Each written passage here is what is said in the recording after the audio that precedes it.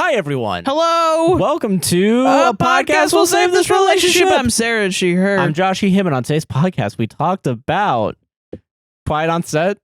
We talked about the Quiet on Set documentary. And then we zoomed past that so we can talk about something fun, which was on cinema, at the cinema. No, it's important to talk about it. I feel like everyone's talking about it right now. It'd be a crime if we didn't. No, I agree, yeah. Yeah. We talked about that. We did our Reddit stories after that, as per usual, and there were some spicy ones in there. There were. Oh, and also probably real quick trigger warning for child sexual abuse. Talking about Quiet on Set. During on Quiet on Set. I'll make sure that it's in there in the description as well, so you guys have it. Yeah. All the timestamps are down in the description if you want to skip around. Yeah. Please don't forget to like, comment, subscribe, hit the darn bell, raise 5 stars on Apple, Spotify Music, Spotify Podcast, whatever the fuck it's called. Spotify Music. Yeah, this very famous music. Support this our is actually album. an EP, that we're making. Yeah.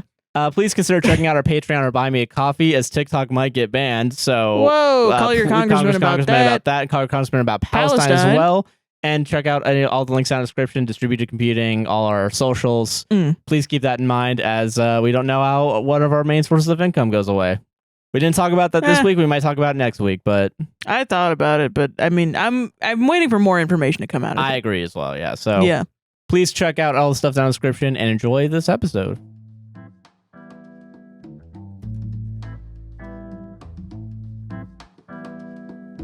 One of these days, I'm just going to commit and put the mics, we'll get new mic stands, just put them right here, so then... That seems not fair. Why is it not fair? No, elaborate. You said that it's not fair. Go. It seems fucked up. Why is it fucked up? I don't know. Explain can't tell right you. now in detail. I 500 a whole words. Fucking 30 minutes on the color kingdom. Yeah, and now it's like my creative energy's out. It's gone. I did it's that whole thing. Gone. How you doing? I'm doing good. The conversations we don't record, you know? Yeah. God. Well, I mean, I know, like, I'm gonna put that out, and people are gonna be like, "I'm concerned for Sarah's well-being." Oh, the tortured artist archetype, is that the kind of what you're going for? You know, Van Gogh thought this way too. You know it too. Yeah. Did you just compare yourself to Van Gogh? Yeah. Are you fucking kidding me? I'm doing good as well. It's been a good 2 weeks. We took a week off last week. Yeah. Now we're back at it. It's Sunday. Yeah. Goes out Tuesday. You guys know how it is. You guys know how it fucking is, baby. I forgot how to do the stupid fucking show. Yeah, me too. But okay, now I'm happy that we took the week off. I needed it. Yeah, me too. I always think I'm like, I would need to take a week off, and then I go fucking insane not working. Yeah, now it's like, now we gotta get back into it now. And now we're going insane getting back into work mode. Yeah, dude, the sickness though. Yeah, so okay, yeah, it was a weird. Okay, so I guess last 2 weeks we can start off with that. Yeah, a lot's happened. Yeah, I got sick like Friday, Saturday, or some shit like that. It was right after. Okay, first of all, I'm an uncle now. Yes, it happened on Sunday. Josh's sister had her baby. Yeah, it happened last week. From what I know, I don't know very much, but apparently everything went well. Yeah, and I think they're already home. They're doing good. She's already worn the beanie that you made for them. Yeah, it's very cute. Very cute. I'm not going to show any pictures because I don't want to fucking... Yeah, you don't want to... invade on the privacy of a baby. Well, I mean, yeah, and people are talking about, like, kids can't consent to being put on the internet. Yeah, exactly, you know, so it's like... Yeah, that's true. So, yeah. But yeah, no, it's been good. I'm happy that she's doing well. I'm happy that both my sister and the baby's doing well. Yeah. I got text my brother-in-law back soon. Oh, yeah, true. But yeah, no, it's exciting. It's been, it's crazy. After 9 months of like knowing this was gonna happen, and like it finally happens. And was it 9 months? It was in July that she told us. Yeah, so probably November, October, November, December, January, February. Yeah. Wow, she told us that like was immediately. Straight up like 9 months. Yeah. Wow, damn, that went by so fast. That really did. Jesus, that was wild. I don't know. I'm happy that's happened. Also, not gonna lie, selfish reasons. Yeah. Her having a baby, great excuse to get out of doing things for the past. Oh my God. Yeah. Like, I mean, God bless her. But it's been the perfect excuse. Yeah, of like, guys, I need a couple days off. Oh, damn, sorry, this is not gonna happen for a couple days because baby. Yeah, baby came in. Meanwhile, I'm in a different state from her and like not even like actually caring for the kid. Yeah, we're just typing on we're just fucking playing Stardew Valley. Update 1.16. Helldivers, yeah. I've just been gaming this week, I feel like. And I've been editing too. I've been doing some work for Quentin as per usual. Yeah, real. Like, and yeah, there's some stuff behind the scenes that I've been working on, but I feel like it's been a good week off, and I definitely needed it to like refresh and get back into. Same. And I guess, yeah, being sick, like the main reason we took a day off, and then my sister had a kid, and then you started feeling sick, and we're like, all right, fuck it, let's just not. Yeah, we went to the airport, and then you started feeling sick. But I'm not sure if it was from the airport. It might have been because it happened from like right after the airport, and it wouldn't have taken enough time to get sick. We COVID tested. It wasn't COVID. It was more like a cold, and I feel like because I was like just sneezing like for a whole day straight, and like had minor body aches. Yeah, it was one of those times where like you sneeze so long that you start going like, like just completely out of it. So like if we were to record that day, because I thought like, okay, if I take enough Dayquil and I just slam it, fucking. It's hard because like every time we get sick, I don't want to like. We sit here and we talk for hours. Yeah. And when you do that with a sore throat, oh, it's hell. Yeah. I think I've done it once or twice for the show. Well, I'm more like I'm worried about our voices. You know what I mean? Yeah, like at some point, like, dude, fucking we talk for 2 hours straight, and then my voice gives out halfway through before we get to that's Reddit. Fucked, then you can't do anything. Yeah. You know? Yeah, that's true. So I think it was better safe than sorry. You started feeling sick, but like you got over it like immediately. It was like, well, I mean, that's usually what happens. Like, but what happened was we were gonna record on Saturday, then you got sick, and I was like, let's wait a day because we can usually record Sunday and then get it out. Sunday happened, and you were still sick.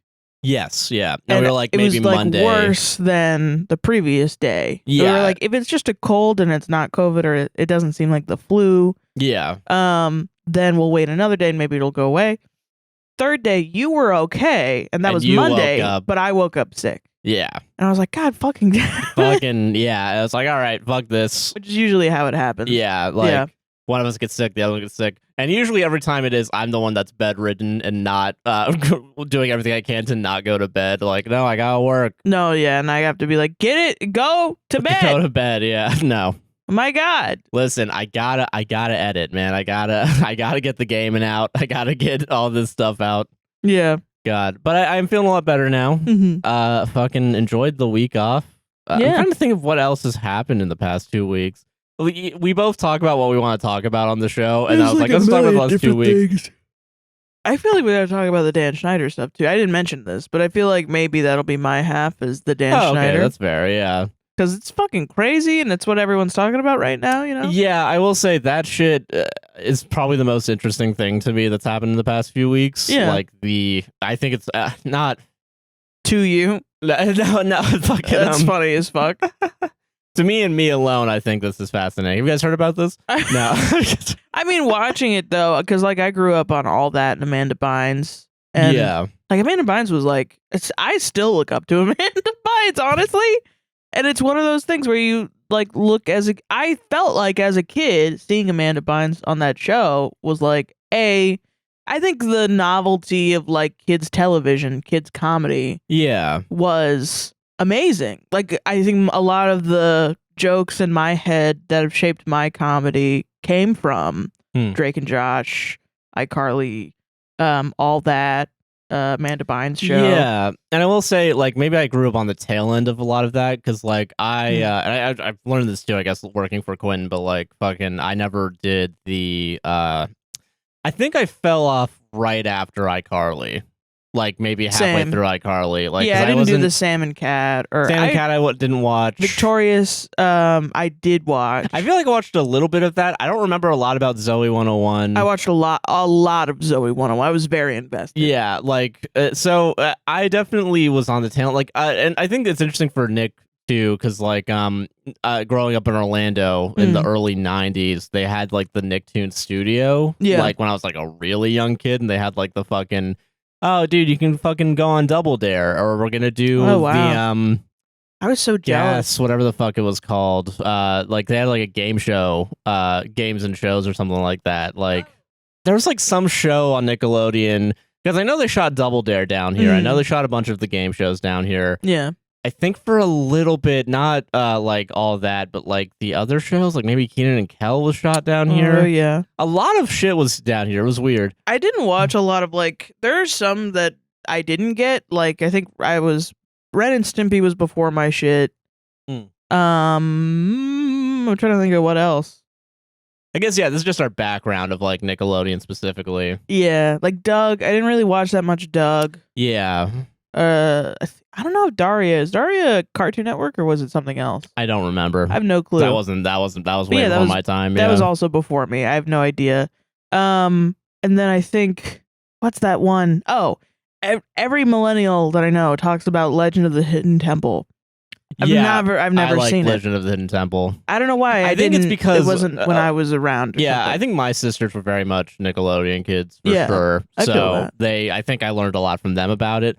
I guess that's our background going into this documentary of like, and my background, I guess, with like film is like I've always had like a weird thing about like child actors, like how they're being treated on set. I've always known that like child actors are. Do you ever work with? One time I worked with like maybe a teenager for a student film. That I feel like would be fun.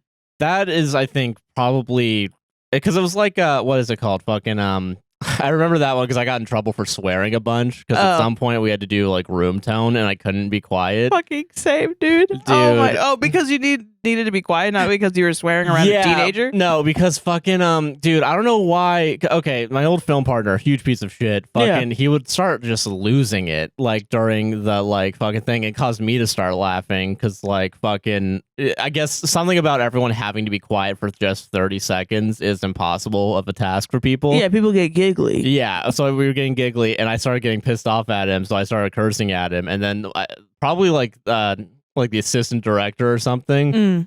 Assistant director, as much as you could be on a student film set filming in the little nook of a cafe in a college. Yeah, was like, can you guys not curse in front of the kids? And I'm like, all right, I'm sorry. But also, I'm like, fucking this kid's cursing. Like, that's not. Yeah, you know, he's a teen. I know the her mom's here or whatever. But like, fucking. Yeah, I don't know. I say that sounds fun, not because I'm like, oh, yay, teens.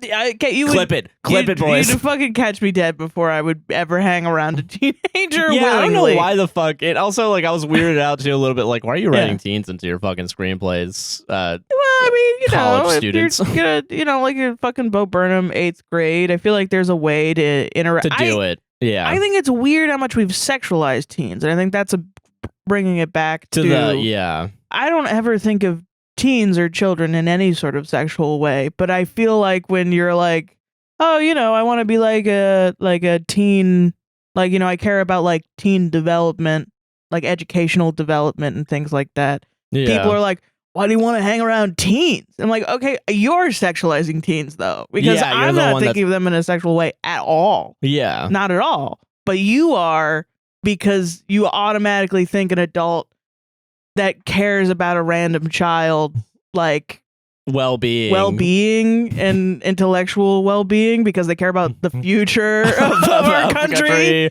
or the species as a whole. Inherently sexual. But also I understand it because there are a lot of people that take advantage of kids, and a lot of people, and that's the thing about like fucking every single time one of these like Hollywood documentaries comes out, and it's like ex producer is behind the scenes like a serial assaulter. And they somehow have a job where it's like their job is the point of contact with the children. Yeah, that's I think the most shocking thing about this documentary is the stuff that I didn't know. Like, because I think we all knew like early on in like the Me Too movement that like Dan Schneider was like acting weird.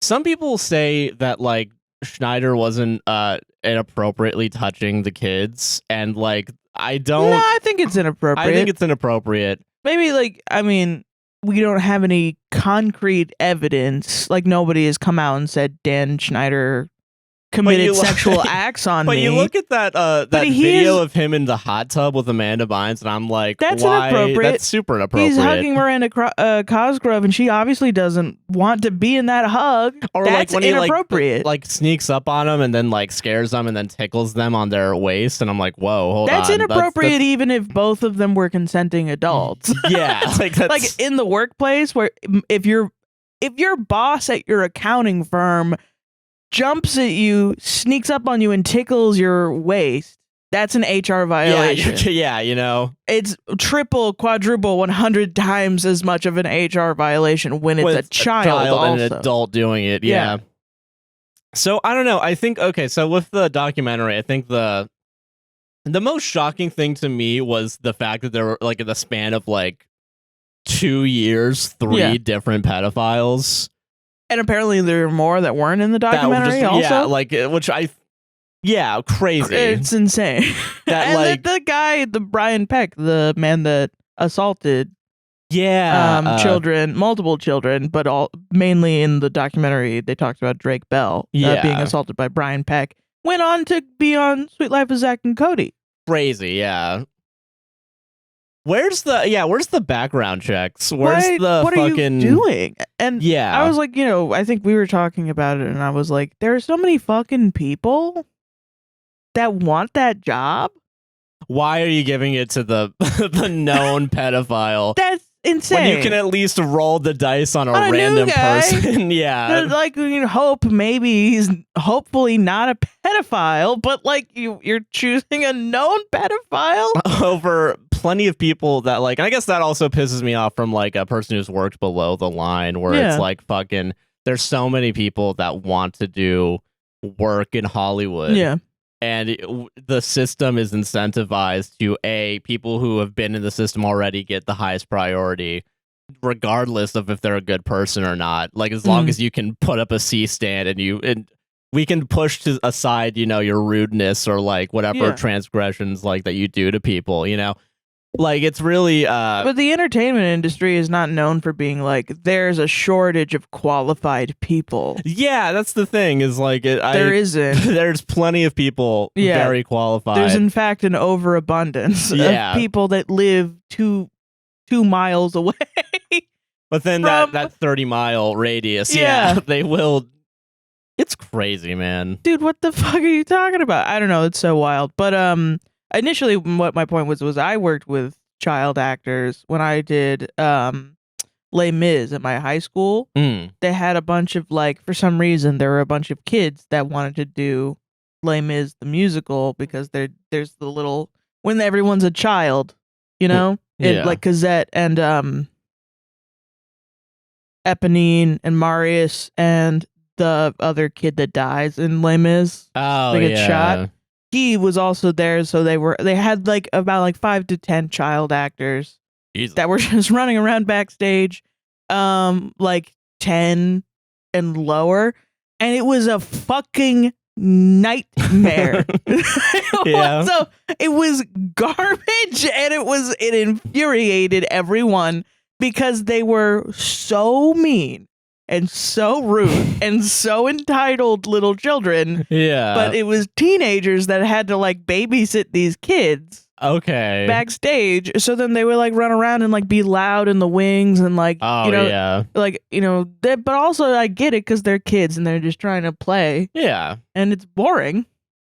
Most of it is boring. Like, the blocking and you have to sit still and do your homework and not, whatever. But they would run around and specifically would be like, I'm going to be more famous than you because I'm starting off earlier in my career.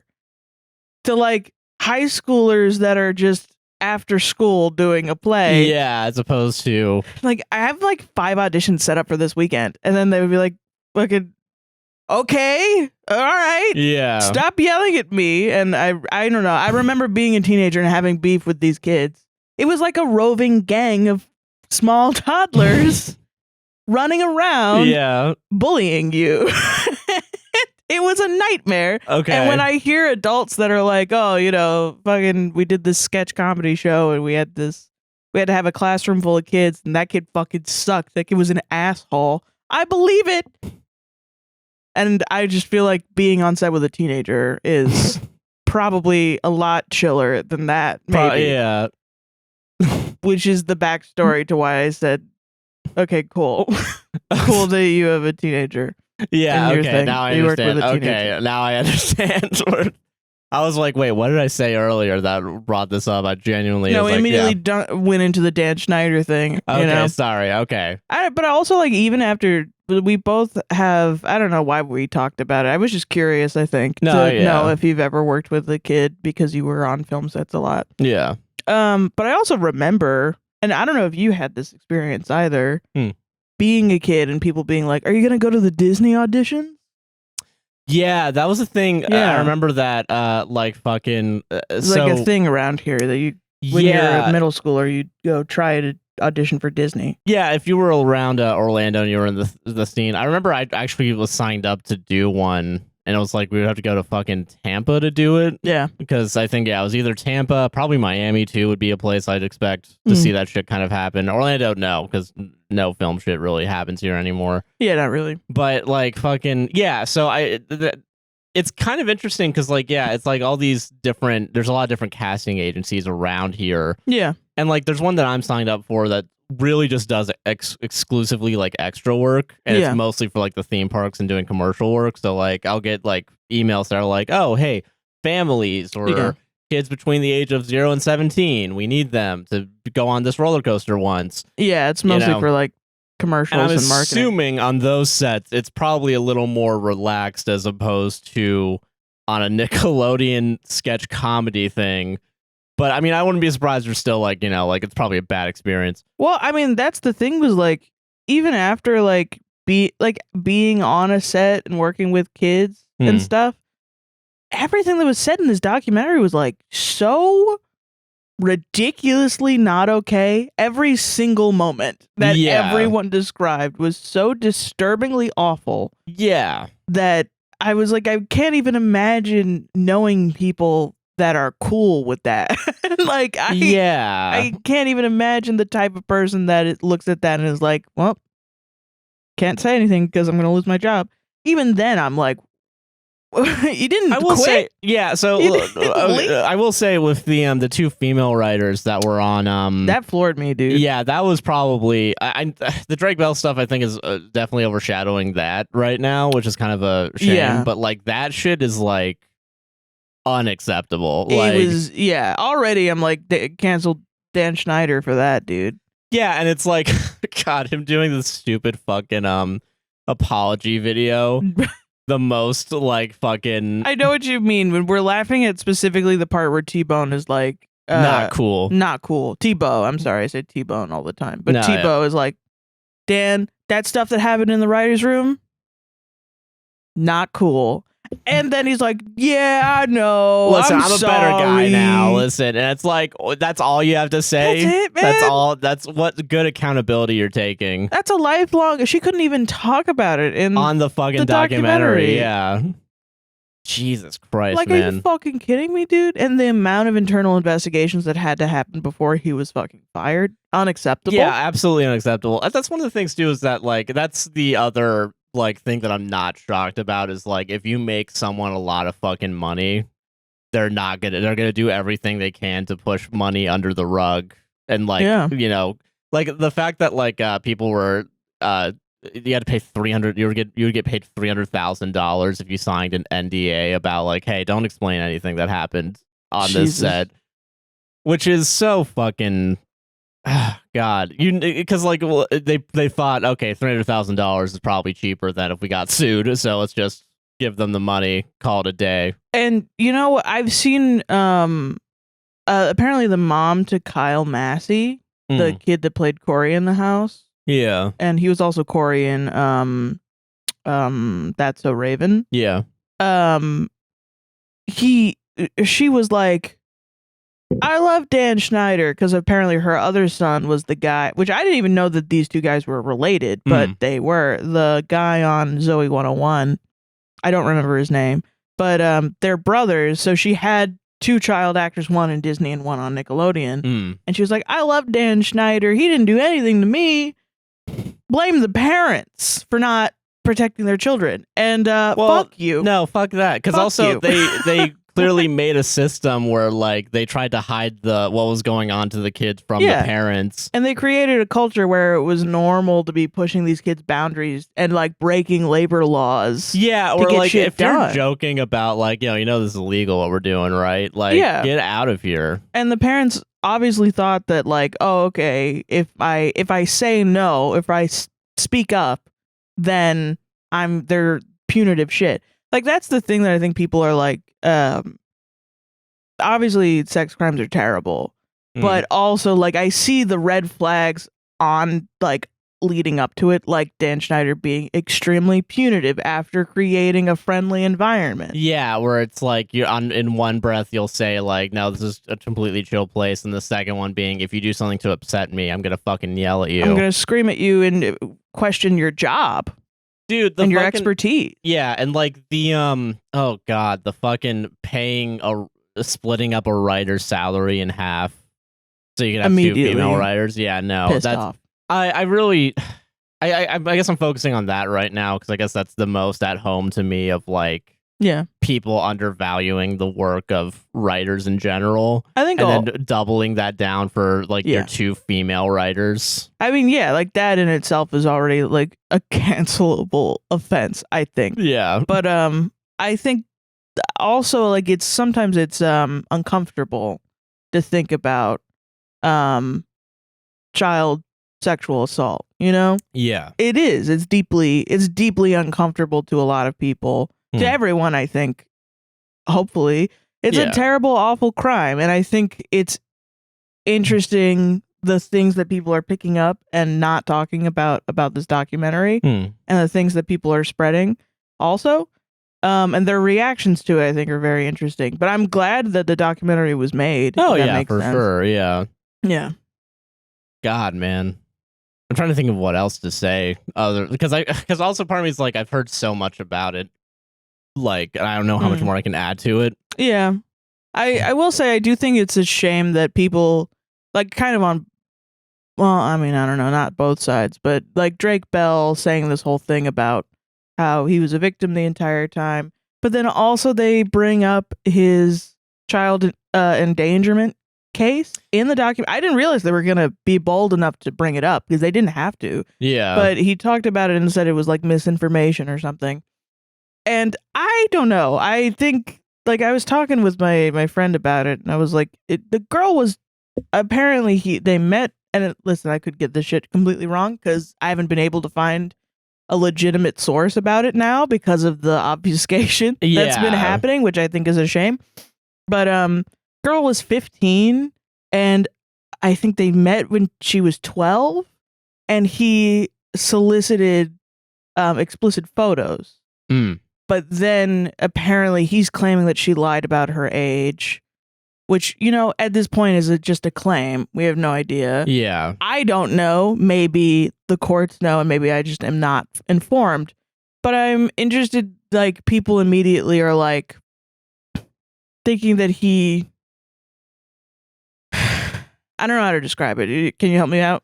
Okay, I'm trying to think. Okay, so you're talking about the fact that he claimed that because she lied about his age, he tried cutting it off, and then like I'm saying that people are responding to Drake Bell coming clean about his childhood sexual assault as if he is like a victim and hasn't done anything wrong. He is a victim, but he can also have done something wrong. Done something wrong. I think we can have both minds at the same time. Yeah, as opposed to because he's a victim, he can't do anything wrong. And yeah, that's because that's dumb as hell because you can still hurt people. And yeah, I do think it shows how we really can't understand nuance, or we can't hold two thoughts at once. Really, it's got to be one or the other. I either have to feel bad for this guy completely, or I have to think he's a terrible evil monster. I can't think both things at the same time. Messier than that. Yeah, and that's what life is. And it's interesting because most people in their day-to-day act like that. Most people have things in their mind that they accept, and then some things that they don't accept, and they just kind of continue. But when it's on the internet, that goes fucking out the window. And you're like, no, I have to speak declaratively and say everything is one way or the other way. And I don't know. I thought fucking tell me in the comments if you have more information about it or what you think, but I don't know. Yeah. It's a good example that victims of abuse can become victims themselves, or can become abusers themselves. Oh yeah, no, I agree with that 100%. And people were talking about like it is a good example of the cycle of abuse. Yeah. Damn. Yeah. I agree with that too. Yeah. But also, like, I think because of that, there are other child actors that have been like really bullied by the media, like Amanda Bynes. Yeah. Fucking Lindsay Lohan, Britney Spears. Even Jeanette McCurdy got like fucking at some point like she went on vacation with like her partner. This is around the time when her mom was still alive. This was in the book if I'm not mistaken. But like there was like a Hawaii retreat that everyone was on, and she went on with her partner, who I believe that she, if I'm not mistaken, and I'm not sure if this is the same person, but she had a partner that was like one of the writers on the staff and like 8 or 10 years older than her or something like that. Wow. And they were together, and then TMZ like followed them to Hawaii, or like whoever was there, the paparazzi took photos, put it up on the internet, and it got fucking spread like wildfire for like in a bikini and shit, like hanging out with this guy. Yeah. And her mom found out that she was dating him because of that and like scolded her. Yeah. Like, it was fucking ridiculous, man. Like, I think it's interesting that the conversation is around, like, the idea that the conversation is rightfully around the idea that we shouldn't be having child actors, but we're also missing that we probably shouldn't, like, it's still not okay to harass adults. Yeah. It's still not cool to do that as well. Harassment's bad, actually, yeah. All of it is. So when you harass a child and then you condition them into harassment as they get to be an adult, and they're just like, okay, I'm going to Hawaii, and of course there's going to be paparazzi here documenting my every moment. I'm used to it now, instead of being like, well, then we shouldn't have any child actors, which, yes, I do agree, kind of a little bit, like, I don't know, unless we can fucking protections, until we can be fucking normal around children. I think absolutely, as opposed to whatever the fuck. 100%. I don't trust anyone to be normal around children anymore. The fact that like there's still no protections, and like the fact that like it's on the company to do background checks, as opposed to the fact that like the fact that like there's no laws apparently, or like there's so few laws around protecting child actors specifically, other than one specifically related to work. Yeah, because that's the only thing we care about in this country, is whether or not you're getting paid, and you know. Fucking, and then there are loopholes, or people just are able to intimidate each other into lying about it. Yeah, fucking insane. Dude, don't get into the entertainment industry. This is what the real lesson is here. Well, I mean, I think there are meaningful conversations that can happen. Like, I think also we should talk about how we've created a culture that is that doesn't give these people their privacy. You know? Like, we think that when people sign up to become an actor or something, that they're giving away all of their privacy and all of their, like, internal selves to you. And if you don't have it, then fuck them. They're mean, and they're not relatable anymore. And, oh, they're not down to earth. That fame got to them. And it's like, no, they're going crazy. Like, the industry has made them go crazy. Yeah. They were regular people, and now they're not, because they're insane, because people are constantly talking about their bodies and what they do and how they look and how they sound and what they, you know, their skill level, and did they do a good job or did they do a bad job, and actually, is it their fault, or is it the writer's fault, or is it their boss's fault, or should they have signed on to this thing or not? They're going insane. Yeah, that's what it is. That's why fucking Doja Cat is like that. Does she have to date an abuser? No. She doesn't have to date an abuser. I don't know why she did that, but she's going fucking crazy. Yeah. Like, you know, she doesn't like it. Sometimes she makes valid points about being like, stop telling me what my music should be and shouldn't be, and she's right. But also she's dating an abuser, and that's bad. Yeah. And I am just kind of, I don't know.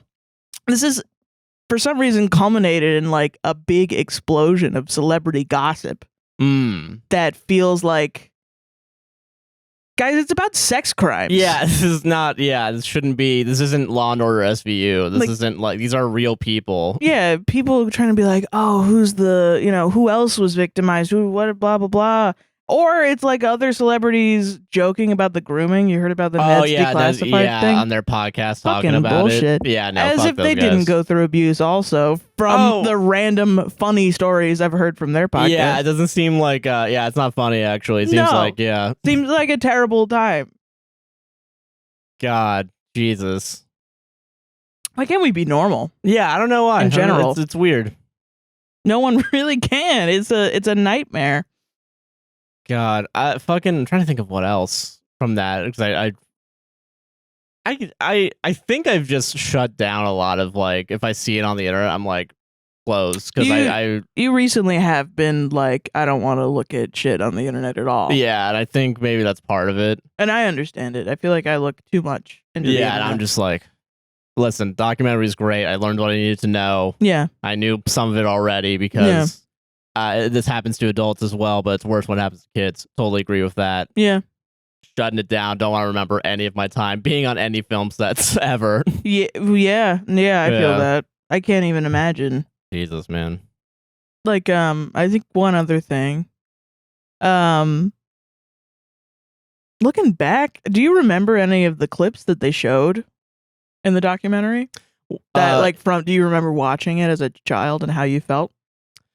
I do.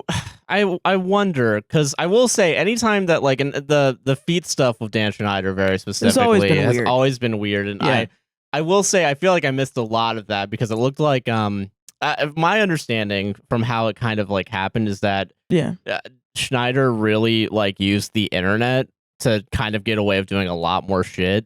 Yeah. So like he like the ARG stuff. I had never seen the Ariana Grande like web videos. I saw some of that, when I was doing the editing for the Salmon Cat video. Like when it came out, it wasn't advertised to me. I had no idea that had happened. Yeah, because like, you know, it's like a lot of the shit that he does, because he could kind of get away with it, quote unquote, because he did it online as opposed to on TV, where like there's like a lot more standards of practices and like actually people are looking at what's being posted.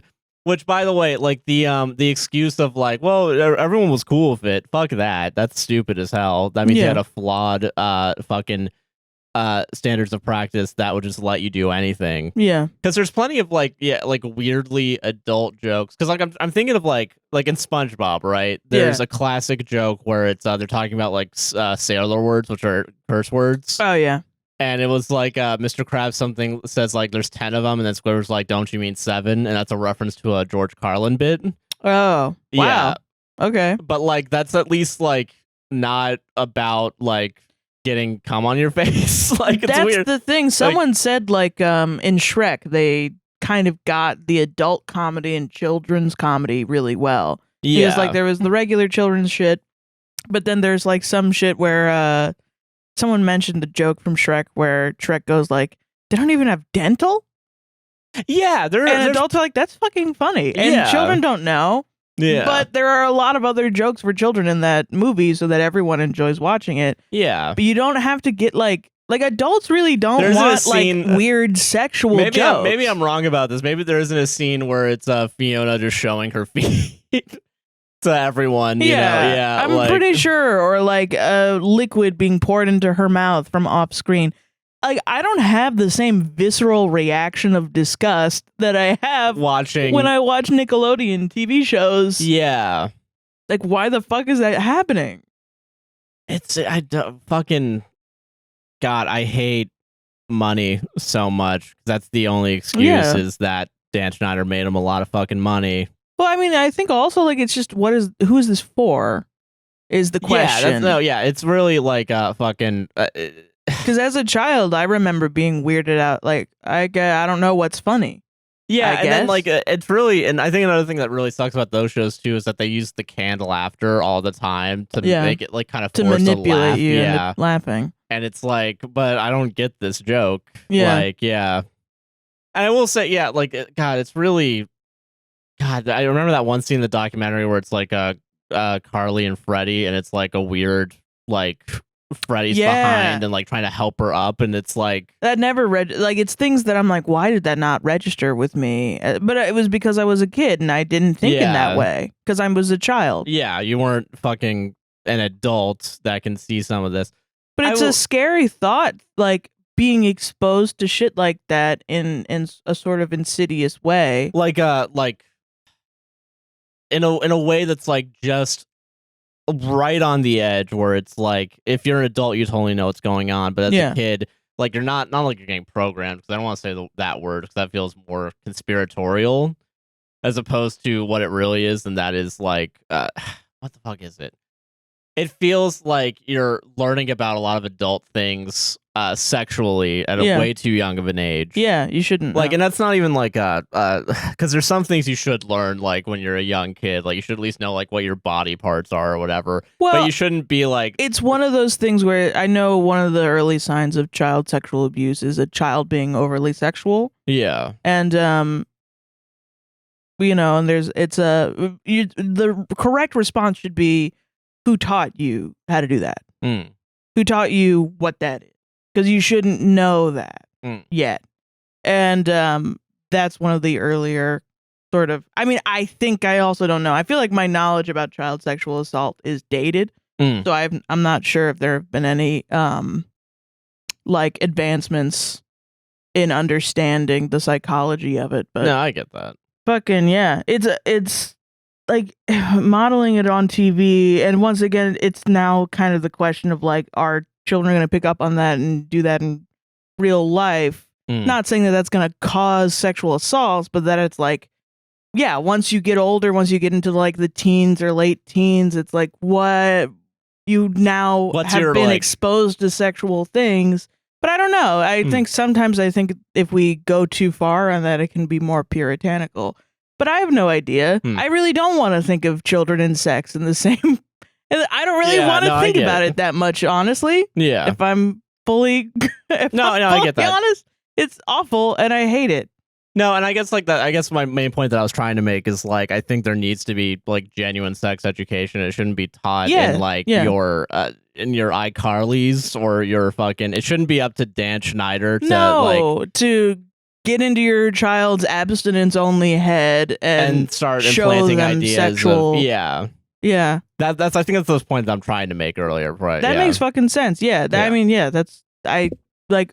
Reasonable sex education where kids understand like to say no and to I think there are a lot of other things too, like people were saying like someone was saying like watching this you should think about your own behavior as well, like do you have a niece or nephew and do you force hugs on them, you know, because that's breaking a boundary. I can understand that, and that's a pretty common one where it's like, give your aunt a hug. I don't want to give my aunt a hug. Do it because she's your aunt.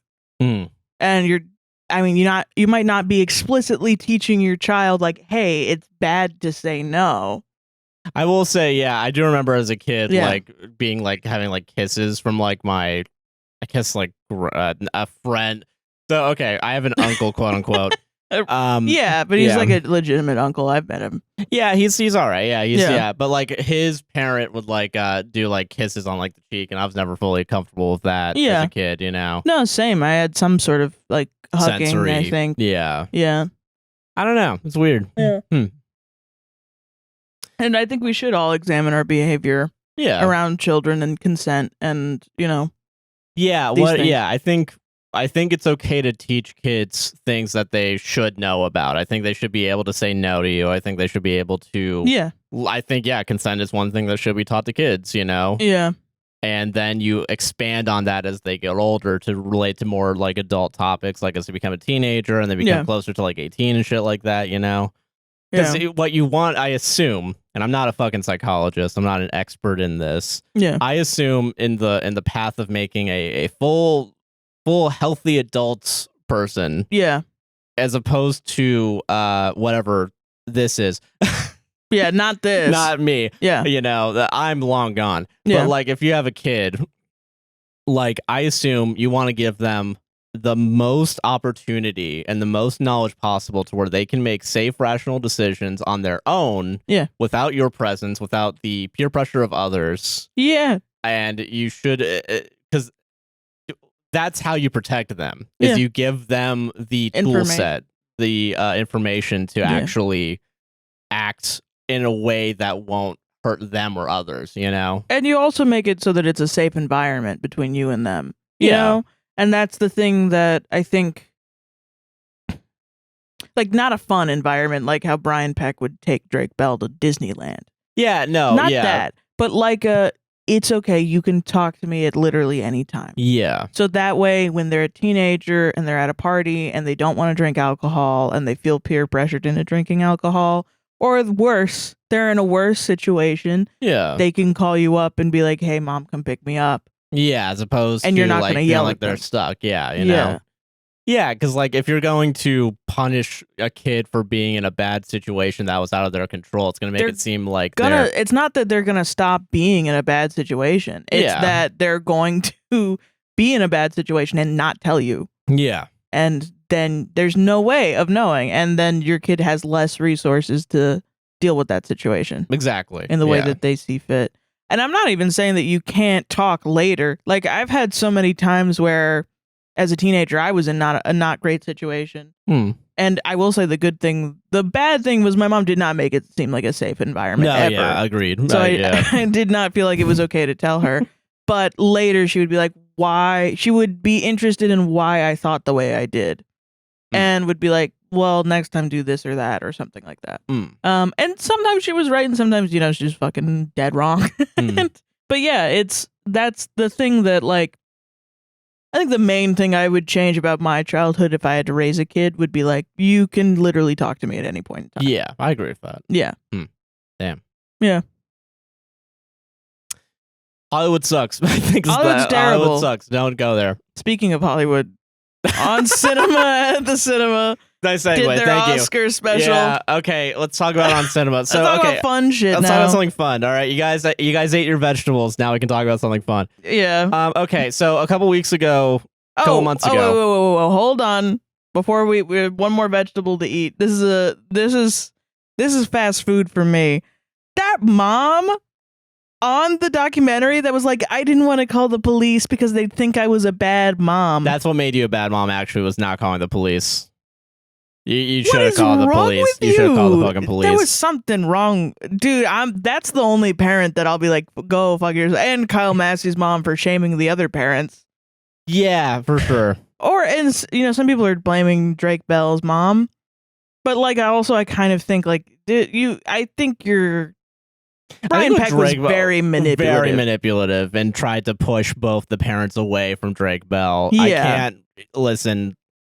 I don't know what the fuck mental issue he has beyond the pedophilia, other than like narcissism or whatever. I don't know. He was very good at manipulating. With, John Wayne Gacy or whatever the fuck his name is, like fucking there's something wrong with you.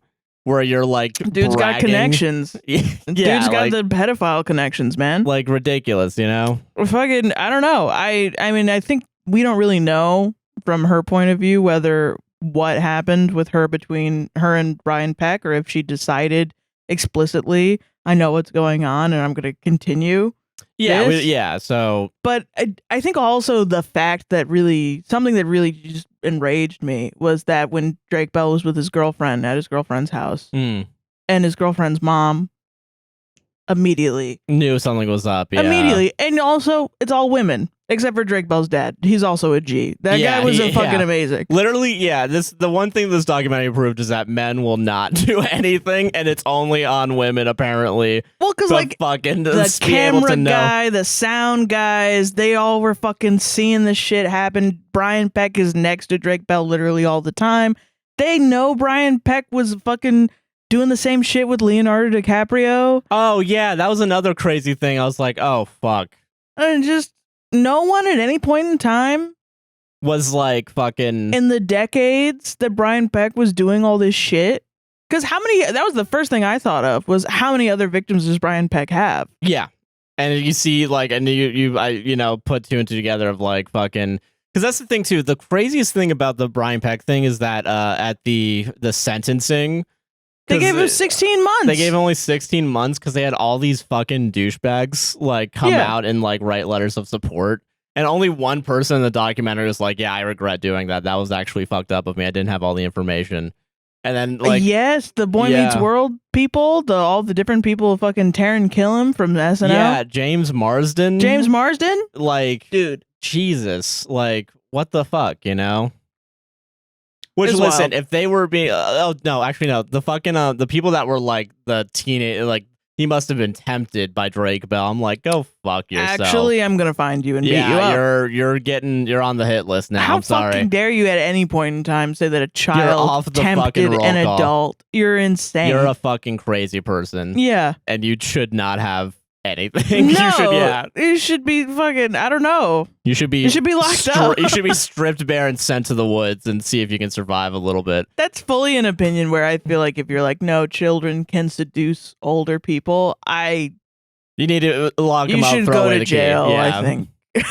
You didn't commit a crime, but you committed a thought crime, and I think you should go to jail because it's 1984. Yeah. That's I mean, a cab until someone thinks that thought and they go to jail. Like, never mind. Yeah. If the cops could actually do one good thing in their life, which I know is real hard for them, but like cops would be like, I'm the one thinking it. Yeah, it's like take their own gun and shoot them. Yeah. Christ. Okay. On cinema. Okay, so a couple months ago, we brought it up, and we only talked about like the first 2 episodes because we wanted to wait until the entire season was over. Yeah. So for those of you who don't know, which I don't know how, because we've literally sucked talked off about this show so many times. Well, it's the perfect show. It's the greatest show ever made, and you can't change my opinion on that. A show where I really fucking hope no one actually gets hurt on it. It'd be fucking crazy. Yeah. Okay. Wait, no one actually gets hurt on it? Like, actually, like, no one's genuinely gotten hurt from this show. Oh, like physically. I'm just remembered. Which I feel like would be crazy because it seems like everyone on this show. Listen, you are not thinking very highly of Joey P. in this moment. I'm talking about the actual Tim Heidecker and actual Greg Turkington actually being decent people, hopefully. Oh, okay. That's what I'm talking about. I thought you meant physically. I said physically, and you said yeah. And I was like, I meant literally. Sorry. Okay. I meant as in, like, fucking... I hope they're not terrible people. Yeah, I hope they're not terrible people. That's what I thought in the first place, and then I thought you corrected me to physically because of what happened. No, I'm sorry. No, okay, starting over. Hi, I'm Josh. Hey. Okay, so... cut out all that Dan Schneider shit. Yeah, fuck that shit. That fucking... Talking declaratively about a subject that I am not an expert in. Yeah, awesome. When it's something as serious as child sexual assault. Yeah. Okay, so on Cinema at the Cinema. Anxiety 100%. Yeah. On Cinema at the Cinema is the greatest satirical piece of web television that's ever been made. Yeah. And it's I love every episode and I love every season, and every season somehow gets better than the last one. The way that the show adds on to its own mythos and lore is astounding and something that everyone should aspire to do in their creative work, I feel like. You know, and I wonder if it's because as a teenager wanting to make things, that was always like having a multi-season thing. Yeah. The running jokes or the Easter eggs were always the things that made me want to do it. Yeah, exactly. And I think that's a kind of a creative like it doesn't necessarily make it the base quality of that product, if that makes sense. Yeah. But it adds to it for the people that really love it. And I feel like that's like purely the creative, like with the Stardew Valley update that came out. Yeah. There's a lot of shit in it. Like you can drink fucking mayonnaise and gross people out. And it's not really for any point in the game other than your own enjoyment. Yeah. And the people that really fucking love that game want to try out new things. Yeah. And want to enliven the world. And I think that's a very like creative point of view, making a product fully interacting with the audience, if that makes sense. Yeah, no, I totally agree with that. I love the okay, so and that's just all on Cinema at the Cinema is. It's constant. It's just that as the basis of the show. Yeah, and then constant running slowly flower, like little seeds will start popping up, and then you know. Okay, so if you've never watched On Cinema, it is a movie review show, and this is an important detail that we'll get to later. Yeah. So, it started off, On Cinema started off on Adult Swim's online channel. Or it was originally on Thicc, but I think got bought out by Adult Swim. And so for 9 seasons, it was a straight movie review show. And then season 10, it changes to where it becomes a like a Daily Wire-esque, like with the rotating, panning cameras of 2 guys just sitting on chairs. And it slowly becomes like a political talk show, and then became a morning show, and now it's a podcast. Yeah, hosted on Deezer. On Deezer, especially it's on Deezer. Yeah. It's on Deezer now. I just want to let you guys know that. Yeah, everyone. It's on Deezer now. It's on fucking Deezer. Also, On Cinema started as a podcast, and the first joke that they make in this new season was, oh, it's kind of like a return to form. We kind of started podcasts, you know? Yeah. Well, because this is the 14th season, right? Yeah, something like that. Yeah. So it started out as a movie review. Weekly, they would review 2 movies every week in like a 10-minute thing. And then more and more, the idea was that more things would happen in each other's personal lives. And Tim kind of slowly wrangles the show in his control to make it about himself. Yeah. And it's just, it's more of like a character study of these 2 people, Greg Turkington and Tim Heidecker. The characters, The characters, not Tim Heidecker, the comedian, or and Greg Turkington, the comedian. Yeah. But Greg Turkington is this character that just loves movies a lot and loves VHS tapes and thinks... Specifically, and thinks that's the best way to watch movies and archive movies. Has just extremely weird opinions about movies in the way, like, some random guy that you met outside would have like very strange ideas. Also consistently wrong opinions about movies and doesn't have any facts other than like... But believes himself to be a movie expert. And is really upset if you don't think of him as a movie expert, even though he is consistently wrong a lot. There was a joke, and because it was about Dune, and because it was about the second Dune movie, and he said something along the lines of like, well, you might think this is a sequel to the Dune movie that came out a few years ago, but actually it's a sequel to the original Dune. It's a prequel to the original Dune. Yeah. It's like, what are you fucking talking about? Yeah, it's more of just like a surrealist comedy in that way, where they're just kind of saying... It's obvious that neither of them have watched the movies. Yeah. And like they're just kind of bullshitting it as they go along. Yeah. Because I think if I'm willing to bet they like pre-record all the episodes prior, and they just know when movies are going to be released and stuff. Oh yeah. Yeah, and like they just kind of... I think it's also like because that's the other thing. There's no differentiation in Greg's ratings. Greg always gives everything 5 stars. Unless it's not a real movie, in which case... I'm sorry, bags of popcorn. Yeah, 5 bags of popcorn. We'll get to that. It's a 5-bagger. Yeah, but if it's a sports movie, it's not a real movie, so it gets 4 bags of popcorn. And like musicals are not real movies so either. They only get 4 bags of popcorn. Right. Yeah. And then there's usually like a special item or something that he throws that's related in there. To it. Like that's his little like...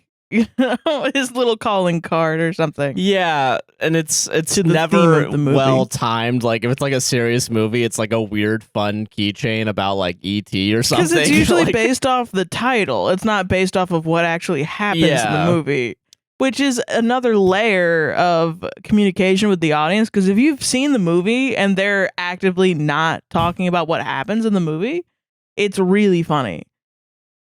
Yeah, it's fucking good. Really funny. I'm just thinking about okay, so there's a big plot point in this season where Tim can't watch movies anymore. He has like a derealization sort of disorder. Yeah, where if he watches a movie, he thinks he's in the movie. Yeah, which is also, they never confirm if it's like actually a real thing or if it's just an excuse made it up to like fucking not let Tim a little more weird. Because usually every season Tim has a health issue and Tim has like a personal issue, and that sometimes prevents him from also watching the movies. I think. And so it's like it's the main source of conflict between him and Greg. Yeah. Because Greg is like, I just want to do the movie show, and then Tim gets too swept up in his own life to do the movie, or like trying to change everything, because like there's I think this season kind of goes back to it where it's like about business talk, or like like those finance bros business podcasts is what they're trying to like and it's make fun of. Yeah, so every season recently, like for the past 4 seasons, has been a very specific, like they mock a specific type of thing. Last season it was the morning show is what they did. Mm-hmm. The season before that it was like more akin to like Daily Wire-esque, like far right, bullshit grifting. Yeah. And this one was financial grifting. Yes. Because also there's the subplot of they're trying to make the Baboons Pep Boys movie. Oh yeah. And Greg spends all the money on refurbished or like old movie props so that he can invest in them and sell them and create a larger budget. Because he's getting scammed by some random guy that's like lying about old movie props. Yeah, so it's interesting this season because it feels like not really that much happens, but a lot does happen. Yeah, this season was a slow burn because it really everything culminated in the Oscar special. Yeah, which usually that's what happens. Is every season it ends with this multi-hour-long Oscar special where some of the threads kind of get resolved or you figure out what happens. Yeah. I want to talk about Tim Heidecker's criminal past because I think that's an important it and also really current criminal ties apparently. Yeah. Well, up for debate, which is we don't know. Okay, this is all allegations. Yeah, this is all alleged. All right. Yeah. Okay.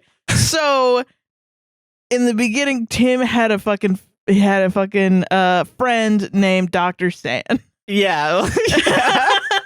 And he was like one of those weird like new age spirit like gurus kind of. And Tim was also in a band called Dakar. Yes. Based after the second half of his last name, Decker. Yeah.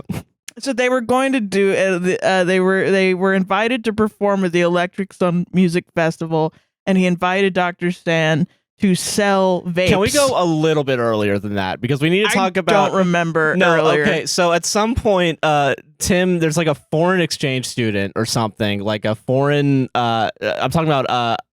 fuck, what's her name? Oh, yeah. Oh. Like... Is it like Kamiko? No, it's like it starts with an A. I can't remember what the fuck it is. Oh, God, you're right. I don't remember her name, but it's something like that. Yeah. It's something. It's got a K in there at some point. Yeah. If you want to look it up real quick. I'm gonna look it up. So at some point, he basically not a...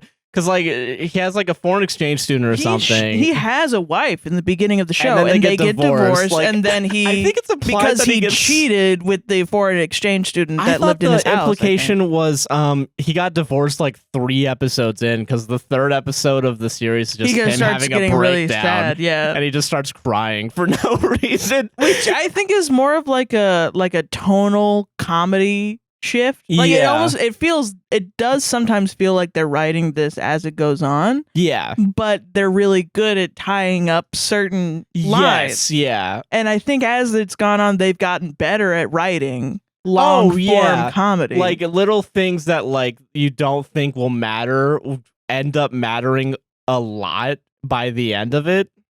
Oh yeah, like the fact that and I know we're jumping around a little bit, but there's just so much to fucking... So many wives.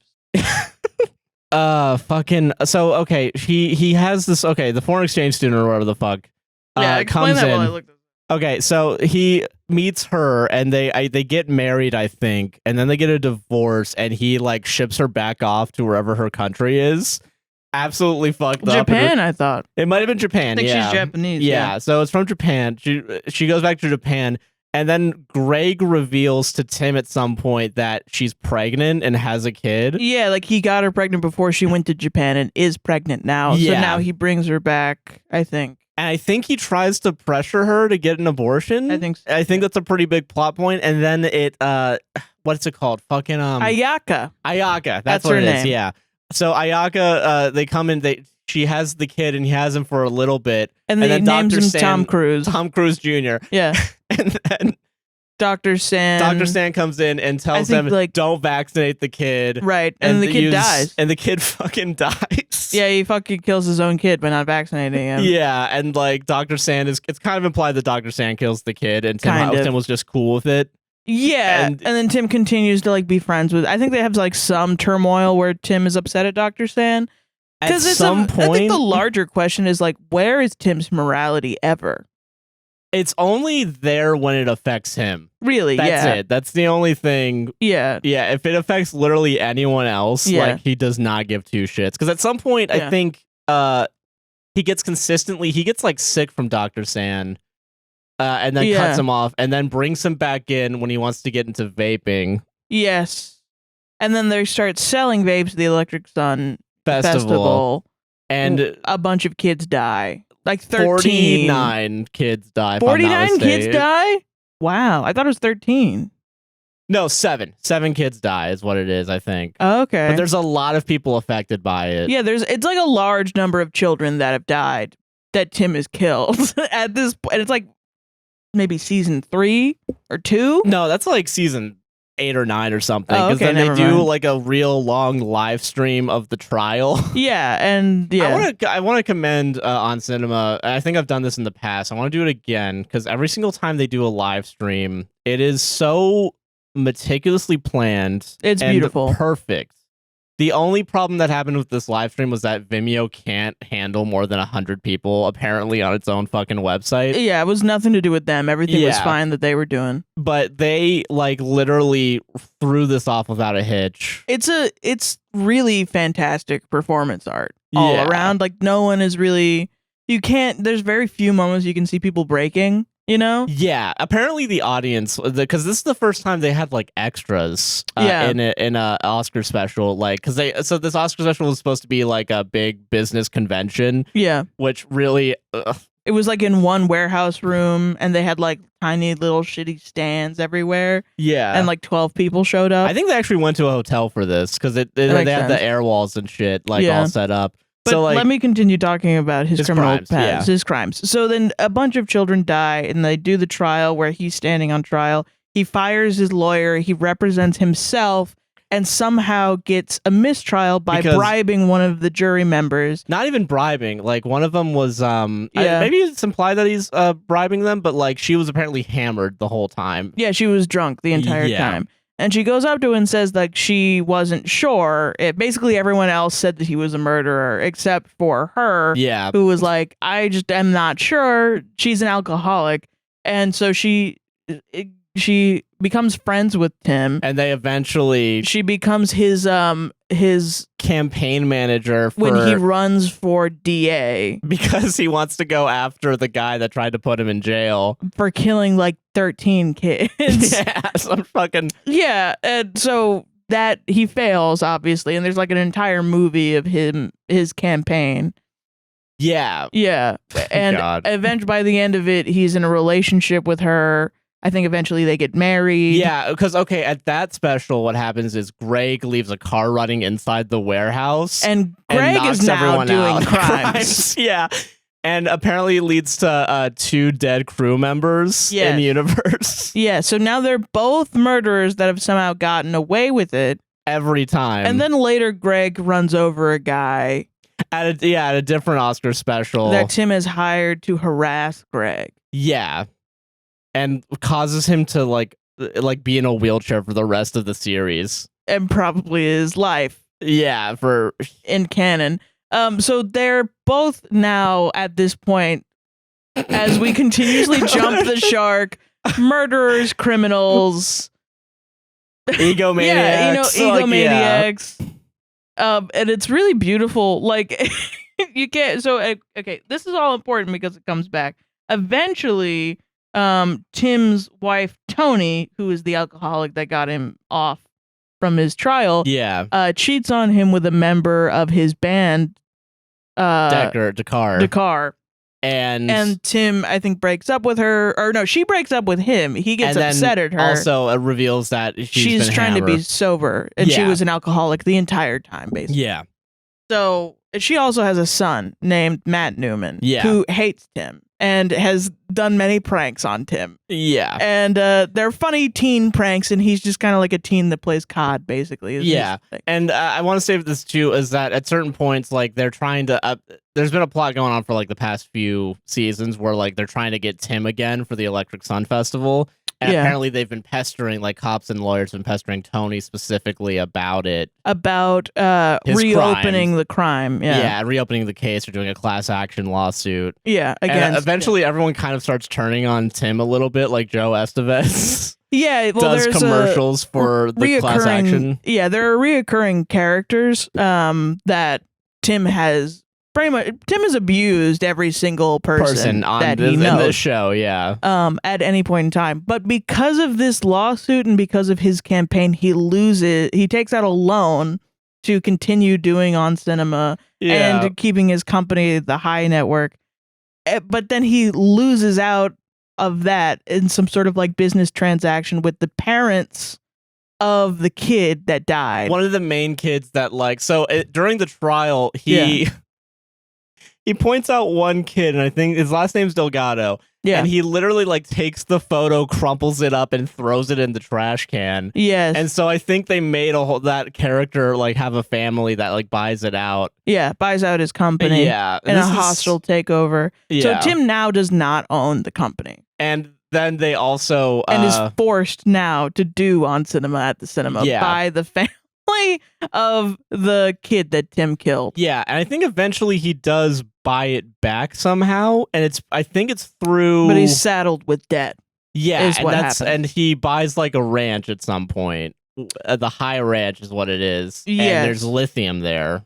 Well, there's also, I don't know, the Amato group, I think, comes in saves Tim from like financial ruin by buying everything. And so now they're the people that run on cinema. And now we're here at this moment where we're going through multiple branding like rechanges because the Amato group's changing everything. Yeah, that's the in-universe explanation for why they went from like a Daily Wire to a morning show to a whatever. And there are people in the Amato family that are like Kailee Amato, who's like a host. Yeah, like it's now becoming like a nepotism project for Kailee to like kind of start shining while still having Tim run the show and Greg be a guest repeatedly. Yeah. And that's kind of where it was last season, because also last season was his grain water. Oh, yeah. Yeah. And he fucking pretends. He thought that he could bring himself back to life with grain water. Yeah, which is just lithium-infused water. Yeah. And he tries to cure immortality. Yeah, because he's been drinking water out of an RV because he got divorced from Tony, and so there was he's living on that ranch that has the lithium, and then they found a bunch of water. They didn't know that it had lithium in it, so he had lithium poisoning. That was like the health problem of that season. And then they find out at the end that he's been suffering from extreme lithium poisoning and is going to die. Yeah. And then he has like he's brought back to life by a doc. I don't know. Something happens off screen. Yeah. Something. I don't remember. Or I think like, what happens is like no one comes to help Tim except for Greg. And then it causes a very short unity between them. It's a beautiful moment because it's in all of this like financial struggles and like who owns the whatever. There's one point in time where Greg is the main host. Because of either the, I think it's the Delgado group. They make Greg the host to piss off Tim specifically. Yeah, they're basically like buying this thing to put Tim through hell because he killed their son. Yeah. But through a TV review show. And it's very interesting. Yeah. And then, so that happens, and then Tim explodes, and then he gets the Amato group to buy out the thing. Yeah. And so now Tim and the Amato group are the ones. So Tim has the backing of the Amato group, and he's now in this season made it so that the CEO of the Amato Corp group or whatever is basically his dad, and he even changes his last name to Amato. Yeah. And now goes by T Amato. Which is funny because he's also the running dad. gag. Yeah, is forcing him to do like labor outside for like 20 hours a day, and like so he's getting sunburned, and that's his medical and issue. His name is Tomato. Yeah. Yeah. Tomato. Yeah. You know, that's like the silly jokes that we're getting here through like extreme fucked up means. Yeah. And they expand on so everything leads to this Oscar special, and this is why I'm happy we waited to talk about it, because like it seemed like the season was like a slow burn of like, you know, there's this really funny bit at some point in the season where the Greg goes to the Harry Potter world in Hollywood and is like, well, this is actually where they shot this old like show from the 50s. Yeah, because that's what Greg does. Yeah, Ma and Pa kettle. And he just leaves the fucking like can, like, well, maybe we can leave a little bit of thing. And he just leaves this like 5-cent can with like an old logo on like a broomstick or something. Greg consistently records his own little bits where he runs around and says like, this is where this was he also recorded. says that they filmed Harry Potter there because it has the castle. That's it's not like how that works. So dumb. But that aside, here are the elements. We got Joey Patron. Yeah. There's all our chess pieces. Yeah. Joey Patron. He's the new movie reviewer taking the place of Tim Heidecker because Tim has this derealization disorder. Yeah. To where he can't watch movies or else he thinks he's in the movies. Joey P, he reviews movies on a 4-star based system. Which conflicts with Greg's 5-bagger system. And Greg refuses to change from the 5-bagger to the 4-star system. So he converts it himself. He creates a conversion system so to not confuse viewers at home. Exactly, yeah. So that Joey is also pre-recording his movie reviews. So he won't talk about it with Greg specifically. Yeah, so Greg doesn't know what he said about the movies, so Greg doesn't get to talk about movies. He just gets to say what he thinks about them and then move on. Yeah. Yes, and they're also consistently cutting off Greg, and Greg is also, filming the Pet Boys baboon movie with Mark Prosh, and then completely that drops off immediately, derails because and it's also revealed at the Oscar special that Tim just started fucking wailing on Mark with a wrench, with an actual wrench, like hitting him in the head with a wrench. And because at the next episode, there's the episode where they talk about it, and then the next episode Mark just has like a big gash. Yeah, but it's not revealed as to why. Yeah, and so we're like, oh god, what happened? Mark Prosh is also, he is like Mark Prosh himself has had a journey. That's the word for it. And I don't actually want to go into it because it's some of the most disturbing shit I've ever seen in my life. Look up, guys, I couldn't get Google through it. Mark Prosh Oscar statue. Don't do this. Yeah, don't do this to yourself. Because there's times where, oh god, there's a. I was fully like watching that Oscar special with him as the Oscar statue. I was like, I can't. Man. Do you remember when this was in season 10? I probably remember. They did the VR 360 cameras, and there was one where Greg was talking, and if you rotated the camera around, you would just see it was in his hospital room, and Mark was just fucking just lying there, and you could hear the beep going on. Oh my god! So there's a period where Mark is in a coma because Mark was forced to put on a scuba suit. Talk about Jaws. And Tim throws an oxygen tank. Tim throws an oxygen tank at Mark, and it knocks him out in the scuba suit because of the lack of oxygen to his brain. Mark goes into a coma, and Greg uses him for Medicare fraud. Because he's committing crimes also. He's just committing crimes all day. He's just committing crimes every day. And then at the Oscar special, Greg reveals him in all this golden paint. He's painted gold made to look like the Oscar statue. And at some point, while still being in a coma. Yeah, and at some point, like, he starts up like a lazy Susan and starts twisting him around, and he gets caught in the air pipe going to him, which causes, and Tim like fucks around with him, so it causes both of them to fall, and that wakes Mark up from his coma. Yes, it was, oh my god, I was gagged. I was fully gagged. I was fully like, holy fucking shit. And then Mark doesn't remember anybody after he has amnesia. After that, and then he goes away for a little bit, comes back, and he becomes like one of those people on Hollywood Boulevard dressed as Spider-Man or something, doing that, and then he becomes a children's entertainer. Yeah, they try to like a clown or something. I will say, ironically, they did not go into the children's stuff because at some point Greg tries to start like a movie review summer camp. Yeah, they didn't really go into that yet. I wonder if that'll be next season. That's going to be a thing. Yeah.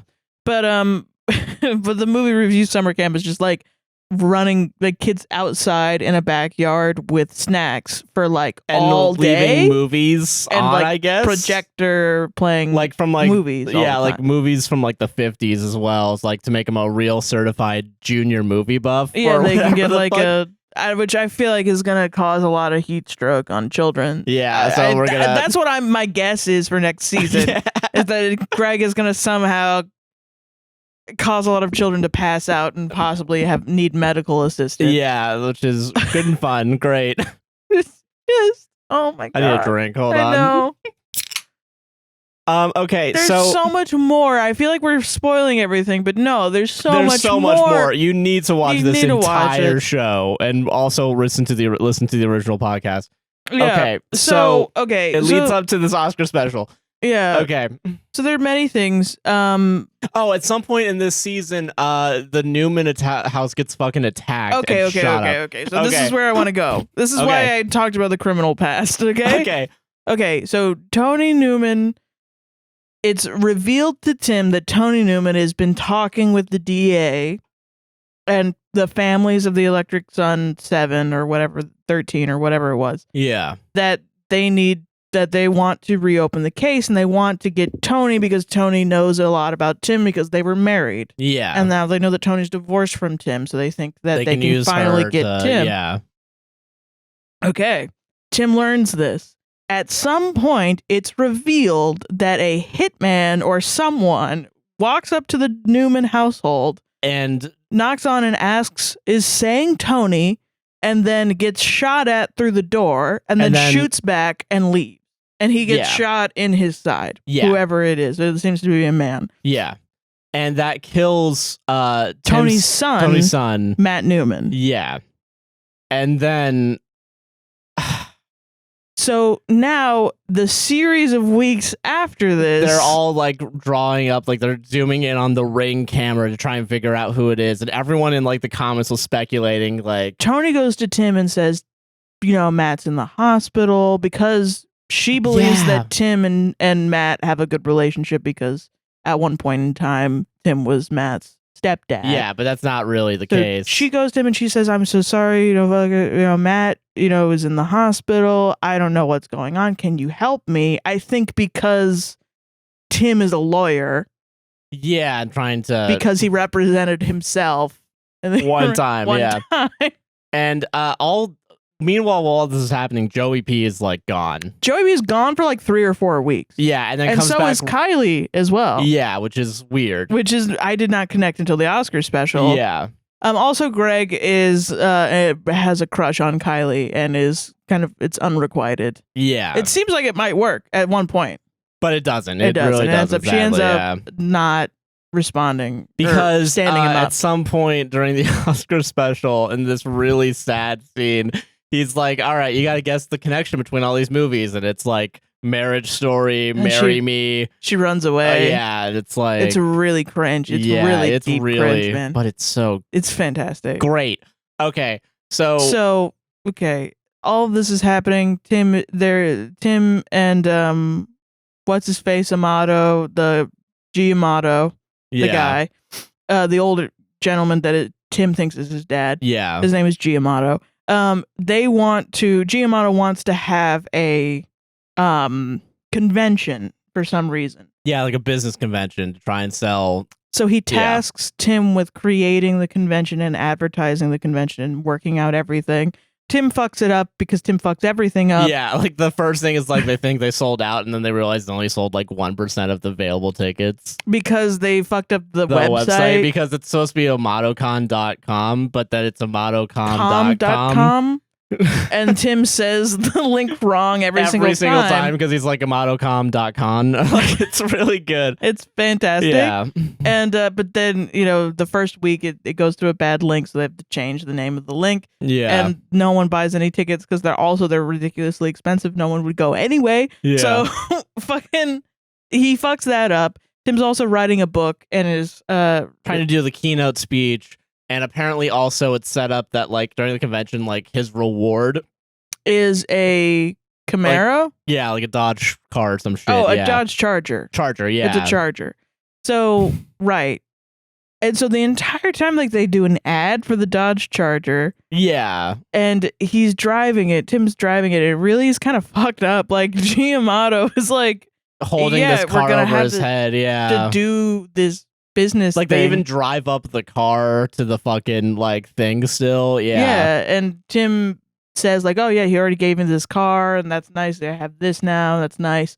And it's also an interesting point that like Tim is like limited in resources with what Giamato gives him, as if Tim is a toddler. Yeah. And Giamato is like has to feed him and clothe him and like and like take care of him in these weird ways. Yeah. Like he's not allowed to have a car. Yeah, right. Like he's and also like what's the labor that he needs to do? Someone upstairs is throwing shit on the ground. Yeah. Like why is he doing physical labor? They're trying to sell this like lithium water now as a product. Like, not even lithium water, because that was the grain water. The Argentine water. Yeah. It was water from Argentina. No, it has lithium in it, I thought. Oh, it does? Oh, never mind. Okay. Yeah, he's trying to brand the water as a way to sell people water because Tim found the lithium water in the last season, and now Giamotto is like, okay, we're going to build this business out. Yeah. And that's the big satire, I think, of it. Yeah. Joe Estevez has become a judge. And he's an alcoholic at this point now, I guess, because he's drunk during the Oscar special. I mean, I don't know if he's an alcoholic. I think he just wants alcohol. Yeah. I think that's just his joke. Yeah. Maybe he is. I don't know. Maybe that'll happen. Oh, Dakar has fully become... Oh, my God. We didn't even talk about the car crash. Oh, yeah. Another crime that Tim kind of commits. Not even crime. A suicide attempt. Yes. It's a suicide attempt. Yeah.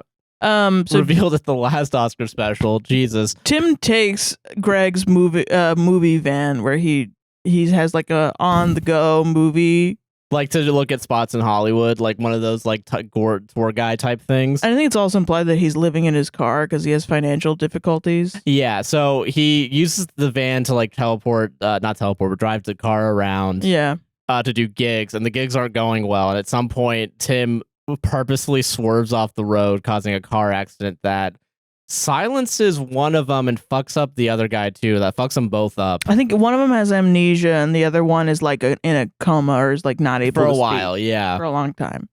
And it's not until one of them they can only speak Italian because they're both Italian. Yeah.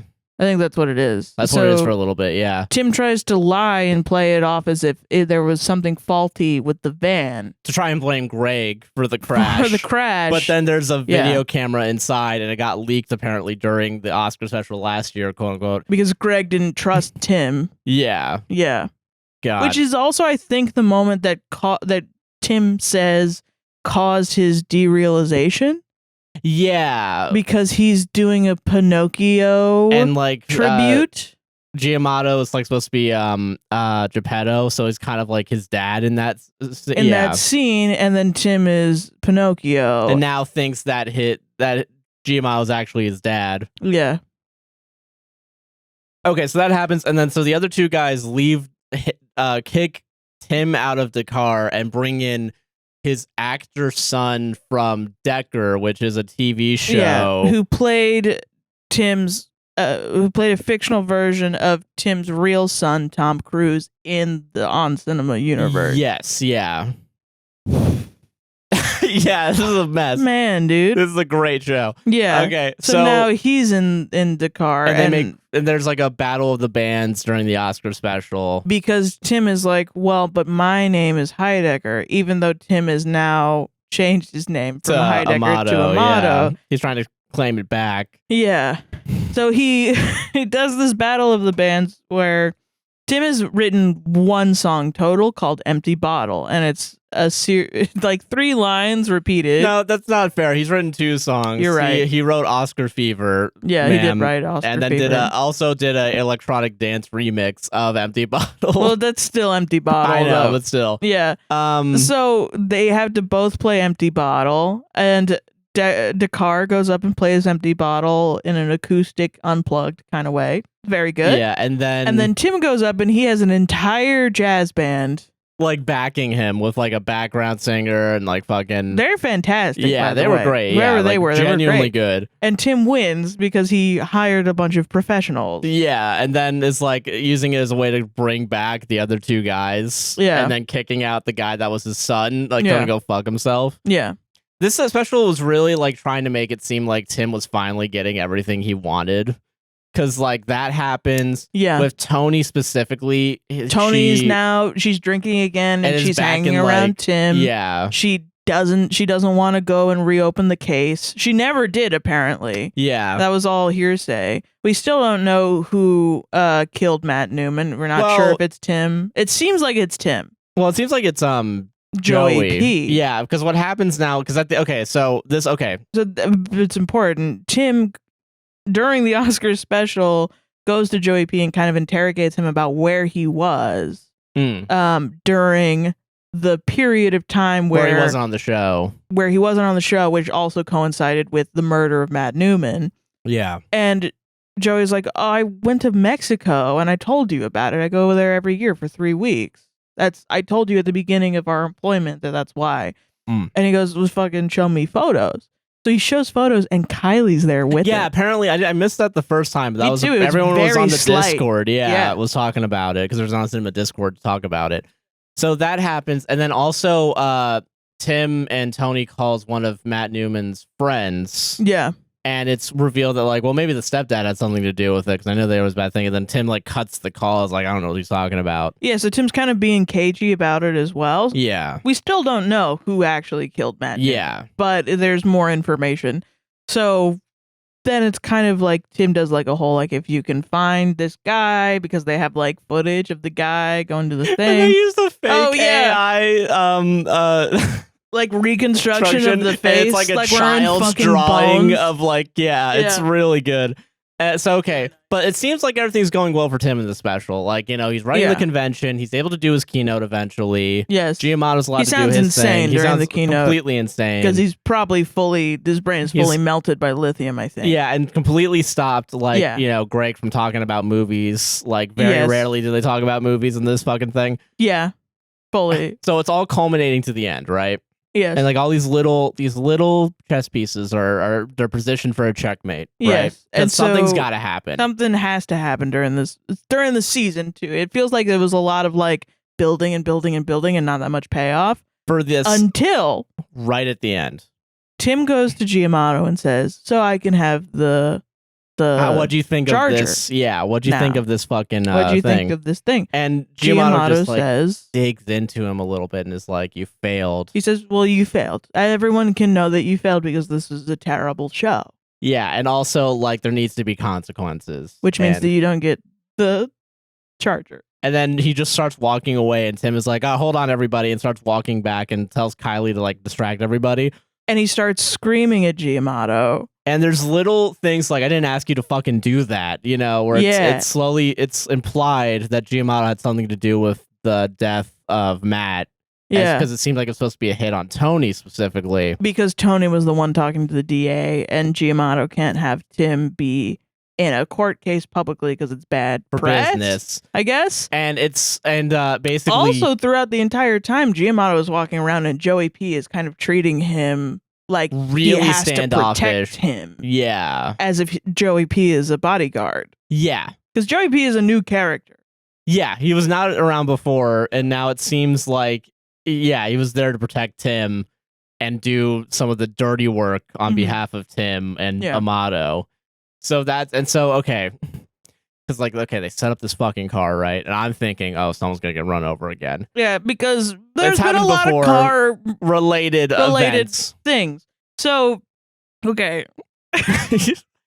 So then Tim is screaming at Giamatto and Joey gets into fucking Tim's face. I assume to, like... protect Amato specifically. Yeah, Giamatto, yeah. And I think Joey doesn't like being called Joey Patron, because I think his actual name in universe is Joey Patrioni. Oh. And he tells Tim not to do that. Tim continues to call him Joey Patron. Yeah. Is talking, does his regular abuse. Yeah. He's an abuser. He's constantly abusing people on set. So he thinks he can do that to Joey P. And I think at some point Joey P fucking loses it. Yeah. Starts beating the shit out of Well, okay, so what happens is like Tim takes the keys and rushes outside to try and grab the car. To get the car, and I think Joey P has to protect the property. Yeah, and it's like, I fucking earned this car, and then Joey P just starts fucking beating the shit out of him and says like he doesn't want you to have it. Okay. And another detail real quick before we talk about that. Greg is wearing a Dumbledore costume. Yes. This is important. Yes, he is dressed up. Greg, every Oscar special dresses up as something. And he dresses up as Dumbledore specifically because he and Kailee connected about Harry Potter specifically. And it didn't work, so he's depressed during this. And he's a depressed Dumbledore, yeah. Greg follows him out in the Dumbledore costume. Really, Greg is a true friend. I'm so sorry. He actually is a good friend. He is kind of a good friend. He wants to protect Tim for no reason. Like, he's a good friend to a bad man, and Greg is also a bad man. Oh, for sure. Like, we can't really view this with any sort of morality at all. It went out of the... It's out the window. The window as soon as Tim started dating the high school foreign exchange student at the beginning of the first season. Okay. Yeah. So Greg follows him out and tries to like get Joey off of him, and it's happening super quickly. It's amazing. But like Joey flips Greg over and rolls him against the wall. Against the like fence. a little like fence like a wall. concrete fence. Yeah. And then Joey just kind of like runs away after that, like, and is not seen, I think, in the rest of the special. And then the biggest reveal, Tim, he walks back in, he goes to Tony, and he says, Giamotto had something to do with the murder of your son. Yeah. Joey, fucking did it. Yeah. Did it. The Amatos killed your son, is what he says. And that's the fucking end of the special. And then they ended on like a shot of a guy dressed up as Big Bird. Oh yeah, because at some point Tim was like Giamotto kind of liked Big Bird. Apparently, but then like there's this. They hire a shitty Big Bird impersonator, and Giamotto's like, I don't like this bird. They say that they play the Sesame Street thing. Yeah, and I didn't realize it, but a lot of the extras started breaking at that point really? Specifically. Like you see everyone like cover up their mouth. We gotta rewatch it. It's so good. We gotta fucking rewatch it like so this good. week. God, it's a fucking masterclass on satire and world building. Like, you know, people call satire. People call everything satire now. I feel like I keep seeing shit where people are making jokes that don't fully land, and they're like, "Guys, it's satire. You just don't get it. It's satire." It's like, no, you just weren't funny. Good actually, satire. This is fucking satire. It's satire and surrealist comedy to the nth degree. Yeah, this is. I really don't. I'm not lying when I say this is a fucking masterclass. It's like if this were a TV show, I think it would be the best TV show of all time. Oh, for sure. Yeah. But no one would let it be made. Like, no, of course not. Yeah, no one would want to back this because, this needs to be crowdfunded. Like, I know a lot of people complain about the fact that, like, you know, there's one guy when we were watching this new season where it's like, remember when On Cinema was free? And I'm like, shut up, man. Shut up. I will pay $50 a year for this easily. It's not. Is it $50 a year? It's $50. It's $5 a month, and then it's like $10 off a yearly subscription. Oh, yeah. That's fucking worth it. Honestly, the amount of work and shit that goes into it. Yeah, I really don't mind paying for this. Yeah. And also, like, the Oscar special ticket was only like $5 when I grabbed it. Like, $8. And like, it's hours. It's like four hours long of content, and you don't have to watch the fucking Oscars. Like, after that, I don't know what the fuck happened to the Oscars. Yeah, like, they slowly... I don't give a shit about who won or whatever. I care about who killed Matt Newman. Yeah. That's what I care about. That's what I want to know, yeah. And I will say, too, the funniest fucking thing about that specifically is the, oh, God, like, when they started doing the original Oscar specials, they would just have the TV on in the background so you could see what was going on. And it slowly just kept going away and away and away from that. Yeah. And it's so good. It's just really so good. I can't sell this show enough.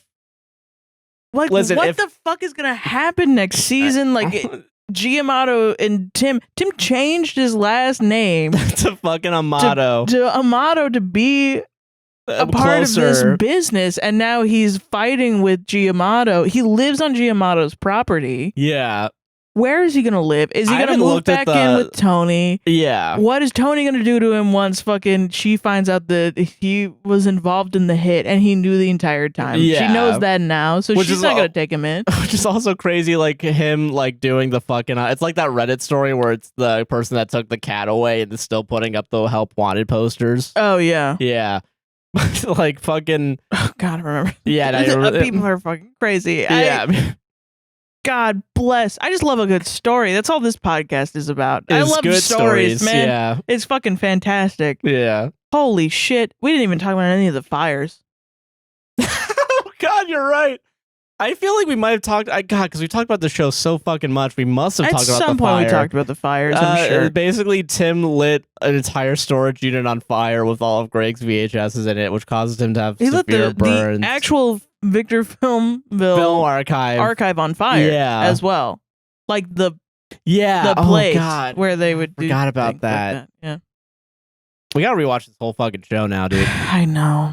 It's really good. Everyone should go watch it and support it because it's fantastic. Yeah. You know, on weeks that we're off, watch on cinema. If you need 4 hours of content, you can watch you can watch a lot of them. Yeah. 14 years worth of content. Yeah. Yeah. Spanning multiple days. There's I've seen a lot of video essays lately about it. Yeah, there's one guy that I've seen a lot that's been like doing like deep dives almost into each one. But that's the thing.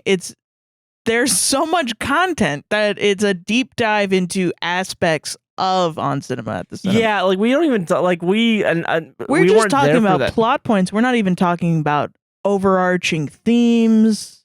We're not even talking about like the ARG stuff where like they'll start live tweeting we didn't even know any of these people had fucking Twitters that were tweeting in character. For the past 14 years they've all been it's insane. It's amazing. It's such a well-crafted product. People that like Cloverfield want it to be. Yeah. You know what I mean? Yeah. I think that whole like ARG bullshit where they're like, oh, and then a QR code and it leads you to these things. And then I went there and they gave me a slusho. And it's like, okay, great. Now you have a slusho, but what does that mean for Cloverfield? You don't know. Everything has meaning in the Tim Heidecker On Cinema at the Cinema universe. Yeah. Things that you wouldn't catch the first time will be important. This On Cinema should have that Life is Strange. This actual will remember that. This actual have consequences. Yeah. After every single line that any of these guys say. Yeah. God, man. God, so good. It's really good. Please watch it. I need more people to watch it. It plays with audience expectations. Like now, I feel like we've been conditioned after watching 14 seasons of On Cinema at the Cinema that now something happens. Someone will be like, "Oh yeah, because you like corn, right?" And we'll be like, "The corn's gonna come up later." Corn's gonna come up later. Yeah. Dude, naming a tomato and making him get an increasingly red sunburn face, more tanned every episode is really good. If you like you know what's the closest what the fuck ever closest TV show, Always Sunny in Philadelphia. I get it. Yeah, it's the closest. I think in terms of like adding on and on, I feel like It's Always Sunny in Philadelphia does it really good on a per episode basis. Yes. I think On Cinema does it on a season wide basis. Yeah, because I think they're free to not have to put it in the confines of they can change the length of their show. There was also like an after show for the first 3 episodes that they canceled. Yeah. Which I think is a really funny joke of people that start shows and cancel them immediately after. Me.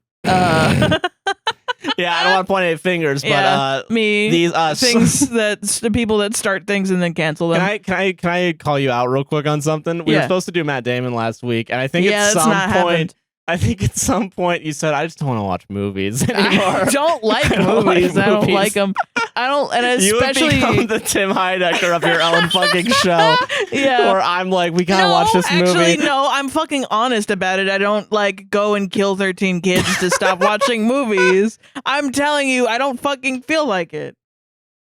17, I think. Nah, I have no clue. It's going up. It started when I think about it. You mentioned him killing his own kid. I forgot that it started with 1 in like season 2. The amount of injuries and deaths on the casualties in this show is probably one of the band members who I think is dead now. Because I think there were 3, right? No, there's always been 2. There's always been 2. I don't remember, but that isn't Tim. There's 3 in the total, including Tim. Yeah, well, one of them I think it was Manuel, shaved off.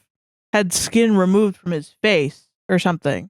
No, it was his ass. Yeah, from his ass. To graft put onto Tim's face. After the fire. Yeah, after Tim was in a fire. How many other people died? I'm trying to think. There's a lot of people that died. A lot of people have died so far. Not a lot of Dr. people have Sane died killed yet. himself in prison. Yes, yeah. Because he didn't want to go to jail. For killing children.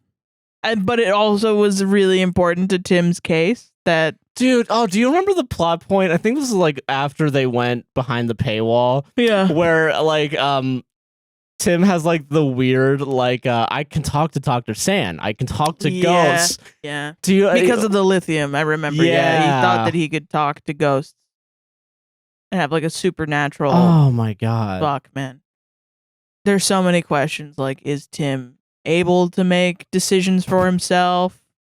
Is it, at this point, the chemistry in his brain has been fucked up by the lithium. He already made bad decisions beforehand. Yeah. He probably was not he probably shouldn't have made any decisions or left alone as an adult because he was making shitty decisions.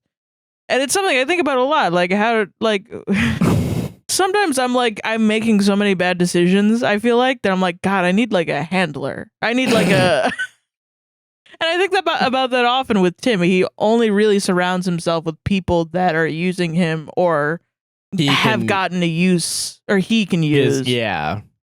And has somehow manipulated them in some sort of way because he's a fucking egomaniac. God, man. I was thinking about this too. I feel like I've been seeing a lot more. I think On Cinema is growing in like presence online. I feel hope like so. Because I know that like there was a time where like people would see like Red Letter Media as like your favorite your creator's favorite creator, you know, like the creator's creator. Yeah, I do think On Cinema's kind of getting there where it's like your favorite whoever. Like I know like the people I think at like Somewhere News like On Cinema. Like fucking Tim Heidecker was on Red Letter Media to promote that show specifically. Oh yeah, I remember that. Yeah. So like he was like, we have a movie review show too. Yeah. It's like no, you don't. No, you fucking don't. Yeah. Yeah. Like I don't know. I do think I'm seeing more. There's like one celebrity that like I don't know who the fuck he was, but like he had like he was like, yo, Oscar night, and it's like him wearing the Victor Film Archive and like holding like a popcorn and the hat, like and you know, amazing marketing because now I'm like, I need a Victor Film Archive. Yeah, with the piss yellow yes, color. Please. Yes, please. Yeah, God, so good. Or like a high network mug. Oh yeah, dude. God, if I had the $150 for the trading card packs, I would have paid for that and gotten the commemorative point. Yeah. Patreon.com/APWSTR. That is money so we can buy stupid shit. I'm not even going to spend the money. I'm going to pay that for rent this month. Yeah, actually, that's what that is. Oh, man. God. How long was that? That was like 2 hours? God damn it. I can't stop yapping. I think, yeah. No, I think... What do you? Anything else you want to talk about before we do the ad break? No, I think so. I think it's fine. Yeah, I'm cool. Yeah, let's do some ads, dude. Let's do some ads, man. Welcome to the ad break. Welcome. Hey, are you enjoying this podcast so far? I know I am. Then you better like, comment, subscribe, and hit the gosh darn bell. You know, if you're watching on YouTube, and rate us 5 stars on Apple and Spotify podcasts. Indeed, only 5 stars. Only 5 stars. If you have any other inkling, I would recommend not. Leaving a review then. Stop. Get the fucking mouse and keyboard. Throw them in the trash. I'm just joking. You can call us pieces of shit. It's part of the job. Yeah, it's fair. Yeah. Yeah. If you want to support the podcast financially, which we would really appreciate. Yeah, we would like it. TikTok is going to get banned. Yeah. Please go over to patreon.com/APWSTR if you want to support us on a monthly or yearly basis. We got $1, $3, $5, and $10 tiers. The $5 and $10 tiers, you get your name added at the end of the podcast as well as in the description of it. For sure, YouTube. Yeah. Sometimes Megaphone, we put too many links in, and it's like, you can't put 4,000 characters in here. Which is so stupid. It's really dumb, yeah. Because we have a lot of really great links in there, like links for Palestine, which call your congressman, donate an eSIM, and that kind of stuff. Also, just information if you need to learn more, to send it to someone that needs to learn about it, or you're someone that you want to know more things about Palestine. That's down in the link down below. We also have, and we'll get back to the Patreon in a second, don't worry, but also I have links to distributed computing projects, so you can help out scientific research. The one that I've been recommending has been slowing down on like projects for everybody, but I'm going to put a couple more links down in the description, including one for folding at home, and you can join the team for that. That's definitely very, like, there's been a lot of work for that, and I've been doing that recently. Hell yeah, dude. And it fucking helps research more about proteins, and it's pretty cool. Also, there is a TikTok ban coming out, and it's not fun. It's going to the Senate. The House passed it already, and so if you don't know what they're trying to do, they're trying to get ByteDance to sell TikTok to an American company. Yeah. Which is effectively censorship because the Americans want to control the flow of information to people that use TikTok. The main reason is they say that TikTok has a quote-unquote anti-Israel slant. That's all I'll say about that. Good and fun and great. Yeah, really cool and awesome. So if you are upset about that and you like TikTok and you want to see a free flow of information on your TikTok, go to the link down below and contact your congressman. Exactly. Yep. All right.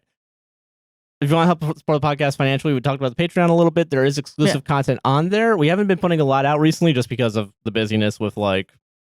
I was joking a little bit earlier about like the baby being, but it's a pretty big, impactful thing. Yeah, and also a lot of family trips, a lot of family meetings. Yeah, for sure. So but there's a lot of stuff in the backlog. You get access to the podcast early. Basically, when I'm done exporting them, I for sure get the audio up early. Yeah, and then the video comes out a little bit later because it takes 5 hours to upload one of these to everybody.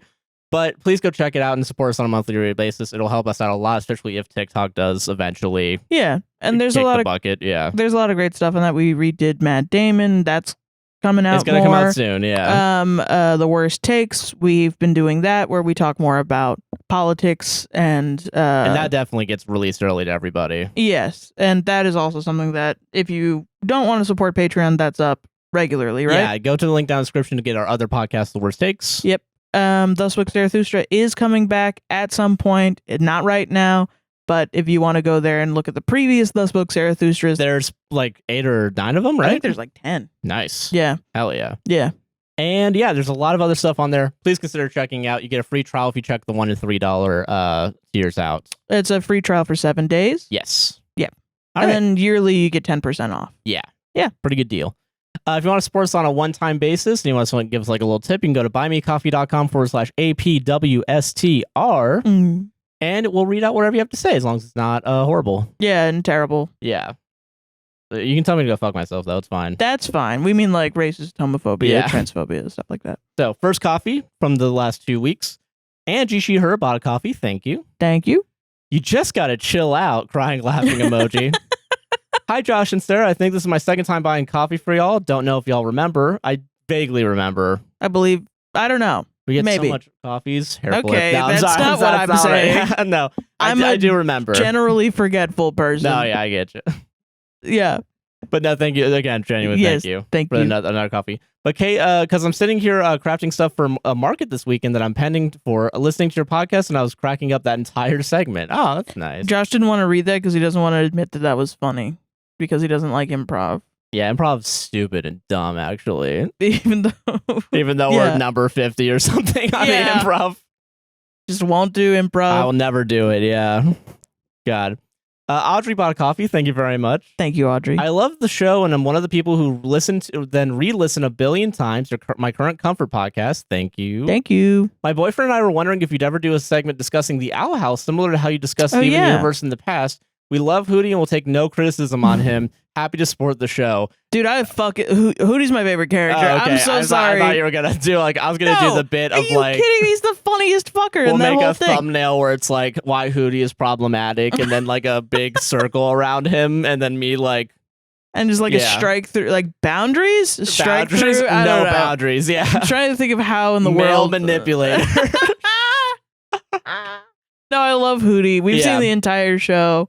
I would probably have to rewatch it. Yeah. I'm down to do that. Okay, I'm down to do that too. I think also at some point, because all the Lost the episodes where we talked about every episode of Lost got taken down. We gotta redo Lost. Fuck. I think that would be a good transition into doing that, maybe, where we watch an episode or two of the Owl House every few weeks. Yeah, and then discuss it. Yeah. Okay, I'm down for that. I think that could be good, and then we do that for Lost. All right, sounds good. Sweet. All right.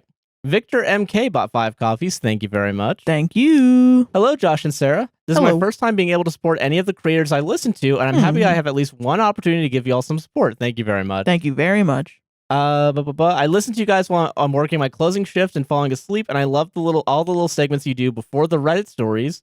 You two have inspired me so much to pursue my creative endeavors. I'm currently working on the first draft of what I'm hoping will one day be a published book, over 75,000 words and going strong. Crying Dude, emoji. Congrats, man. Congrats. I have never gotten past 50,000 words for a thing. That's an accomplishment. That's a very good accomplishment. Even 50K is an accomplishment, but I've never done I've written only 29,000 words. Never mind. Disregard. I haven't even passed that. That's also an accomplishment. But no, writing congrats on 75,000. Yeah. That's fantastic. From one former writer to another. Kill it. You know what I'm saying? You're saying that they're a former writer? They're currently writing. I'm a former writer. They're a current writer. Okay, good. Sorry. From a former writer to a current writer, you're killing it. And I'm proud of you. Okay. Thank you, too, for talking about passion, creativity, and silly little fan fictions and stories. Sometimes it's one of the few things that helps me get through an awful day. Both of you are cuties. Respectfully, heart emoji. And I wish you success in everything you guys do. You deserve it. Thank you very much. Thank you. My favorite thing to talk about. Passion, creativity. Yeah, no, it's awesome. Yeah. But it's good to have hobbies and creative hobbies. And I love how creative our audience is. Oh, for sure. Yeah, y'all are amazing. Great. Y'all are fucking cool as hell. Yeah, for sure. I'm proud of our audience, genuinely. Yeah, me too. Good group of people. Yeah. Annie bought 4 coffees. Thank you very much. Yeah, thank you. Hey, y'all. I'm a DSP working with adults in the I/DD community 30 hours a week while taking 12 college courses credits online. Oh, my gosh. Major in behavioral psych and minor in ASL. Holy shit. It might sound silly, but y'all talking about how hard college is was really comforting today. It's finals week and I have ADHD/MDD, so I've been really struggling with burnout lately. Yeah. Sorry for the novella. No, you're not a novella. No worries. You're good. Yeah, you're good. I just want to say that you tossed a little life jacket and notion of MLA citation for me today. Josh, I will forever be referring to my Adderall RX as my limitless pill. Hell yeah. Thumbs up. Yeah. Fuck yeah. Sarah, if I had a nickel for every time I said yup out loud in my car when I hear you talk about your mom, I'd have bought y'all more than 4 coffees. So thank you very much. Thank you very much. I appreciate it. God, hell yeah. Yeah. That's a lot of stuff, man. That's a lot, yeah. Yeah. Yeah, fucking You're a trooper, You're dude. a trooper, yeah. Yeah. Dude. Good job. By the way, shout out to everyone doing good in the world. Like doing yeah. I got 2 classes I completely ghosted after week 1, so I don't know how you guys are doing that. Yeah, and also like as someone that like sees all the stuff in the world and my only job is podcaster, you guys are doing more work on the ground than I am. So. No, yeah, absolutely. And what's crazy is I feel like I don't do any work at all. I do literally no work, yeah. And I'm going insane now. And I feel like I'm not able to do anything. So if you're out there doing it, I respect you a lot more, you know? Exactly. Like, hella. Yeah. Nina bought 3 coffees. Thank you. Thank you. Hey, Josh and Sarah. I was just in the Orlando area for my last year of college softball, and I can't help but to always think of you guys when coming to play for our preseason.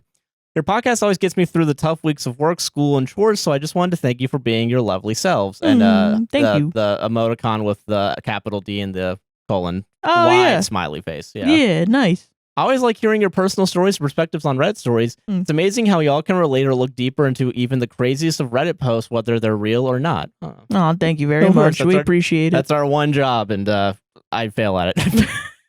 What do you mean? I can't. I don't relate to none of these stories. I just think Josh is like, I'm too cool when I pick for stories. Reddit. I think of it's gonna be click. It's gonna be clicked on. I gotta give me the clicks, baby. Yeah. But I feel like I choose ones that I relate to, and I have a agenda. I feel like when I choose the Reddit story, and then you choose the ones that are like, this is fucking insane. Yeah. And I think that's a good mix. And here's one story from college that I might remember vaguely. Yeah. God. Yeah. Yeah. Tori, they then bought 5 coffees. Oh, Thank Tori. you and welcome back. I do remember Tori. Welcome back, Tori. Only because of the 2 or 3 times that's happened. So thank you. Yes, thank you, Tori. Hi, long time no see. Hope you're both doing well. Since we last spoke, I came out to my entire family, developed blue hair and pronouns. Awesome. Fuck yeah. And turned 21 as the day I'm writing this. It's literally my birthday. Happy birthday. Happy birthday. I know it's late, but happy birthday. Happy belated birthday. Yeah. Yeah.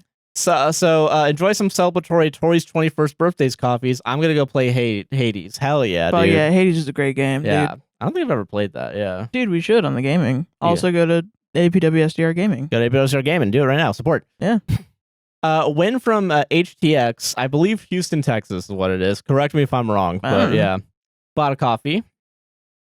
Sup, name's Win. Love the show and always have. I have nothing to say except 2 things. I love the show tremendously and your takes. I have nothing to plug except for my partner's recently new Twitch channel. Twitch.tv/official lady trickster. I'll put the link down in the description. Hell yeah. If you like watching a queer POC play fighting game, if you like watching queer POC play fighting games, Pokemon, ROM hacks, and many other interesting stuff, go ahead and take a look at their content. Dude, that sounds fun as hell. Dude, hell yeah, man. Hell yeah. Fucking love Pokemon ROM hacks. Not into fighting games, but I respect people that are, honestly. Yeah, go check it out. Link will be down in the description for that. Yeah. And Jana, I hope I'm saying that correctly. There's so many copies. You guys are so wonderful to us. What the fuck? Jana with 2 A's, so Jana, bought 10 coffees, and her as well. Thank you. Hey, sending love and support all the way from Estonia. just recently caught up with the podcast on Spotify and decided to support you a little. I listen to your shows when I'm at work, and I really appreciate the super long episodes. Heart emoji, face with the heart emojis around it. Thank you very much. Thank you very much. You know, yesterday I was like, I don't want to do another 4-hour-long podcast. Now I'm thinking like, we got to do 4-hour-long podcasts for the people. My issue is that when I'm talking, Josh is like, this is long. And says it. And then I'm like, okay, well, then I'll try to be short. And then Josh is like, well, but I want to do an hour 2 hours and a half on cinema. And I'm like, so it's okay when you do it, but when I do it, it's not okay. All right, sounds good. I run this fucking show, you understand? This dynamic, we're developing our own on cinema at the cinema dynamic where Greg, I did everything right. Want to read fan fiction, and you want to desperately make it so that I stop talking about fan fiction. Which I don't know. I do want to put out there, if you have a fan fiction that you want me to read, please put it in the comments. Because I can't be bothered to go on Wattpad. Be fucked, Sarah. I'm sorry, I gotta read. I want to be surprised as I read the fan fiction. Okay, that's so I fair. need a recommendation. You know, yeah. Send your recommendations in the comments. It's not fun for me if I read it first and then I read it out loud and then you get some shit. That's just Reddit. Yeah, that's just the Reddit segment. Yeah, we're supposed to both be surprised. Yeah, I get that. Jinx. Here you go. Give me trash. Well, I thought it was full. I don't know. There you go. You can have this, and it's your drink. I am gonna take it. Wow, damn. Yeah, fuck you. I don't even like this. You fucking asshole. I'm gonna drink it. Do it. Do it right now. Come on. You fucking piece of shit. Get like really serious. Sorry. You fucking is the end of the show. Yeah, actually it's over. Sorry. But yeah, thank you all for those lovely coffees. Again, please consider supporting for Patreon, Buy Me a Coffee, especially again as this TikTok ban is going through. Yeah. Any additional support that allows us to stay away from like too many ads or there's too much crap going on. Yeah, man. and any form of stability will definitely help this podcast get out more on a weekly basis. We'll always be doing this podcast. Yeah. Honestly, it's just we might have to move to Instagram Reels, and no one wants that. Yeah. Do you guys want us on YouTube Shorts where it's only 60 seconds?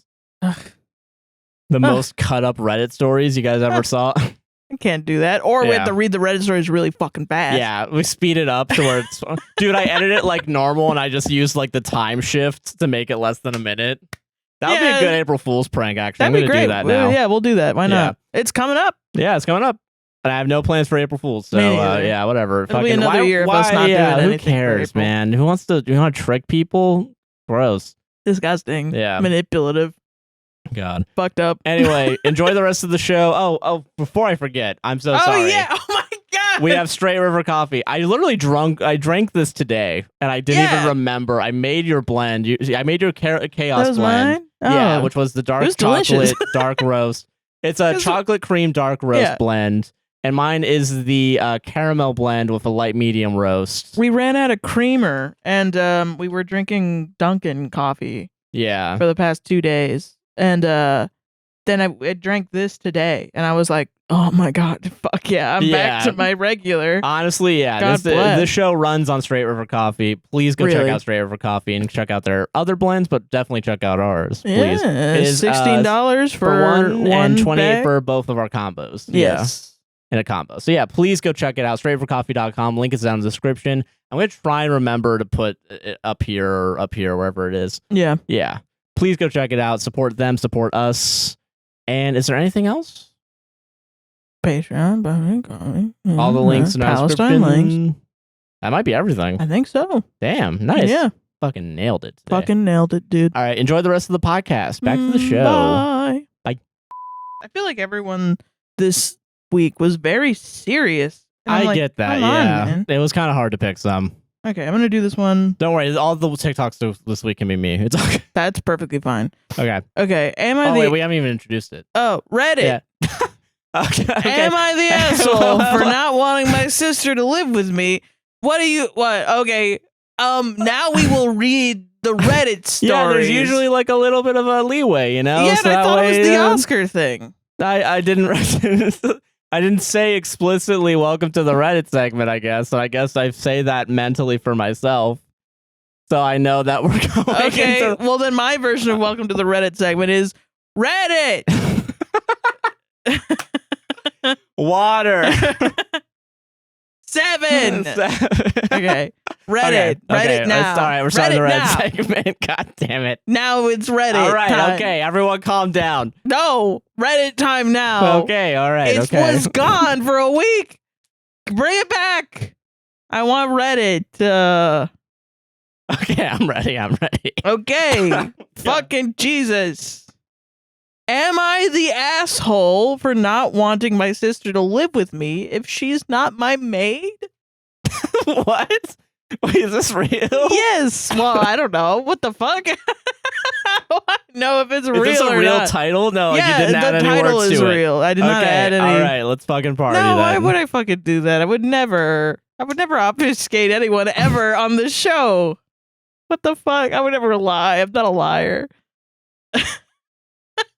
Oh, how are we already off our fucking rocker? Right, I'm losing it. That's what my mother said I said, and I'm not fluent in English. Okay, all right. I, 30 male, live with my best friend Mike, 27 male, and I pay all of our bills. Okay. In important context, Mike is gay, and he was exposed by a cousin to his family while finishing college, and his parents simply stopped helping and disowned him. Jesus, okay. He went into a deep depression where he had to stop working and take a break from college because he was so fucked. Or it says because he was so fucked. Oh, okay. So I don't know. But I guess he got screwed over by his parents, yeah. He helped me with what he had saved, and and when everything was done, he said that he would leave because he couldn't help anymore, and at the time I was already working and had a good salary. I told him to relax and just clean the bathroom, which I was responsible for, and that I will manage the bills. And since then, we've had this agreement for 3 years. Mike has developed health problems that make it difficult for him to get a job. During this time, he, of his own free will, started taking care of the house and making our food, saying it was a way of giving back for everything that I do. He even jokes that he's a stay-at-home friend, and I don't mind paying for everything. Okay. The problem is, my mother doesn't have such a good financial situation, and when my sister was accepted to college in my city, she called me with my sister telling me the news and asked if she could live with me, and that she wouldn't be able to help much with the bills, so she asked for help. Oh, okay. So now I see where this is going. Okay. I responded saying that there is no space in my home because I live with my friend. She asked if I could help with the bills when she lives in my city, and I replied that I couldn't, as I already have my responsibilities and could this is a me problem, and could commit to helping with that too. She ended up realizing that he was still my friend. She ended up realizing that he was still my friend who she knew I helped pay the bills with, and asked if I still supported Mike, and I said yes, but he helped me with many other things. She exploded, saying that I wanted to support a 27-year-old dude, but to help my sister, I don't want to help my sister who needs help to go to college. Okay, so this is messy, yeah. I asked jokingly to my sister if she would agree to take care of the house, make our food, and help me with other things in exchange for having everything paid for by me, and she replied that she was not my maid, and I responded by saying that I prefer Mike. And even if she said yes, I wouldn't have changed my mind because this 27-year-old dude is my best friend and is helpful. I hung up before I heard any more shit, and since then, I've been bombarded with messages from them saying that my sister wouldn't have time to be my maid because she's studying and that it was unfair to ask her to do the same as someone who doesn't do anything all day. Like Mike, they even questioned my sexuality, saying that our relationship was quote-unquote too gay. Oh, Parentheses, I'm ace. Oh, shit, okay. No, I'm not super close with them. Am I the asshole? By the way, Mike is getting a graduate degree and looking forward to a new job, and maybe he can retire already, but he's trying to get a job. So Mike is also studying as well as cleaning the house. Okay, so this is complicated as fuck. Okay. Yeah. I want to say everyone's shitty here. That's how I'm feeling right now. I don't know. Okay, I don't know. I don't really fault the guy for. Yeah, no, because that's my thing. I don't fault the guy if he has health issues. Like I'm taking him out of it. I'm talking about how No, I mean, I don't fault OP for paying for the bills for his friend. Oh, no, not at all. Yeah, definitely. That's not even a question in my mind, whether or not to fault the man that's disabled. No, yeah. Yeah. So, okay, this is fucking... But I guess the question is, should you pay for your siblings to go to college? Listen, I did not come from a very supportive family in that aspect. And I also never fully expected my brothers to like pay for me ever. I get that. And I was never really brought up with, I was brought up with knowing like, you have to go to college. We're not going to pay for you. You're going to have to figure it out. You have to be smart to get into college. Okay. And also we're not going to house you or do anything. You have to figure that shit out for yourself. Yeah. So my point of view is like, that kind of is the college experience. Like you should go to college and figure it out. I do think it's fucked up that to like say like, okay, just get loans. Like parents that are like, just get loans. Yeah, I think that's fucked up too. No, I agree with that. Because you're setting your child up for financial. I will say, the homophobia in this is pretty bad. That was wild. Yeah, so like, I think I'm slowly switching over to not the asshole now. The more I'm thinking about it, Reddit's very much like Reddit is like not the asshole. Yeah, you own the house. You decide who gets to be in your house. Which I mean, that's fair. But I get it. It's Reddit loves the my house, my rules kind of. Yeah, thing. Which I mean, sometimes it's good, sometimes it's bad. I think in this situation, it's better than the alternative. I will say, that's just fucking crazy. I guess I guess as a sibling, you're not entitled to whatever your other siblings do without. I don't. Fuck, that's hard. Because like, I just wouldn't expect it. If he's not able to, he's not able to. Yeah, especially like I don't know. I feel like you're already supporting your friend like as much as you can. A friend who definitely needs it, you know. Yeah. So it's like, I do think it's a little shitty to be like, well, are you gonna cook and clean for me? That's I think maybe why I was originally like everyone's shitty here, where it's like that's not the great response. It's not an awesome response. Because also it kind of does just make it seem like the only reason why you have your friend is because they cook and clean. Which I guess is the deal, but like it is a little. It's kind of a misrepresentation. Like you have your friend there because you want to pay for your friend. And you told him that. But you're making it seem like the reason that he's able to stay there is because he cooks does and all cleans, the chores and But that's not actually true. It's because you like him. Yeah. And not like as once again, not in a sexual way, of course. Yeah, because you're ace, and you're wanting to. But just like you're friends. And exactly. And I think friendships are definitely strong friendships can be seen as like in a brotherly way, you know? I don't know. Part of me is like, I mean, he owns his fucking house. Yeah. I'm not going to police whether or not someone wants to allow someone in their house. And I guess if you're not close with your family, like to just like get a random call and be like, your sister's going to come live with you. That's pretty fucked up. Like, that is fucked up. Yeah. All right. I'm turned around on this. Yeah. You know what I mean? Yeah. But I get it. I get the iffiness of it too. Because it does, it's like, I think we all in our minds want to believe that every family is close and like should be looking out for one another. Not true. Not true. It's not necessarily, Yeah. I don't know. It's interesting. I think the mom is like, now it's time for you to do that, even though she's in a bad financial situation. There's no explanation as to why. Yeah. I'm not saying that like she's a bad person because she's in a bad financial situation. Of course not. Yeah. The economy fucking like, sucks. Yeah. If we think about like who should pay for college. Yeah, I guess it wouldn't be the brother in that. It'd be the parent. It would usually be the parent or the student themselves. Yeah. And then they have, freedom over whatever it is they want to do in college. I personally think that parents should provide financial literacy to their children. And like do things like, there are parents that like set up credit cards or like like credit cards or like savings accounts in their children's names to build their credit so that when they enter into the workforce and like start managing their own finances, that they have a better credit. I think shit like that is good. Oh, like for sure. Yeah. Ways to support your child in that way. I don't necessarily like the my parents are just paying for my college. I think if that's something that you're able to do and you're able to go to college and they're allowing you to do whatever you want, that's awesome. Yeah, but I worry on the child's part because I've met a lot of people who their parents are paying for their college and they have to abide by a strict set of rules. Yeah, in order to keep it or else they drop it. Yeah. Like, I fully have met people that have gotten the degrees that they don't want.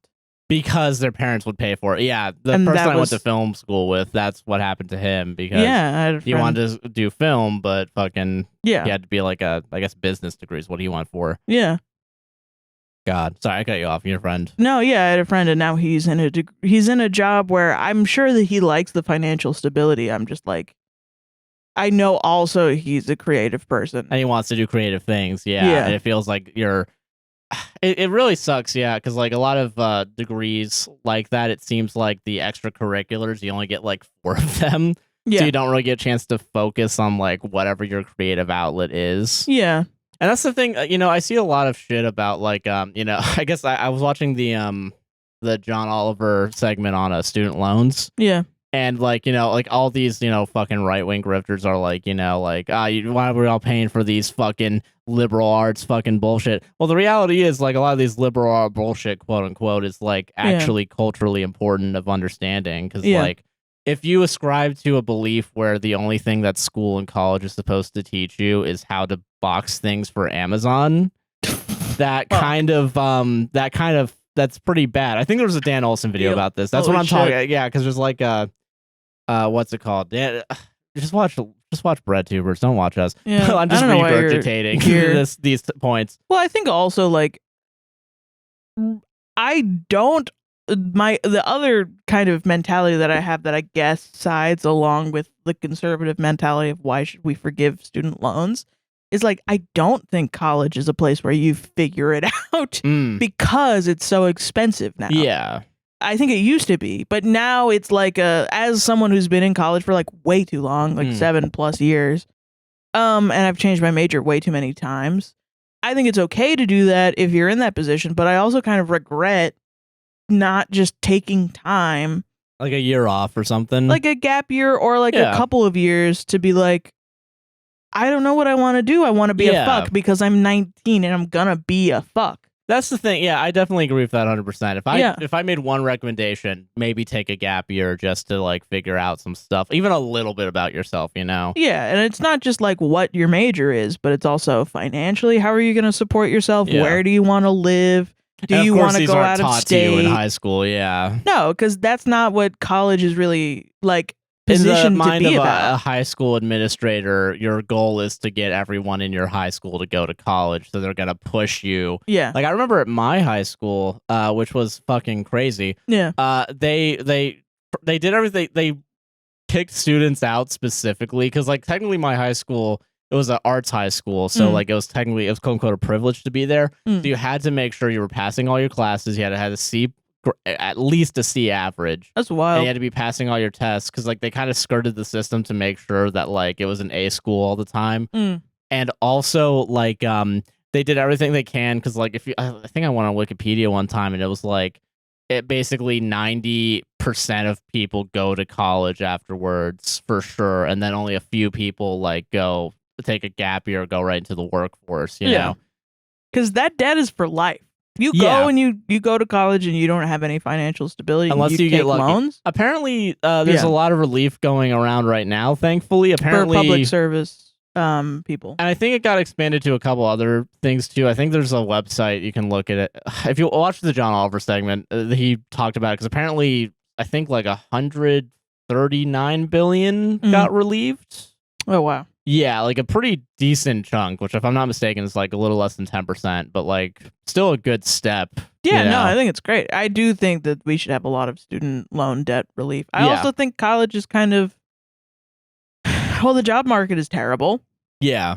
I do think a lot of people think that having a degree is not like needed. Like, well, and also it's like if you get your degree, then you go into like you have to figure out the whole like this is an entry-level job, but you need 5 years of experience. Yeah, right. And really, these jobs are looking for people with experience rather than like just a highfalutin degree. But I've also worked in entry-level positions where they claim to hire from within and have upward mobility, but they only hire people with degrees from outside of the company. When I was working at my last job, if I wanted to become a manager, I would need a 4-year degree. Exactly. And also, I think when I applied, I think I had to say, I had the 2-year, like I was working towards my degree technically. Yeah.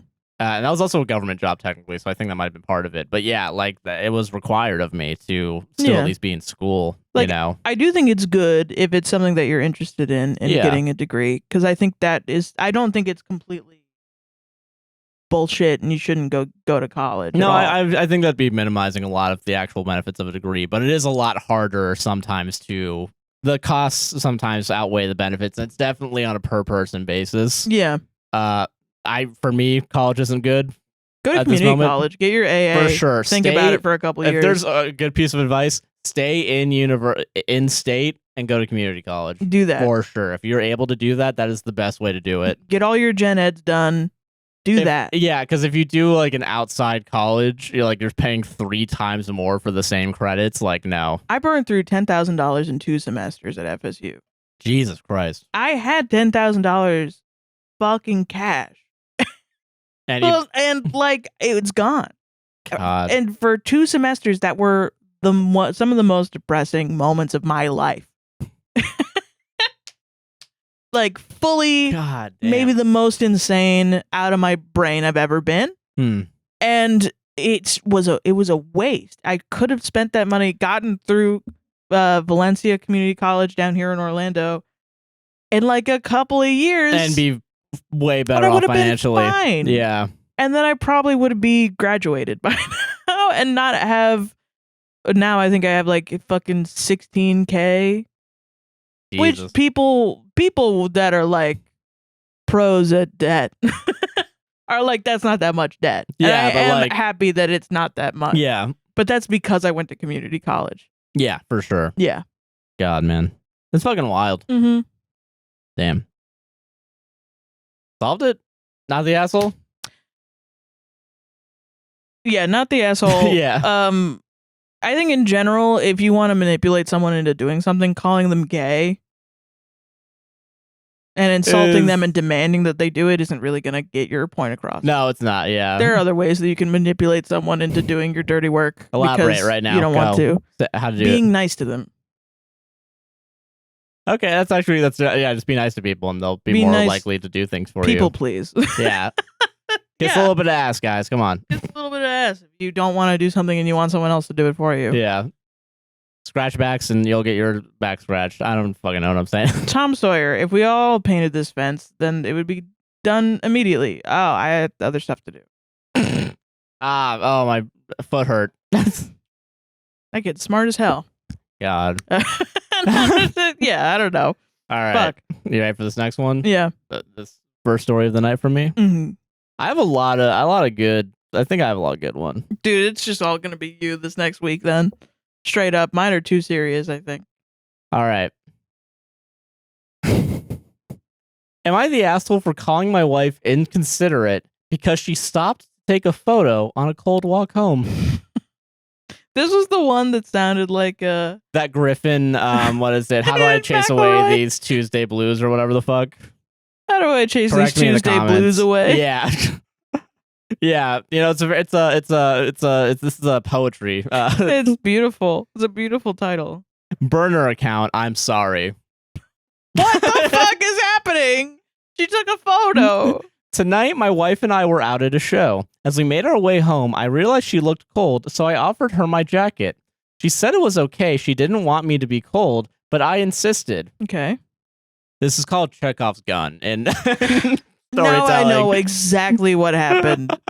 So you were okay, whatever. Go ahead. No, keep going. No, go. We got off the subway at our stop, and as we were walking down our street, she said, quote, "That's a beautiful store," and stopped to take a picture. I told her not to be inconsiderate. She had my jacket, my coat, and I was too cold. I don't understand why she needed the photo. Because it was a beautiful story. It's a beautiful story, yeah. You lack whimsy. As we kept walking, she told me next time not to loan her coat if I was going to hold it over her head. Yes. I told her I wasn't holding it over her head. Like, physically, I wasn't doing it. So I don't know why you're lying and gaslighting me. Did your friends tell you this? You should stop hanging out with them. Stop hanging out with them, yeah. I told her I wasn't holding it over her head. She was wearing it. I just thought she... I know that's not what he said. I just thought she was being rude and only thinking about herself. She took off the coat and gave it back to me. Once we got home, I asked her if I put her in a bad mood. She told me I would have looked like a D-bag to anyone witnessing the incident. Yes. I think she was being inconsiderate, got her feelings hurt when I called her out, and is taking it out on me. Mm-hmm. She thinks I am blowing it out of proportion and that her stopping to take a photo is not a big deal. Am I the asshole? Yeah, dude. Dude, this is something that is such a deep pet peeve of mine. Yeah. And you know this, not because you do it. I pulled my coat over your head. Yeah. Because people we know do this where they make up some shit that they think is nice. And then I'm like, I could take it or leave it, honey. It doesn't really improve my life that much.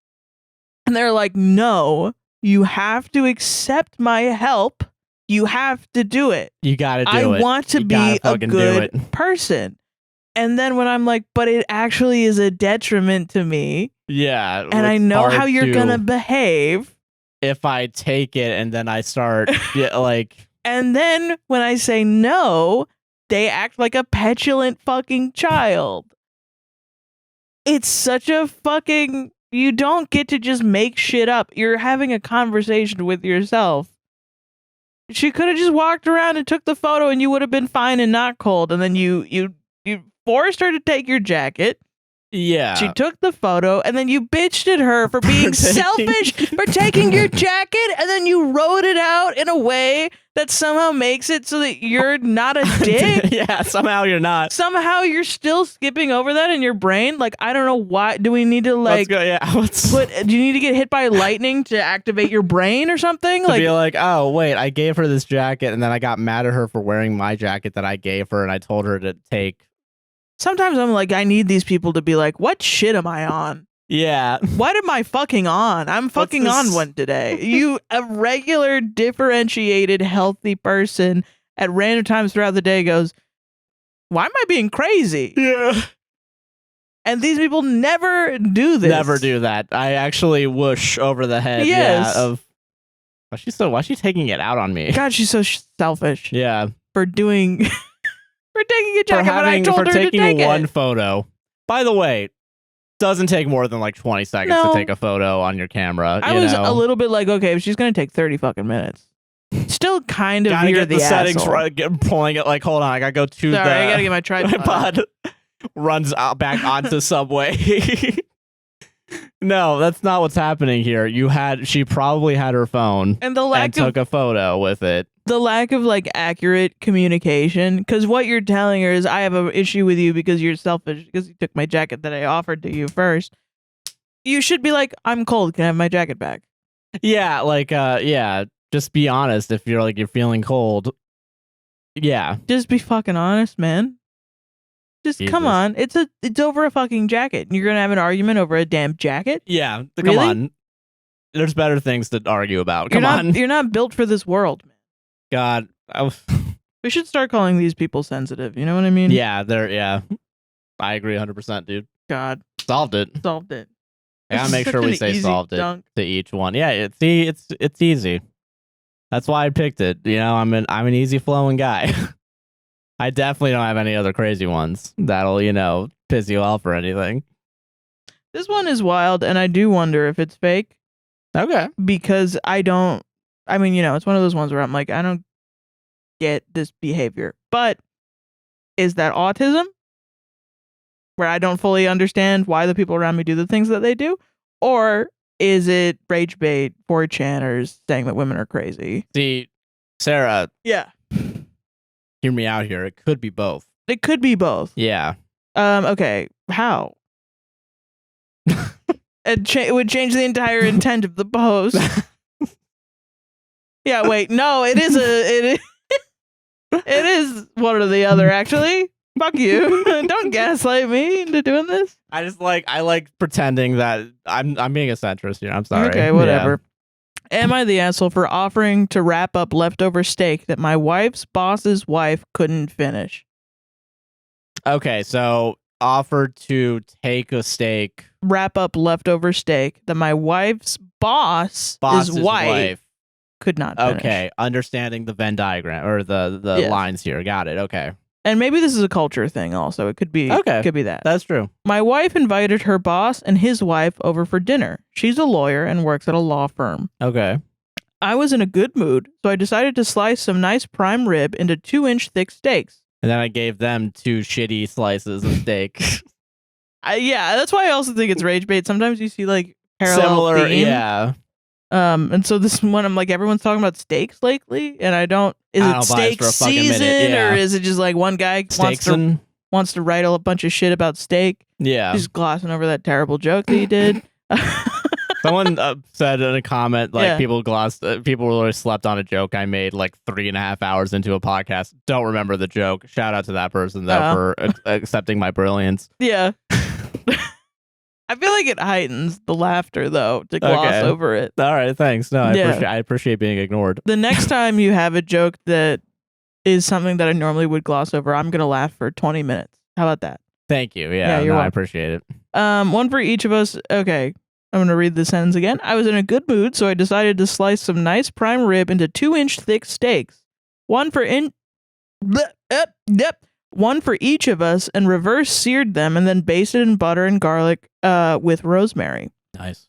They came over and we all had a good time, but my wife and her boss's wife could only really finish half of their steaks since they were thick boys. Guess how that's spelled? Is it with 2 C's and BOI? Yes. That's why I chose this one. That's it. I offered to wrap up the remaining steak that our guest couldn't finish and said that she could take it home and slice it for tacos or stir fry or something since it was good quality beef. They seemed cool with it.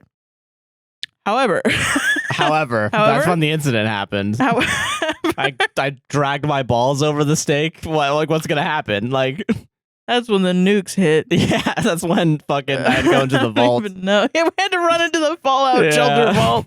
However, after they left and I handed them the leftover steak, my wife got kind of angry with me and told me that by offering to wrap up leftovers for our guests, I was insinuating that they were cheap and or poor and couldn't buy steak themselves anytime they wanted to. Why is it poor to have leftovers? What? That's just good, like, not wasting food. What are you fucking asshole? And it was insulting. This never crossed my mind whatsoever. I just didn't want to waste good meat. I grew up in a working class home, and my wife grew up in more of an upper middle class environment. So I guess there are some upper crust social customs that I'm really not aware of. Anyway, what do you guys think? I feel like I've heard that before, weirdly enough. I don't know if we talked about it on the show, I guess, but like the idea of like, no, we've done plenty of stories where it's about leftovers and people are like weird about it for some reason. Yeah, I don't know. I mean, I wonder if that's a thing. If it is genuinely like a weird class issue. It just came out of left field in the post, I guess, and I was like, strange to be like, I don't know. It feels made up that the wife would immediately turn around and be like, what the fuck? How dare you be nice? Yeah, because I feel like it's a kindness to, offer to pack someone up their food. But it's possible. Like if you go to like a fucking high fancy restaurant, you don't eat the whole food. Do you not get takeaway? Like, I mean, I don't know. Maybe you do. Some people don't. I know that. And like fucking those people are assholes. I hate them. Maybe at those fancy restaurants, they don't do that. I don't know. Yeah. Like maybe we haven't reached an upper echelon of fancy. Yeah. Where they're like, you want a box? What? Do you live with garbage? Like, I don't understand. Like, why? Sorry, your dinner plate will be sent by private jet to your house, actually. That's the only way I think we can actually teleport things. So we can maximize carbon emissions. Exactly, yeah. Okay. That'll be $100. Someone said, where do you live and how did you say it? And then OP says, we live in We live in Alberta, Canada. Very similar sensibilities to Midwest America, I'd imagine. Okay. I just basically said, no problem. I can wrap it up for you and you can use it to make tacos, etc. In response to the boss's wife saying, "Wow, I can't possibly take another bite," or something to that effect. I grew up here in Calgary, Alberta. My wife grew up in Vancouver, ritzy suburbs near the university, so maybe there is a disconnect. That's so weird. I guess maybe because I'm not at that, we're not at that echelon of like wealth where it's like I can afford to waste food. Like that's kind of like, I don't know. It's kind of weird to me. Like even like from a perspective of like a rich person where it's like, we can just spend more money on food. Like I thought part of the point of being rich is hoarding fucking wealth. Wouldn't you want to try and... and someone else said, like, I grew up pretty upper echelon. We were still being sent home with food, so I don't really understand this. They were like, even when we had people working in the kitchen, they would send them like in nice boxes, like wrapped boxes. Yeah. It's like, oh, well, that's fucking nice. Well, probably not wrapped, but I mean, like, like a nice box. Yeah. And like, it's just like a fancier version of taking leftovers home. And I was like, that's interesting. And then they were like, oh, what was the comment?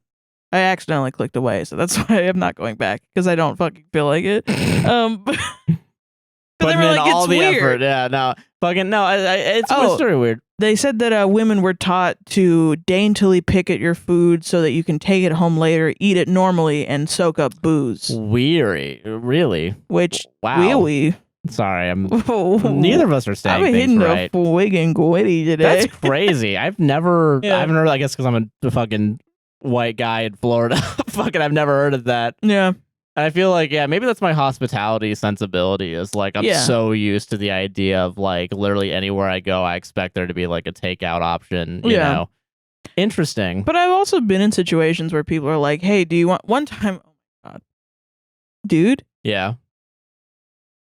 Sometimes I do always think this, and I wonder if it's just like a toxic people mentality, where you're like, do these people give me this because they don't want to bring it home, or because they think I'm poor and I can't eat? Like, okay. One time, I don't remember what it was, me and two of my friends, where we were going to do like a potluck or something. We were all going to hang out at my house and bring over pasta dishes that we all made. And so I made pasta, and we made like a fuck ton of pasta, and then we all sat around and got really high, and we ate pasta. They barely ate any of their pasta. Oh, I remember this. I was there for that. Yeah. And then they left it in my house with their Tupperware and everything. And I was like, can you guys please take some? Because it was like 4 meals full of pasta. Yeah. And they were like, no, you can have it. And then they left. And I was like, I know they think they're being nice, but you're giving me a bunch of shit to deal with. Yeah. I was like, it was good pasta. Yeah. I wasn't mad about it. But part of me was mad because I was like, now I have to eat pasta for the rest of my days. Yeah, until the day I die. There's so much pasta's in here, yeah. Yeah, of course. Eventually I ended up having to throw out some pasta. Of it, because it's food waste. It sucks. Yeah. I don't know. I think part of it is like, y'all really think of me like that? But it's not a productive mentality. Well, there is a limit, I think, to take like leftovers, right? Like I think there is a genuine, like there was that one time you and I, we went to my parents' house, they had the Olive Garden thing. That was too much food and we couldn't eat all of it. Like, literally a box this big of breadsticks. Like the catering sizes, yeah. Like literally, we wouldn't be able to eat that for the rest of 3-4 days straight, But like, I think, like one meal I think is fine, I'm okay. And I'm going to bring this into this as well. And it's really kind of tangentially related. It's not fully related, so prepare yourselves for that. Angry. Sometimes when I order food, people ask me, that's it? Really?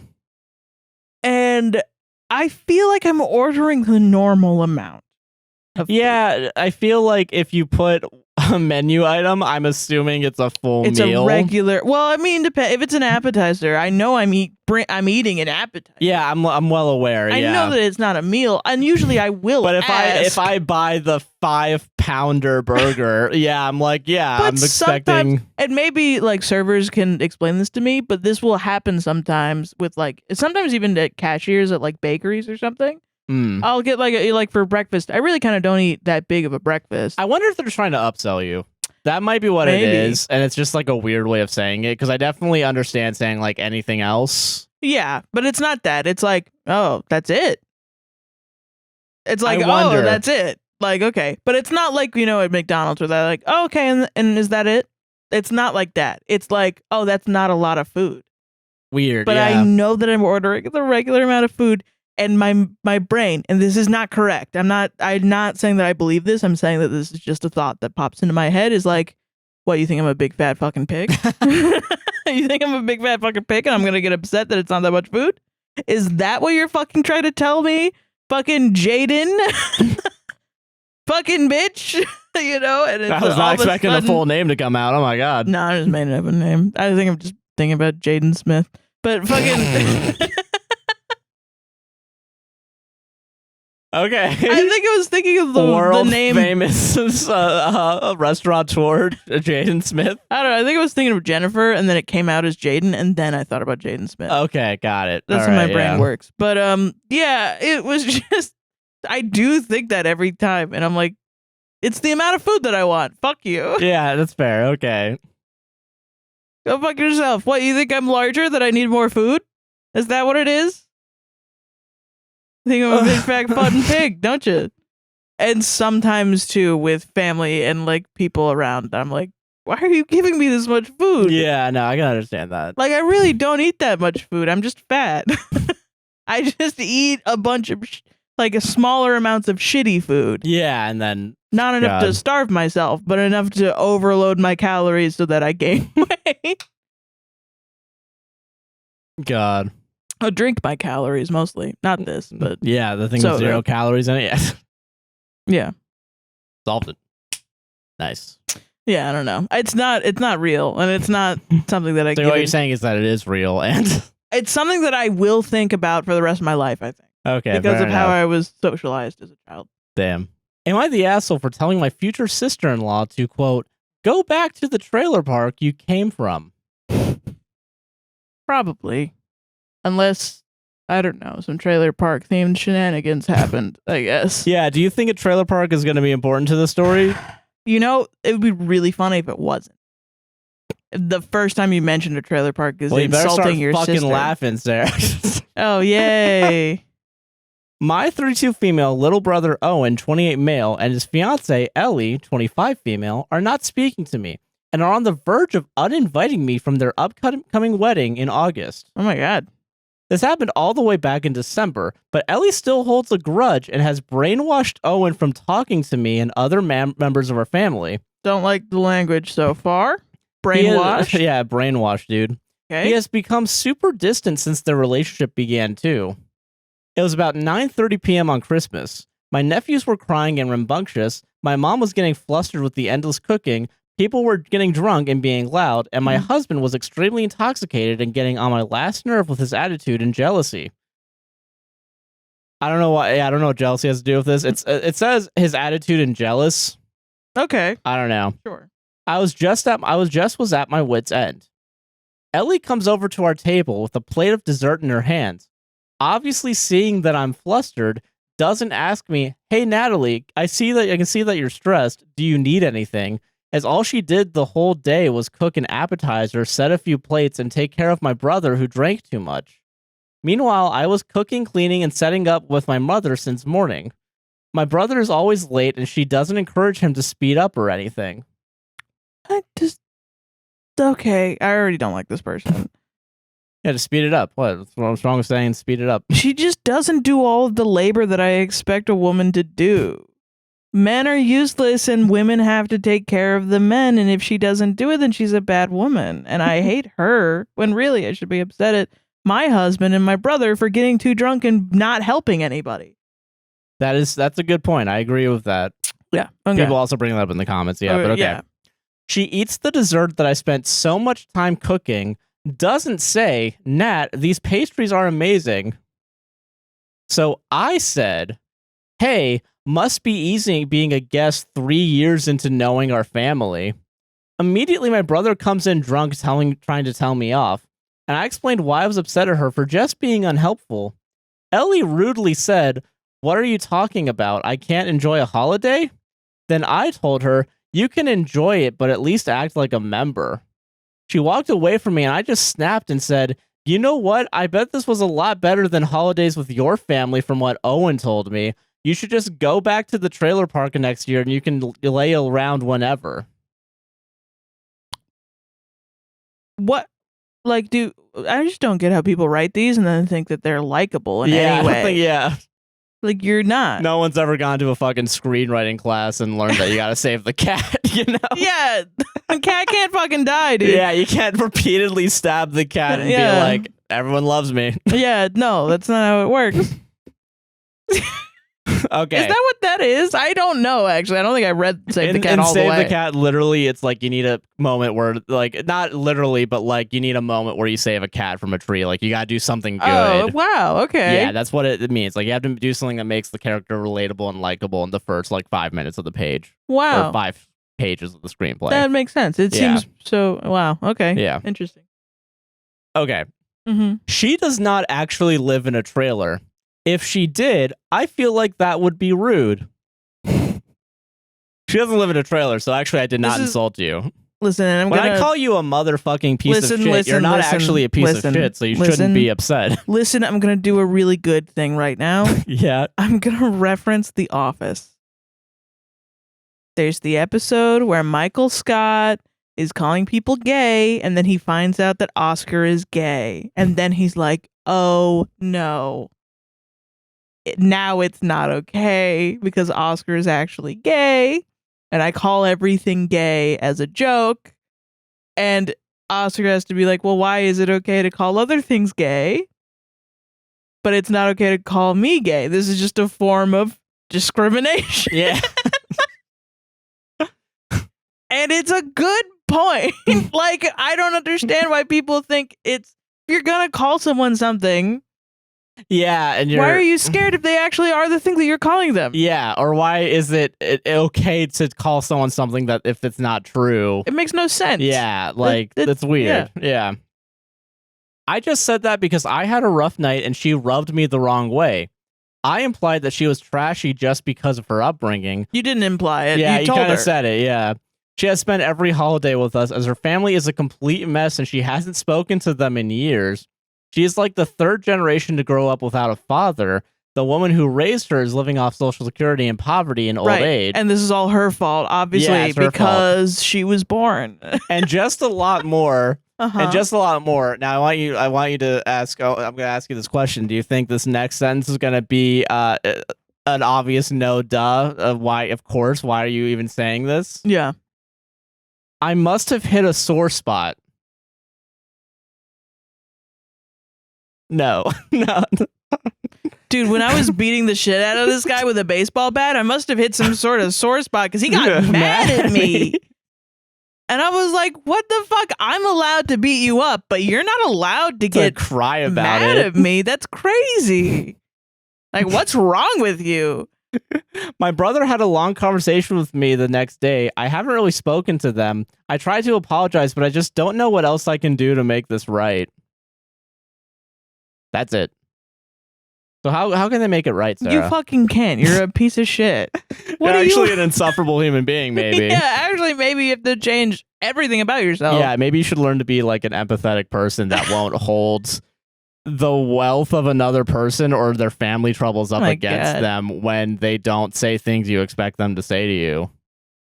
If you were genuinely upset about like them not doing work, why didn't you just ask, hey, can you help out a little bit? Yeah. Instead of being like, she didn't fucking congratulate my pastries. Those wants, I mean, if we're really going to deep dive into what's going on. That's what the people want, Sarah. Those wants of her, she wants recognition. She wants to be appreciated. Yeah. Because she's doing all the labor and she's expected to while the men get drunk and fuck off, which is a patriarchal. Yeah, that's a genuine frustration to have. Her frustrations are valid. Yes. For some reason, she's put it on this new person that's been dating for 3 years, who is doing the amount of work that she's able to do. It's like hiring a new person at a job and your boss is like, here's all the stuff that you guys need to do, and they've been giving you way too much work for the past 5 years, and you've been overwhelmed and, stressed out, and then they're training the new guy, and you get mad at the new guy for having a lighter workload, even though he just got here and just started training. Yeah, you should be directing your anger at your boss for giving you too much work. Yeah, and taking too goddamn long to find another person to help. In that scenario, at least, yeah. But like, yeah, it's, why are you blaming the individual when you're mad at you're right the family structure? Yeah, you're right to be angry. Yeah, you should be angry at other people. Yeah, for sure. It's not her fault that she showed up and she's doing an amount. And also, you should know this because of how irrational your anger is. You were upset that she ate your dessert. Do you want didn't no compliment it? Yeah, do you want no one to eat the dessert? But it was written in a way that's this fucking bitch ate my dessert that I cooked, and didn't even say delicious. And she didn't even tell me that it was awesome. Yeah. Well, maybe it sucked, Jan. I don't know. Maybe it was dog shit. Maybe you spent hours making dog shit. Maybe you're bad at this. And that's fine. You can be bad at something and it's okay. Yeah, it's okay. Yeah. You're out of your wits end and you're taking it out on someone else, and that's not good. That's bad, that's actually bad, yeah. And then also you decide to bring up some crap that you hate about her? Yeah, or that is bad, upsetting to her. It'd be like me, if I got upset with you being this is why your fucking mom doesn't fucking love it. Actually, yeah. If that happened to me, with your family, if they for some reason think this way, which if they did, I think that's really funny. Because I don't even want to be there.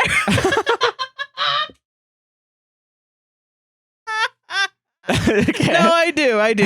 But in that scenario, usually I'm the person that's I just popped up and I'm a pretty easy target for people to hate on. And so then they're taking some shit out on me, and I'm like, sure, yeah. And I'm always waiting for the moment where they go why don't you just go home? And so I can be okay.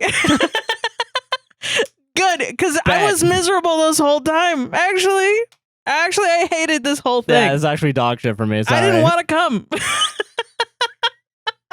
Thank you for giving me an out. I hate you too. Yeah. I'm so easy to give into hate. Are you kidding me? I would be a fucking, oh my god. What are those? I would be a Sith Lord for sure. Yeah, you'd kill all the younglings. Dude, the moment I wake up and my back hurts.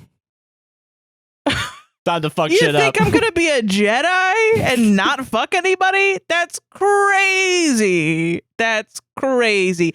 And we're in space and I'm alone? Fuck that. Are you kidding me? Oh, I gotta be Jesus Christ also in the middle of space? That's wild. That's wild to expect. Oh, but I have telekinesis? Yeah, why would I? Yeah, fuck that. That's ridiculous. And also the whole midichlorians, you know what I mean? Fate and midichlorians and people don't actually die and they come back. Of course I'm gonna be a bad guy to have sex. Of course I'm gonna be a bad guy. When I found out that Jedis can't fucking have sex, I was I'm out. Done. The decision is made for me. Yeah, no, I get, yeah. So wait, I want to go through that real quick. So you wake up with a bad back, and that's immediate. That's all I need to lean into, just hatred and awfulness. Well, no, you said no. Your logic. I'm pushing back on this real quick. Yeah. You said my back's hurting. You don't think I'm gonna fuck? Well, okay, because Jedis can't fuck. Oh, okay, all right, yeah. I'm saying I wake up and my back hurts, and also you're telling me that I have to be a good person on top of my body hurting. Oh, okay. And also I'm not allowed to have sex. Okay, got it. And also I have to be Jesus, but the one good thing I get is that I'm able to use telekinesis. Okay, that's now not I understand. Good enough. It's not good enough for me to do that. Of course I'm going to be a Sith Lord, dude. You gotta work on your fucking Star Wars knowledge, dude. God damn. I've seen maybe 2 films all the way. Fucking phone on set? Yes, because we read from our phones. I don't know, it was weird. But so unprofessional having your phone on the set. Yeah, I just want to talk about This is the opposite of the Star Wars holiday special. By Red Letter Media. I have to talk about Reddit, but all I want to do is talk about Star Wars. I'm slowly going insane. I haven't even seen all the Star Wars movies fully. I've seen 2, and it was Rogue One and the other one that was bad that nobody remembers. Last Jedi? Is that the one you're talking about? Last Jedi. Was Rogue One part of the series, or was it a standalone? It was a standalone, yeah. Yeah, Rogue One and Last Jedi. That's yeah. Okay, nice. I really don't I'm want not to talk saying that about Last Star Wars. Jedi is bad. I'm saying that Rogue One was bad. That was the one I Okay, got it, yeah. Maybe it wasn't. I don't remember. I'm going to save you, Sarah. Just say you solved it and move on to the next story. Yeah, you're obviously an asshole. You're mad at your husband for getting too drunk and not helping with kids. And then you put it out against the other woman at the party. Yeah. Yeah. I decided to make it about the fact that she's trailer trash, apparently. Yeah, for some reason you're classist also. Yeah. Like you're getting like it's an EGOT. Off all the mark, yeah. You're getting all the fucking... yeah. Yeah. Checking all the boxes And it'd be like, off. and you're gay too. Like, okay. All right, just well, how more can you, like, how worse of a person can you get? And you're a squint. Oh, wow. We're watching Bones. Yeah. Where they make up a slur to call the science people. Yeah. Awful. Am I the asshole for being relieved when I found my friend was not adopting a child? All right. Let's fucking go, dude. I mean, okay. Hey, here we go. God, I'm gonna have some things to say about this one. I'm just making shit up. Yeah. Context. Randy, 41 male, and I, 35 male, have been friends since we took college courses together, same major, and later finding out that we lived in the same city but never met before. We've been through a lot as friends and have always had each other's backs. After moving back to our hometown, we started a social group of about 15. Then it grew and grew until we could fill an entire section of a bar and or restaurant. Okay. That's too many? Yeah. Slowly but surely, people ended up not attending the outings as often when they started having kids. Understandable. I loved our outings as I started drinking socially, never getting drunk. As far as I knew, Randy was also child-free and said when parenthood came ringing for them, he'd say another one bites the dust. I'd reply, maybe we'll see them in 5 years. So when people in their group have to go have kids, says another one bites the dust, and then okay, OP is like, "I'll see you in 5 years," I guess. Okay, I see where this is going, and now I regret any of my jokes I made that got cut out. 2 months ago, I saw a post on Randy's Facebook saying that he was adopting a 1.5-year-old. It threw me for a loop because he'd never talked about wanting to be a father or a burning desire. I was in a tailspin thinking, oh God, another one, as my social circle has narrowed as they've had kids. Why do people think that you can't do things as a parent? Like, I know, like, maybe the first year or 2 years. Yeah, it is very demanding, yeah, but like, if it sends you in a tailspin, that's weird. That's a little weird to me, yeah. I think also, like, yeah, the very selfish, like, listen, like, you could write a post where it's like, yeah, I don't think he's like actually going to be a good father, like for whatever reason. Yeah, that would make sense. But like, it's literally just like you want to go to the bar with this guy. Yeah, I still think you should keep it. I do think people are able to turn themselves around and be good parents. Yeah, for sure. Yeah, because they haven't done it yet. So how do you know? Yeah. But I think, you know, at some point, if it's like really terrible after they've had a kid, you should step up. And you can have those thoughts to yourself. Just don't like spread that shit around. You know what I mean? Okay. 1 month goes by and I see another post from Randy. He's a proud dad. Oh. Line break of a dog. Oh, okay. I was so relieved. Okay, calm down. I felt like I could howl at the moon sir, because I wouldn't lose one of my favorite people to the parenthood portal. You know, the parenthood portal. God, I really There's a mythos in this man's brain about having a baby. Somehow, why is parenthood portal somehow worse than like crotch goblin in my eyes? There's like something weirdly like. I wonder if it's like actual Reddit speak. Yeah. Because he says he's child free. I know that's like a Reddit thing. Yeah, for sure. Or the anti-natalist kind of people. Oh, yeah. But I don't think they're the same types of people. No, I don't think, I think there's, yeah. Yeah. On to the conflict. At another one of our hangouts, Randy had shown his dog's picture to a bunch of oohs and ahs and stories relating to their dog's odd quirks. I said my heart leapt when I realized he adopted a dog and not a kid. I was afraid I wasn't going to see him for at least 5 years. You shouldn't say that to him. You shouldn't. We laughed, but Randy was a bit quiet. We finished our food and left. As we walked to our cars, Randy later told me I was an asshole for being relieved he's a dog dad than a human dad. And why was I so concerned about it? I told him that as I go on in life, it's hard to find non-parent/child-free friends, and I'm all for people doing what they want to do in life. Randy asked, why does that matter? I said I would have had to get used to a new reality with him as a dad if he decided to have a kid, and he knows exactly what that means. He's seen what happens with our parent friends we don't see unless it's at an event for their kid. Some of our mutuals are on my side saying I wasn't exactly wrong, but I didn't have to say it like that. Others are on his side saying that I was wrong for saying I was relieved he was getting a dog rather than a child. So am I the asshole for being relieved my friend didn't adopt a child? I think it's not about your feelings. I think it's about what you said. Yeah, because you like it's kind of like oh, thank fucking Christ you're not having a kid, you know? Like it is weirdly insulting to say to someone, I feel like. And I think also it's not really about being child free versus being a parent. Yeah, it's more about like, why do you view your friendship with him to be about his accessibility? Your accessibility with him. Yeah. Like, if he's not able to be there, why are you upset? Yeah, okay, in this situation where you guys are good friends and been friends since college, what is, like, you know, like a couple months of him accumulating to, like, having a kid or something, you know? What do you mean, a couple months? Or, like, you know, like him, like, he decides to adopt a kid and, like, he has to focus on raising a kid more. Mm-hmm. And, like, you know, for, like, a couple months to a few years, he's a little bit less present, but he can still be in your life, you know what I mean? Right, like, what if he has an accident and he's housebound forever? Yeah, like at that point, are you gonna just like drop him because like another one bites the dust? You know, it's like yeah, that's weird. It's strange. Like I don't know. I feel like I want and I do understand both types of this because I know there are people that like they have friendships with people where the friends kind of drop off the face of the earth and then they come back randomly, and people are upset about it because they wish that their friend wouldn't ghost them all the time. Is you know, the thing. Yeah. And I'm not even going to get into the ghosting thing that I talked about the last episode.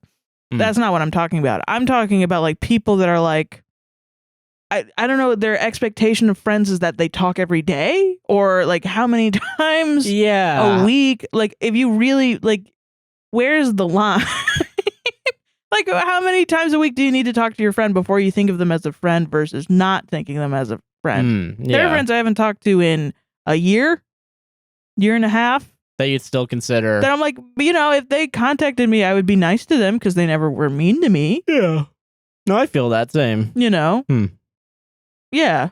And but I've also been that type of person where we haven't talked to this long. It means they hate me. But really, no, it's just they got busy with their individual lives. Like they got a career or they got something else. But also I understand the mentality of if someone doesn't make time for you, yeah, you're going to feel a little bit upset. I think that's yeah, fine. That's fair. I get that. But like if it's like, I feel like if they got a reason, like they have a kid, I don't know why you would get upset at them for that. Yeah, it's a little weird. It's very strange to me. That's wild to me. I don't know. I guess I'm a person that like, I don't think I'll have kids, but I'm not mad at kids. Yeah. Like I'm not going to be upset that anyone else around me has kids. Yeah. I think it's just a constant. Also, like, I will say, my sister after she has the kid, like, why the fuck did you do that? Well, it was a genuine realization to me. I was like, oh, I might be child free, but I can control the people in my life for being child free. And really, there's a reasonable expectation that I'm going to be around a child at some point. Yeah. In my life. Like, I can't control everything in my life to include, like, what's going to. Yeah, you know, you can't, like, you know, you go to Publix, you're probably going to run to a kid at some point, you know, and, like. What are you going to do? You're going to shout obscenities at a kid just to get him out of your way? No, you're just going to fucking move on and like, yeah. Yeah, I don't know. I feel like there's a large group of people that are like beefing with children. And I don't know if it's this guy, but I do think it is weird that this guy thinks that his friend is only capable of like is only his friend when he's around him. Yeah. And not consistent. Friend permanence, you know? Like fucking lack of friend permanence. Yeah. God. That's wild. Yeah. The top comment is info, but it's not actually, it's like a sassy info. Oh, okay. Info, have you considered that Randy's life may not be about his utility to you? And also, and this is a good point. Okay. And that perhaps he's a dog dad because there's a reason he can't be a human dad. And that reason is painful to him, no matter how it may be beneficial to you. That is a fair point, yeah. Yeah, there are people that are infertile or they just aren't able. They want kids desperately, but they can't have them for some reason or another. Yeah, they choose to adopt if they can. Yeah, well, and the adoption process also, I mean, ethically is kind of ambiguous. Yeah. You know, like there's pretty much guaranteed trauma every time you adopt a child because you're taking a child away from its family. Yeah. Or the child has already been through trauma where it doesn't have a family or has been abandoned. So it's a higher responsibility.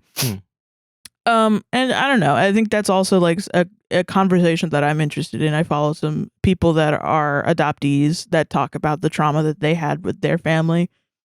Whether A, their adoptive family, or B, just reaching out to their birth family and finding out like medical history gets fucked up. Like, you know, it's wild. It's a wild situation. Like having a child and adopting a child and wanting to be a parent or whatever is a sensitive topic for a lot of people. And yeah, for sure. Very interesting that there's a group of people out there that are so like, I'm not going to have a kid ever, and I'll never be around children. Yeah. And everyone else needs to cater to me. If you don't want to have a kid and you don't want to be around children, I think that's fine. And that's great. It's great to be self-aware about it, but you really can't control other people in your life. Oh, yeah, for sure. Yeah. Yeah. I agree. I feel like I'm going to get flamed this episode. I don't know why. I feel like some of my opinions are like skirting the edge. Please direct all complaints to Sarah at sarah.com. And if I'm wrong, I don't know. That's okay. Just be nice. Don't be mean to me. Go full force, guys. Do it. No, it's okay. You can. Nah, okay. I'm being a dick. Okay. All right. Next story. Yeah. You know, I'm kind of in between which one I want to do next. I'm going to do this one next. Fuck it. Am I the asshole for telling my husband that sometimes I get the ick over how he always drinks wine instead of beer? That's because beer is ass. Ascended take. All alcohol is bad and you shouldn't drink it. I'm joking. Okay. Yeah. I, 31 female, have been married to my husband, 32 male, for 3 years now. I love him and we have a great relationship. However... Okay. That's what you're howevering about? However. That you love him and you have a great relationship? It sounds not great and it sounds not fun the way you write it like that. Okay. However. Yeah. However, we recently had our 3rd anniversary. We went to dinner, and then when we came home, we were reflecting on our marriage. He asked me, have you been happy with me as a husband? I told him yes, that I've been very happy. He then asked, okay, but is there something you wish I would do differently? Something I hadn't been seeing that you would be like to be different? I thought for a second, and then answered, well... whenever we go out, you always order wine. I know you like wine, and I don't care. But once in a while, I think it's a little weird that you never order beer or liquor instead. It's probably just where I grew up, but sometimes I see it as less masculine, and it gives me a slight case of the ick. I grew up in rural Minnesota. MN. Is that Minnesota? Yeah, it's Minnesota. Yeah. Where we grew up in the Twin Cities. I just never saw my grandfathers, dads, or uncles drinking wine. I was just being honest. He got this hurt look on his face and said, that's not what I was asking. I wasn't asking you to judge my personal taste. I just wanted to know if I was neglecting you or taking you for granted in some way. Oh, this poor man. Oh. He's still a little mad at me. I know I was being a little judgmental. I suppose? But he asked me a question and I thought I was just answering honestly. He shouldn't have asked if he didn't want to know, right? That's the end of the post.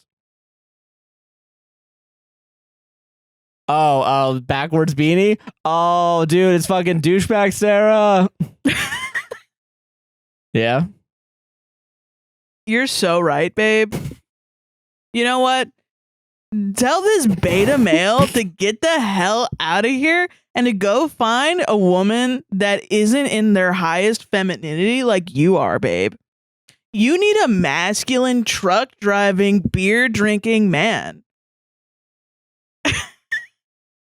Just like your grandfather, who won't ask you questions about yourself.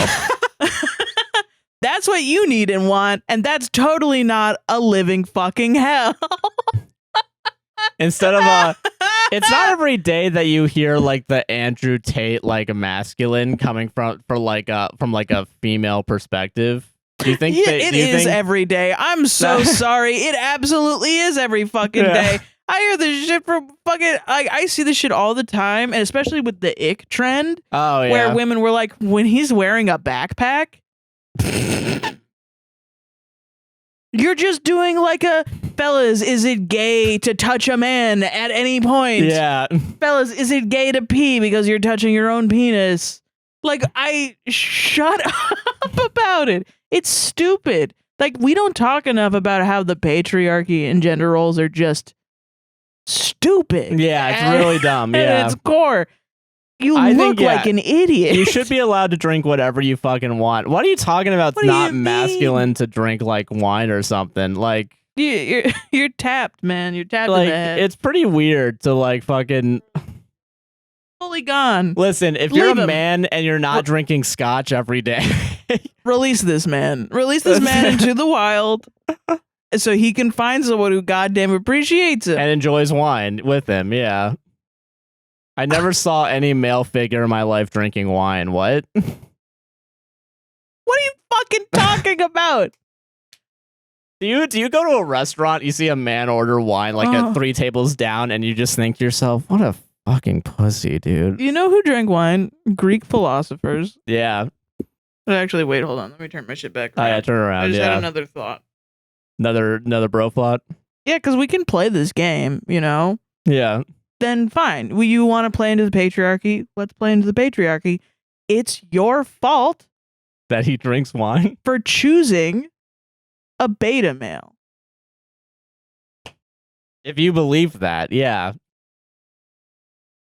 He can't have possibly have been this sensitive and you not have known. And you know that sensitivity is a bad thing for a man to have. So why did you date him? Yeah, you allowed this to happen. It's actually your fault. It's actually your fault, honestly. God, man. Listen, like fucking God, it's so crazy as hell to me. Like go. Like, why is it that these okay, we're back to regular, sir. I'm sorry. Yeah, please put the visual cue up for everybody. A lot of costume changes in this one. Yeah, that was not expected. Push the seat up, please, so that way the set doesn't fall apart. No, I'm gonna fuck up the set. The thing about this though is like it's really funny because why is it that women that are like this never find men that are misogynist? Because they don't want to be around misogynist men. No, yeah, no. But then the moment a man is sensitive, you like bully him about it. It's annoying. Bit, yeah. It's kind of crazy to be like, you know, asking the question like, is there anything I can do better? And it's like, stop drinking fucking wine. Like, it also feels like you're just looking for something to say, like, because you don't want to say no, apparently. Like, I remember in the beginning of the ick trend, women were like, why do I get the ick every time my boyfriend cries? Because you're a bad person. That's why. If you get the ick every time you see a human being express emotions because you think he shouldn't be socialized to be that way, every time you see a human being cry genuinely, like they're opening up to you in a genuine way and not, you know, being manipulative or a shitty piece of shit, you should feel empathy for that. Yeah, right? Yeah. Even then, you should probably get hoodwinked by master manipulators. That's kind of a sign that you have empathy, and that's a good thing. Yeah. God, man. That's great. I'm just like... It means you're a human being. Yeah. But, you know, when you say, girls, anyone else want to dump their boyfriends the moment that they cry, I'm going to be there. I'm going to be the first one to be like, no, you're strange. You're weird. Yeah. You're a little freak. Yeah. I am socially checking you to stop To doing stop this doing this behavior, behavior. and maybe you could be saved at some fucking point. Amazingly, yes. Even God, it's like I'm not gonna bring this up, but like the thing about like the patriarchy is that it hurts fucking men too, obviously, right? But like fucking, I think I'm a little bit annoyed sometimes when like people kind of neglect that fact.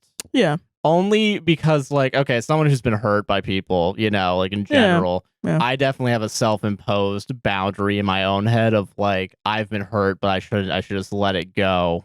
Right. Because I'm supposed to take it as a man. Yeah. And I feel like, and like okay, I'm going to be honest here. Mm-hmm. In the context of our relationship, it's been a detriment because sometimes I feel like I can't express how I'm feeling. Yeah. Weirdly enough, in any other context outside of the podcast. Yeah. Like when you put a camera and a microphone in me, I'm like, that is I'm true. sad. I'm sad. It's like really difficult to get you to open up. Yeah. Because you will go through like periods of stress or like something will happen. And it could be literally anything. It could be like you get an email or a text and you don't know how to respond to it. And I start throwing my phone and start breaking things in the house. Yeah. You're not, it doesn't manifest in anger. It manifests in like depression. And like shutting down. Shut down. And then I'm like, what the hell? And then you won't open up. But and I feel bad. And this is something that I've had to get over because I'm like, am I making the space safe enough for him to come out and tell me? Am I doing enough? And I felt like, I think recently I've been like, I've done a lot and I feel like nothing is getting better. I don't know what's going on. But really what it was is that you've been really told a lot that it's not okay to open up and to talk about your feelings explicitly. And that's something that you got to work on in therapy. Oh yeah, for sure. But knowing that now it's easier for me to be like, okay, this is what's going on with him. So I don't have to worry that like something else terrible is going on. Yeah. But I think similarly with the patriarchy, I'm like, women are not independent enough to be in the situation and have security in their relationship.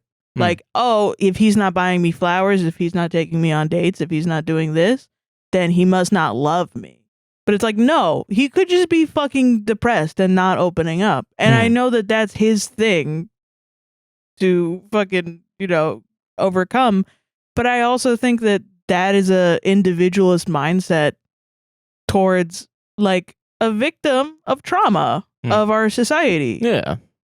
You know, like if a woman was like, oh, I don't feel like I can open up to people. I have to protect my heart or whatever. And I'm in a relationship and it's a long time and it's very difficult for me to open up and it's causing problems in our relationship.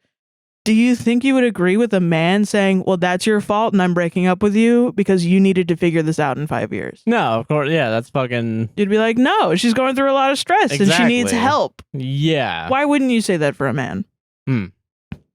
I agree with that, yeah. Yeah, this person needs to fucking at least apologize. At least. Yeah, at the very least. With tears. No, I'm joking. Apology with tears. God. Solved it, though. Solved it. Did you know it's gay to drink wine now? You need to find a man. It's in the DMS5. If you drink wine. DSM5. What? Fucking... It's all the same. It's the right letters. You need to find a man in his high, pure, masculine energy. Have you heard that? I probably have, and a man centered in his masculine energy will make a woman in the relationship centered in her feminine energy. I don't know why I'm imagining Chill saying that for some reason. Burger King foot letter. Number 15. When you need a high masculine man. Like, it's just Sigma Grindset shit, but repackaged for women. Yeah. Hustlers. Instead of hustlers. Instead of hustlers. University. University, yeah. Good, man. That's good shit. Thank you. I'm really trying that. I don't know people like a little. University is really good. Solved it. Solved it. All right, next one. Would I be the asshole if I refused to give my parents 25% of my wages? Ooh. Interesting. Okay. Why do you need to give them 25% of your wages? We're going to get into it. Okay. Yeah. I figure. Hello, everyone. I want some advice and insight before I bring this up to my parents. For some context, my parents are well off. I have 4 brothers, and we all go/went to public boarding school. Confusingly, I think in the U.S. they would call it a private school, not public school. Yeah. It's a fee-paying school nonetheless. We live in a nice big house, and my parents are not in any way struggling for income. I recently turned 18 and got a job at a bar, and am paid $9.43 USD per hour. Thank you for doing the conversion. Yeah. Where I live, you do not tip people, and in the chain I work for, you actually are not allowed to accept a tip. Boo. Even if someone were to offer it. I mean, I know in the UK they have better.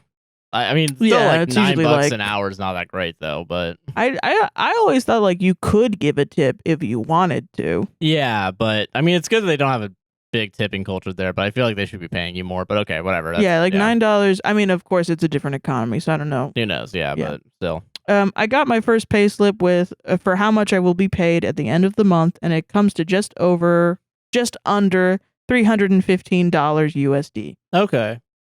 I was excited and told my parents, and they informed me that they expected to have 25% of my net income. What? They said it was rent for living with them now that I have started working. I was so mad, I can't lie to you. My brother is 22 and hasn't worked a day in his life, still lives at home, and they don't ask him to pay any rent or anything towards the household. When I said that it was unfair, they told me he doesn't have a job, but you do. But the point of me having a job was to earn my own money and save up for things I wanted. Yeah. Since I started working, they said they will stop paying me my allowance, which I was fine with. But now they are expecting me to pay 25% to them on top of them no longer giving me an allowance. Now I have worked over 30 hours in the last month. I know it's not much, but around it while studying at sixth form also. So they're studying at school. Oh, fuck these parents then. Yeah. No, never mind. For what works out to be an extra 35 USD compared to what my parents just gave me as an allowance. Wow. All right. I just don't think it's fair, and I want to refuse to give them the money. Would that make me the asshole? No.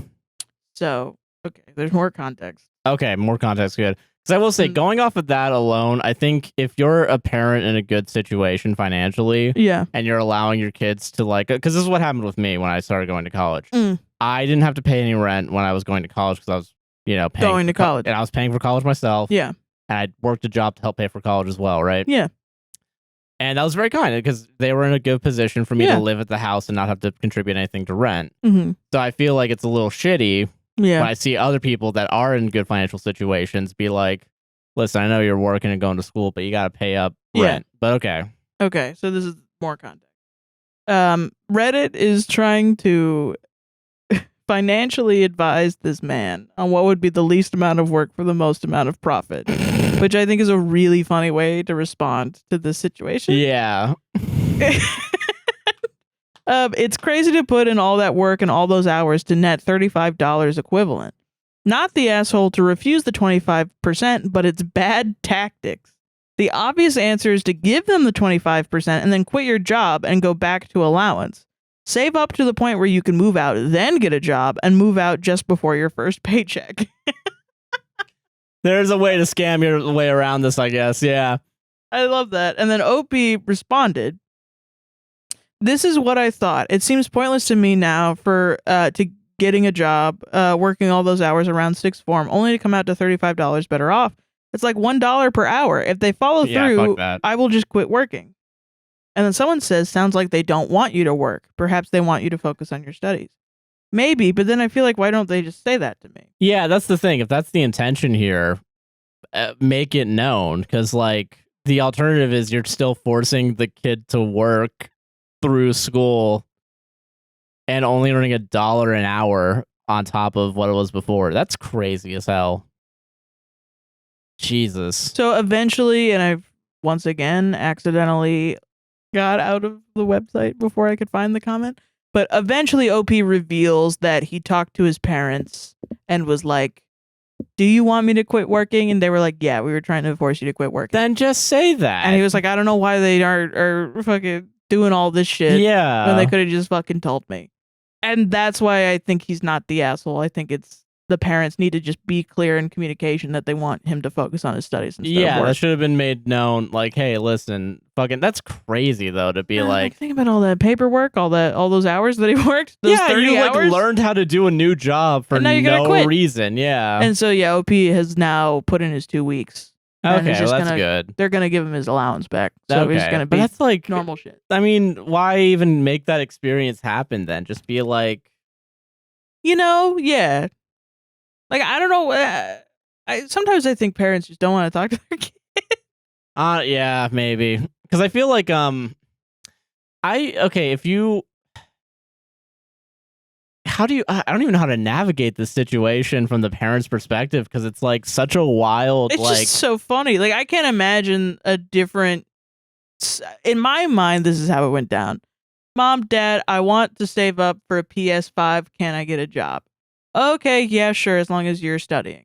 Okay, but you have to pay us rent and you're not getting an allowance now because you have a job. What the fuck? Blah, blah, blah. Well, we actually don't want you to get a job. That's why we thought you would come to the conclusion on your own so that you could learn a lesson because we were raised by TV. Yeah. I learned from a sitcom when I was a wee young lad. I watched Channel 4 and learned. Before you were born, I had to carry an egg around. Like it was my baby. Like it was my baby, and I failed 3 times. And that's exactly what happened to you right now. Yeah. And that's how me and your father met, was through the egg. So dumb. That's so dumb. So silly of a situation. Jesus, man. Yeah. That's fucking crazy. Talk to your damn kids, dude. Talk to your kids. Just let them know what your intentions are, and don't make them learn a new job to prove a point. Yeah, absolutely. What a fucking waste of time that was, actually. Jesus. Solved it. Am I the asshole for not being happy? My girlfriend is going on a vacation paid for by another man. Is it her boss? We'll get into it. Okay. My 22 male, girlfriend's 21 female, best friend 21 female, babysits for a very wealthy divorced man, 40 male. He is going on vacation to Hawaii and is hiring the best friend to babysit there for a few days. He has paid for her stay at a luxury hotel for a week and is giving her an extra $2,000 on top of her normal pay for her troubles. He told her she can bring a +1. She chose to invite my girlfriend along, which I'd have done the exact same thing in her shoes. My girlfriend planned on flying standby there since she works for an airline. Okay. Upon hearing that my girlfriend is going standby, the man bought my girlfriend confirmed tickets to Hawaii and back. Oh my God. From my perspective, I see many red flags, as I believe men usually gift girls things when they want or expect something in return. I'm a huge fan of experiences and fully appreciate the opportunity to travel for free. However, I am not naive, and I know usually men don't just fly attractive women along with them on vacation for nothing. I believe it's valid to not be a fan of it, especially since I've never met the guy. Part of me is hurt too, since my girlfriend and I went to Hawaii earlier in the year, but stayed within our budgets, staying at a hostel and not a fancy resort. It makes me wonder why I am here if she will just accept a super fancy vacation from another man, while I'm at home working to save for our future and pay for travel for the two of us. Thoughts? Did you talk to her at all? No, like, what does she think? Does she think that it's gonna be sex? No, so okay, that's the thing, right? Okay, yeah, like so what? Because I've worked in vacation rentals before and vacation shit, and I have been, which is insane. Sometimes when you work customer service and you're a woman and you have a woman's voice over the phone, men will hit on you. Yeah, and there was a one time where a guy called in and he was with his wife and children. Yeah, and he was like, "You sound hot. Where are you?" Jesus. And I wasn't trained enough to know not to give out your location. I was like, "Oh, I'm going to give the general city. I'm in Orlando." And he goes, "Oh, I'm in Tallahassee." Hang up. I can't because I'll lose my job. Oh, yeah, Jesus. Because I'm working. So he's like, "I could drive down there. We could go out to eat. Me, and this other guy. And you can bring a friend and we'll all go out to eat and I'll pay for it. And it was fully like, I'm going to pay for it. We're going to fucking go out to eat. We're going to have a great time. Jesus. And I was like, no, I don't think so. And it got really aggressive to the point where I was actually I'm on the other end of a phone, not near where this guy is. He doesn't know my address. Yeah, but still, like. And I'm just like, I don't know. The line is recorded. I don't know what to do. And I'm like, no, I don't want that. I had to call him back because I was helping him with his fucking problem. And that was protocol at my job. And he goes, then I realized he's with his wife and children. And he's like, so what about that thing? Yes or no? Oh my God. I had to be like, no. Because I was also trying not to escalate him because he was already also pissed. Angry about whatever thing he was calling about. Yeah. Jesus. So.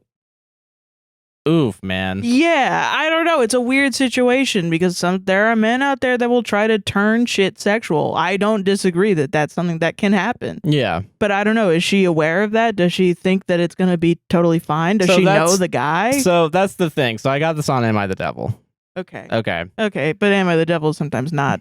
Sometimes I really disagree with Am I the Devil. In the comments, it's a great union between escorts and nannies right now. Yeah. Because apparently, like, it's not that uncommon if you have like a hired babysitter specifically for your kids and you decide to go on vacation to bring the babysitter and pay them extra for going on vacation. And paying for the travels. Okay. And because it's apparently different. Let me see if I can pull up the main comment because I will go back to the app. Yeah. Unlike a certain someone in the studio right now that turns off the phone. And I hate technology. I'm fully turning into a boomer where I'm like, I hate this shit. Yeah. It's all right. Top comment, Am I the Devil? Yeah. Original OP sounds like he watches too much porn, and I say that as an escort. My parents have a wealthy couple friend who had a nanny, and she was allowed a +1 on trips. For some people, for the sort of people who can't afford it, if your kids like someone and they're reliable, it makes sense to spend a little extra to incentivize them to say yes to working vacations. I don't know. Maybe it's because I live in like a hospitality state and I'm a woman, and just being a woman, you get hit on. Like, I don't know. There have been multiple times when men are like, well, I got a hotel. Show up and I'll take you out to dinner. I'll fucking wine and dine you. And I'm like, no, I don't want to do that. I won't. But I also know women who have done that too. And then the man is expecting sex at the end of the day. And they're all of a sudden in a dangerous position where they say no, he's cornered them in a room, you know? And I'm like, it could be dangerous. If she doesn't want to have sex with this guy. Yeah. It could be dangerous that she's there with her friend. And he's going to initiate some sort of sexual thing. And I think it's valid to get upset about it. I think it's weird that he's turning it on his partner rather than being like, what's this guy up to? Okay. This could be dangerous. You don't know this man. You don't know this family. Yeah. Okay. I can understand that. That's it. All right. Fair. I don't know. Maybe that's not an experience other women have had, but I'm like, that's wild. That seems like I don't know. I get you. Leave a comment down below if you've had this exact experience, because motherfuckers think that like you rent out a fucking hotel room one time in Daytona, the Daytona Inn, and then you're some sort of fucker. Like you can walk around on the beach and you're like, come back to my room. God, there are fuckers out here. I'm sorry. You ever been to Miami, dude? Okay. Holy shit. Yeah.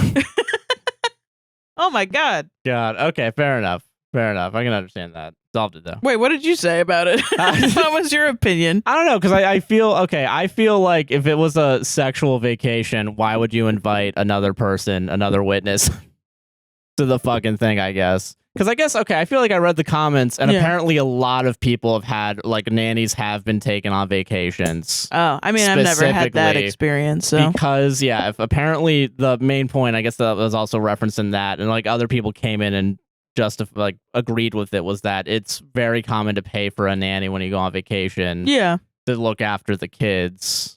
As long as as long as you make it to where like they have separate rooms and there's like literally nothing else, like, you know, I think there's a way to do it safely, I suppose. Yeah, I'm sure. I guess I feel like... And she's an adult, too. Yeah, like, she can make her own decisions. I don't think that he should fuck up a vacation for her if she really wants to go. Yeah.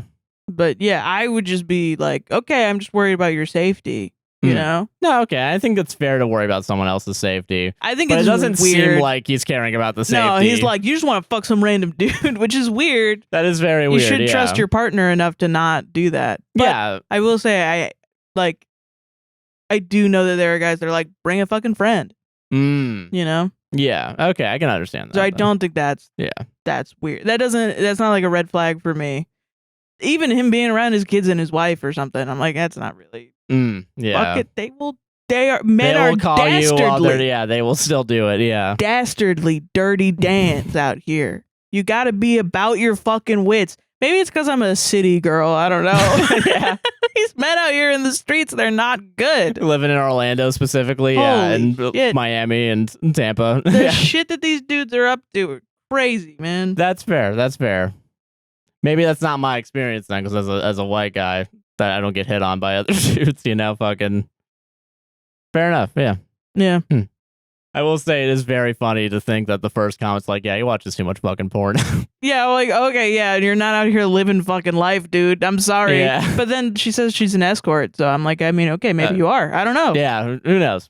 I have no clue. Maybe everyone in the story's lying. Maybe everyone maybe none of this happened. Maybe my shit didn't happen. I couldn't believe it when it did happen to me. I will say. No, I do. I remember that too because you told me about it immediately afterwards. Like, it was very uncomfortable. No, for sure. But I've met other people in customer service. Like, I had a trainer at a job who said that there was a guy that called in and he would hit on her so hard constantly. Yeah.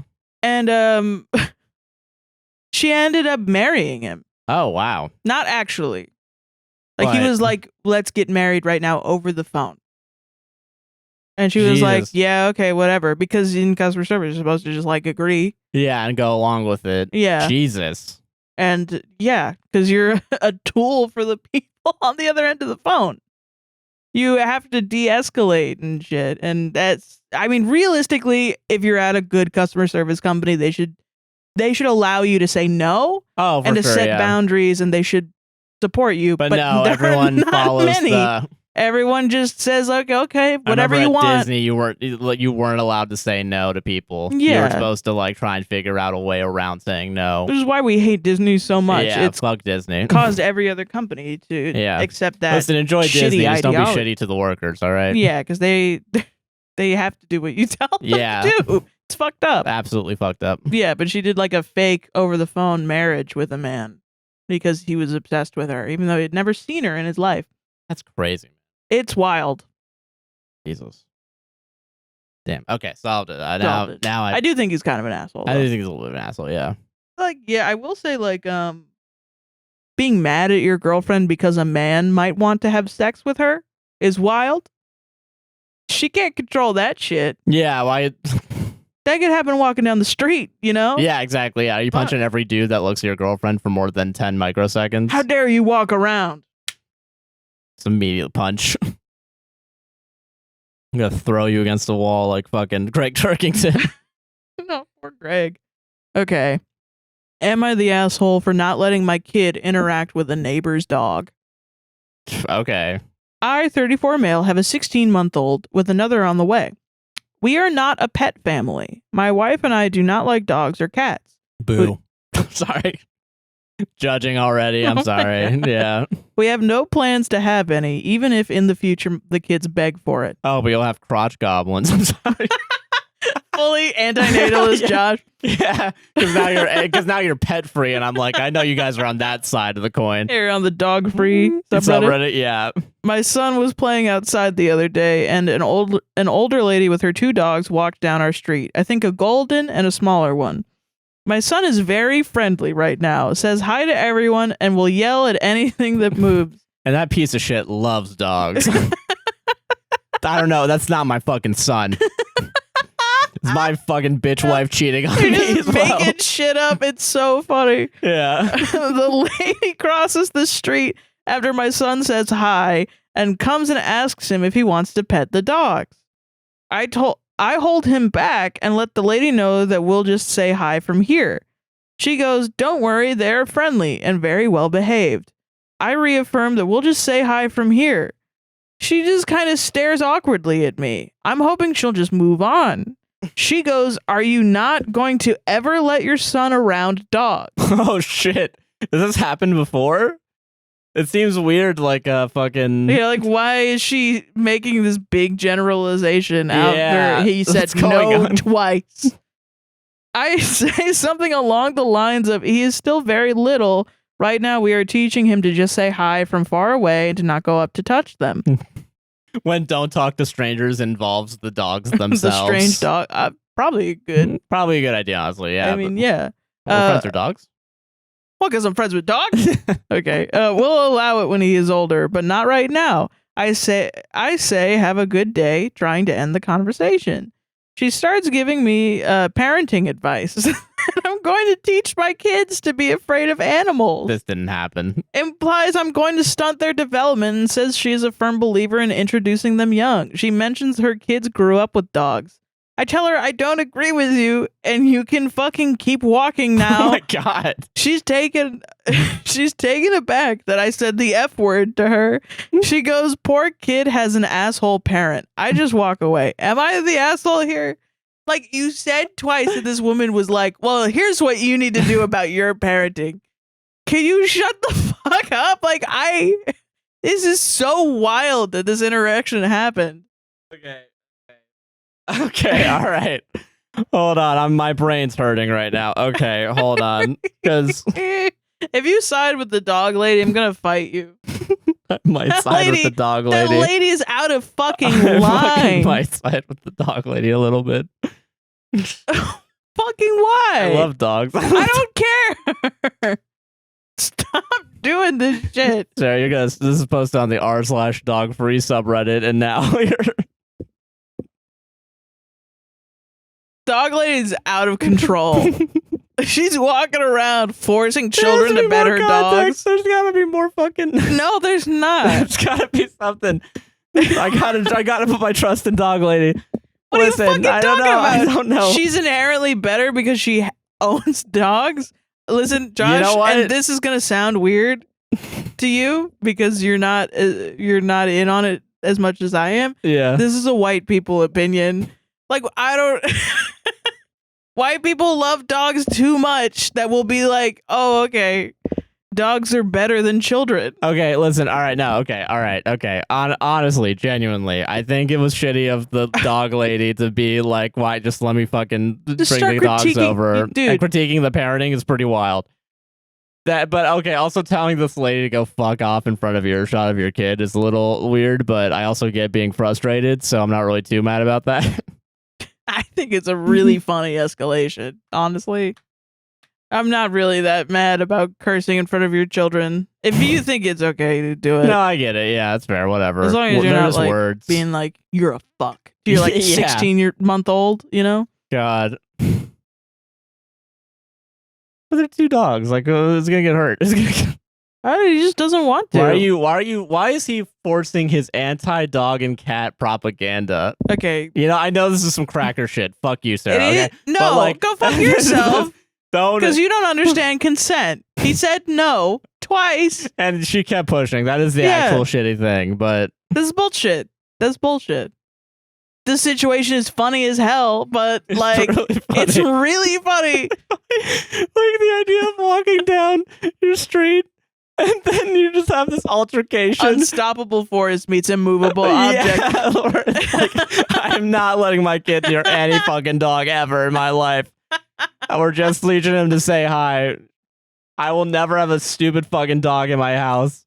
And then you come in. These are people's fucking lives, dude. It's a slice of life fucking... My brain's broken. I've had a headache for the past 2 fucking hours. I don't really know what I'm saying, if I'm being honest. Okay. But, okay, I think... Dog lady is out of line. I think he's very much out of line. Yes, I'm sorry. I'm so sorry. What do you mean? What do you mean critiquing my parenting choices? I said no. That was all I said. Okay, here's my conspiracy theory. This is my adding to the world. Yeah, they're all zombies. She's a zombie, like fucking that South Park episode. What if this guy has like like if you go in his post history, he's posted on r/dogfree. He's talking to the HOA. Oh, he's talking to the HOA to try and ban dogs. Like he's doing all these crazy things. That would be really funny to me because the way he talks about pets. No, that's the only one.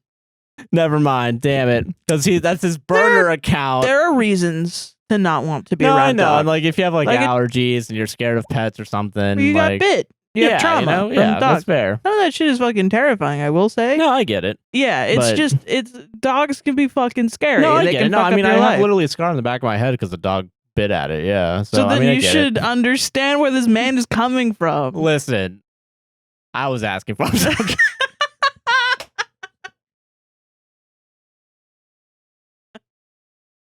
All right, well, next story that you do, I'm gonna take the fucking devil's advocate route. I'm sorry. No, it's genuinely fucked up. I'm sorry. Yes, it is. It is fucked up. All right, that dog lady needs to be reined in. She's gotta be cursed at some point. Oh, yeah, I was like, yeah. All he said was F off, you know? Yeah, it's fine. Okay, yeah. It's so funny to be a person that's like, every child must pet my beautiful dog. And also, how dare you use the F word against with me? No. The F word. Okay, I'll stop taking the devil's advocate. Fuck that lady. You're right. Fake concern. The like, he's gonna be scared of dogs. No, you're a control freak, lady. You're a little bit of a control freak. He said no twice, and you should calm down. God. He shouldn't have had to say no twice. That is true. Yeah, you shouldn't have had pushback. Yeah. God. All right. Yeah. Final story of the night. Simple one. Holy shit. Is it? I don't remember. Is it the final story? I think so. Well, I'm not mistaken. That should be my 5th one. Okay, good. Yeah, good. Great. I have 7, so. Yeah, you don't. Yeah. I don't know what's going on. I'm just going until they stop. All right, this was my last one. I'm not mistaken. If I would go to the editing room tomorrow and there's 4 fucking stories. Yeah. Yeah, there's only 4 stories because we forgot. God, okay. Am I the asshole not asking permission to use hubby's coffee? Okay. My 28 female, husband 37 male, is a huge coffee geek. He has a separate set of shelves and equipment for it. I have tried over the years to learn more about his process and how to brew, but it doesn't click for me like it does for him. I always buy instant/go to Starbucks because it's all the same to me. Okay. He never says the coffee I made is bad, just that something is always off. Okay. Too bitter, astringent, weak, etc. But thanks me anyway for my efforts. My husband is going through a busy time at work and has for the past 2 weeks. He freelances. His latest client turned out to be very difficult, and he had to make a lot of edits for this project. As a result, he's more stressed than usual and is working longer hours. So I thought that if I made him a coffee in the way he likes, that would cheer him up about it all. Okay. Long story short, he did not like what I brewed. He didn't really have anything nice to say about my gesture, and that when he learned what beans I used, he was very annoyed and shut me out of his office without any thanks. Whoa. He had 2 containers of beans on the shelf. I used the container which was small and finished it.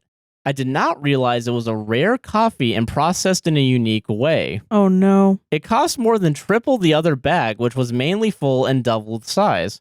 I thought that using up the beans of the smaller container made more sense so he can buy himself another bag from his long list of beans he wants.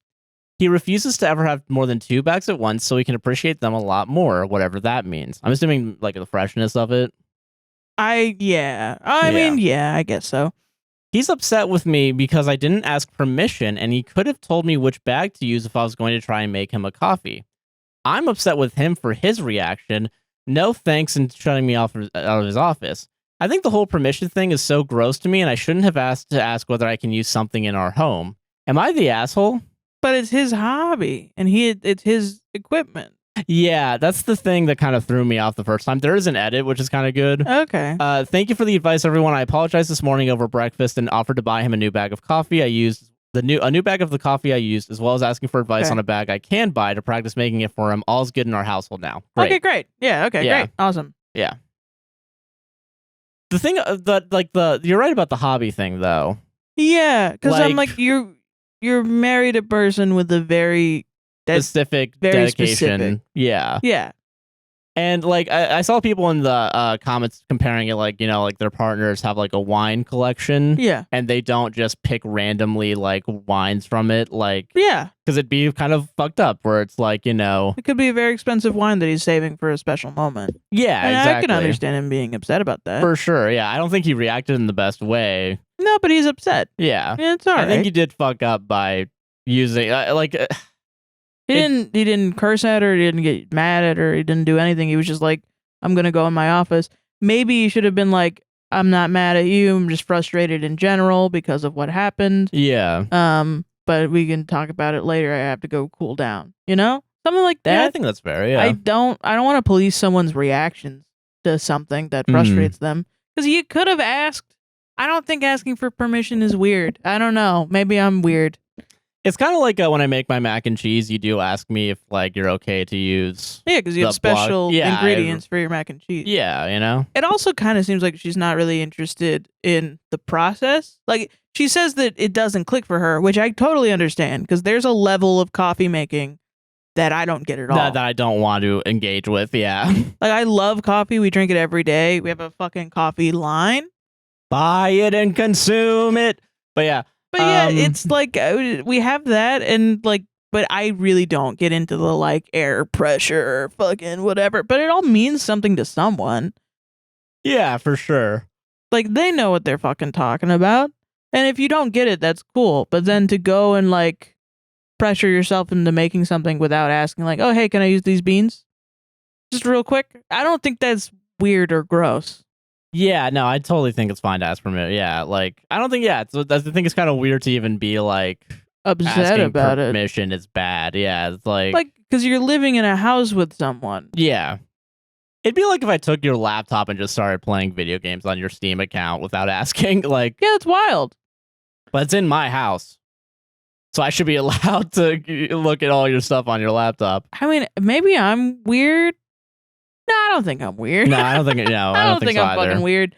I think that's strange to just kind of think that you have access to everything because it's two people in a house coming together with their own stuff. I think you should be allowed a modicum of privacy if you want it. Yeah. Yeah. I think everyone needs a little bit of time to be by themselves. You know. It would be like, okay, here's a better example because like the computer, I get there's kind of like a special thing though with it because people think like, you know, it's difficult to. They don't want to like. Should you monitor someone's phone or monitor someone's devices or something like that? Which that's like a whole different conversation. What if I had a really expensive viola with really expensive strings on it? Oh, Jesus, yeah. And you were like, I want to learn viola. And you just pick it up and you start using it. That'd be crazy. Yeah, that'd be wild. And then like you break a string or you break it. Yeah, and it's like, oh, fuck. But then you get mad that I'm upset for... That'd be a wrong... Like, I could have taught you how to play it without breaking it. Yeah. And then I would be fine with you playing it. But instead, now it's broken or I'm out a certain amount of money and I'm frustrated. And now you're getting mad at me for being mad. Yeah, crazy. It's like a weird cycle that you're just allowing to happen of anger. Yeah. Yeah. That's insane. Yeah. Or it'd be like maybe like if I'm using like my computer and you have like your own computer that's also custom built and you just take out the GPU. Yeah. I mean, yeah, it would be like... Yeah.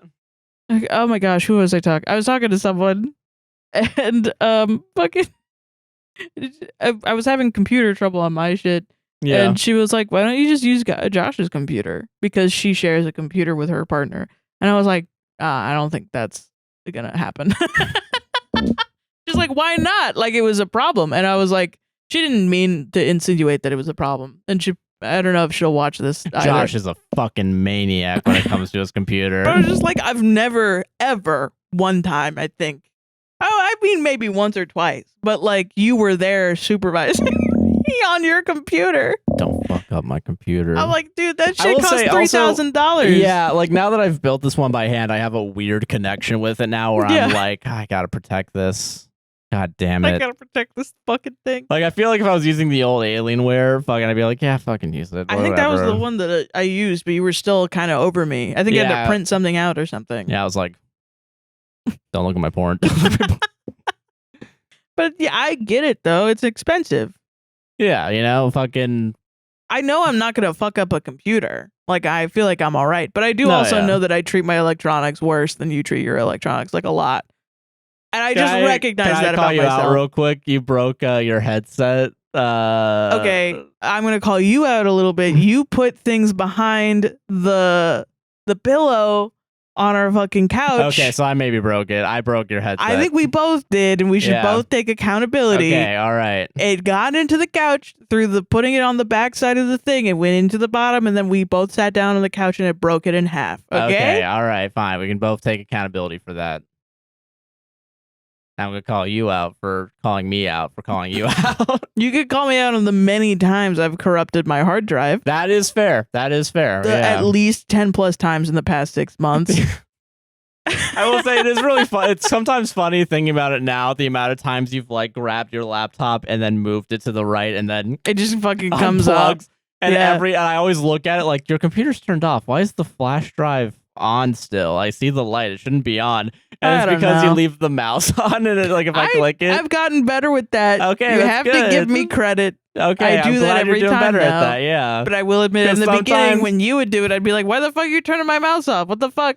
Because I will say sometimes. Okay, when I would open up, when I would grab your laptop, I would feel in between the cushions and they were so super hot because there was no airflow at all, and I'm like, Sarah.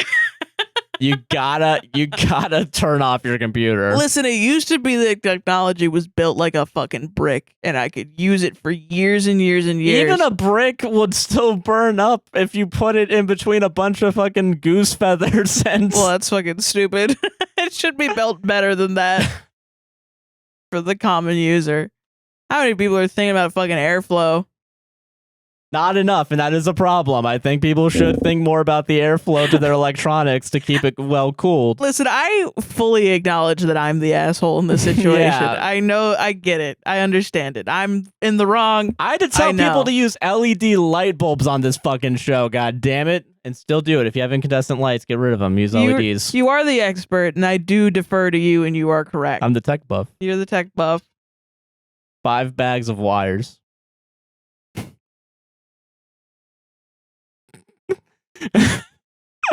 And I'm the fucking bastard that's like, I play guitar and I recorded guitar, so I think I can just throw technology around. I'm just like, even though you can't even do that with music equipment either. I did it anyway. I didn't give a shit. God, I'm fully the type of person that like, I'm gonna buy a $10 cable and then it's gonna go out and I'm gonna be like, what the fuck? I only got 3 months out of this cable. Then I'm gonna buy another $10 cable and I'm gonna keep buying them every 3 months.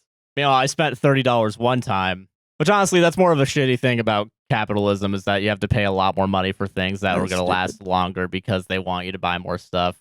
Dude, yeah. To spend more money. I think I've told people about this, but my dad used to have a thing where he wouldn't buy the cheapest item. He would buy the like mid-tier item because he thought that meant that it would go for longer and would be the most cost effective. Yeah, now it's kind of hit or miss with that, sadly. Well, as he aged, he was like, this is fucking bullshit. Yeah. And I was like, yeah, that's why I buy cheap shit all the time because I was born in the 90s. 90s kid. Ooh. 90s kid. God. Solved it. That's our show, dude. We did it. We're back. I think we just talked a bunch of fucking nonsense, but it was good. I thought it was entertaining. Yeah. I hope it is. I hope we didn't say something so terrible that people are upset at us. And if we did, blame my headache. And it's my headache's fault, no one else's. And that I've been going insane over the past couple of days, and I have no idea what I'm saying. And we'll forget as soon as you tell me about it. Exactly. Thumbs up. Anyway, Sarah. Head empty. Nothing's in there. Not even any plugs for where to find you. I'm Joshua Chinland on most things. The guy named JC on Twitch. You can follow the podcast at APWSTR on TikTok if it's still around by the time this podcast goes out. A podcast stage relationship on all podcasting platforms. APWSTR Productions on YouTube. Like, comment, subscribe, hit the gosh darn bell, raise 5 stars on Apple, Spotify podcasts. Check out our Patreon, buy me coffee at those websites /APWSTR. And Sarah, what plugs do you have? I'm just trying to do that thing where you move your eye a little bit, like one eye. You know. I don't know. That's Soheron, THATSOHEERON. That's THATSOHEERON on all social media platforms. All the links of everything is down in the description, including Palestinian links, the distributed community links, and everything else. enjoy the rest of your day, evening, night, whatever the fuck you happen to be in. Check out straightforcoffee.com as well before I forget. Yeah. We just had a coffee story. Buy some good coffee and don't fuck it up. See you all in the next one. Bye. Bye. All right, next outro. My head's hurting a lot, yeah. Kind of like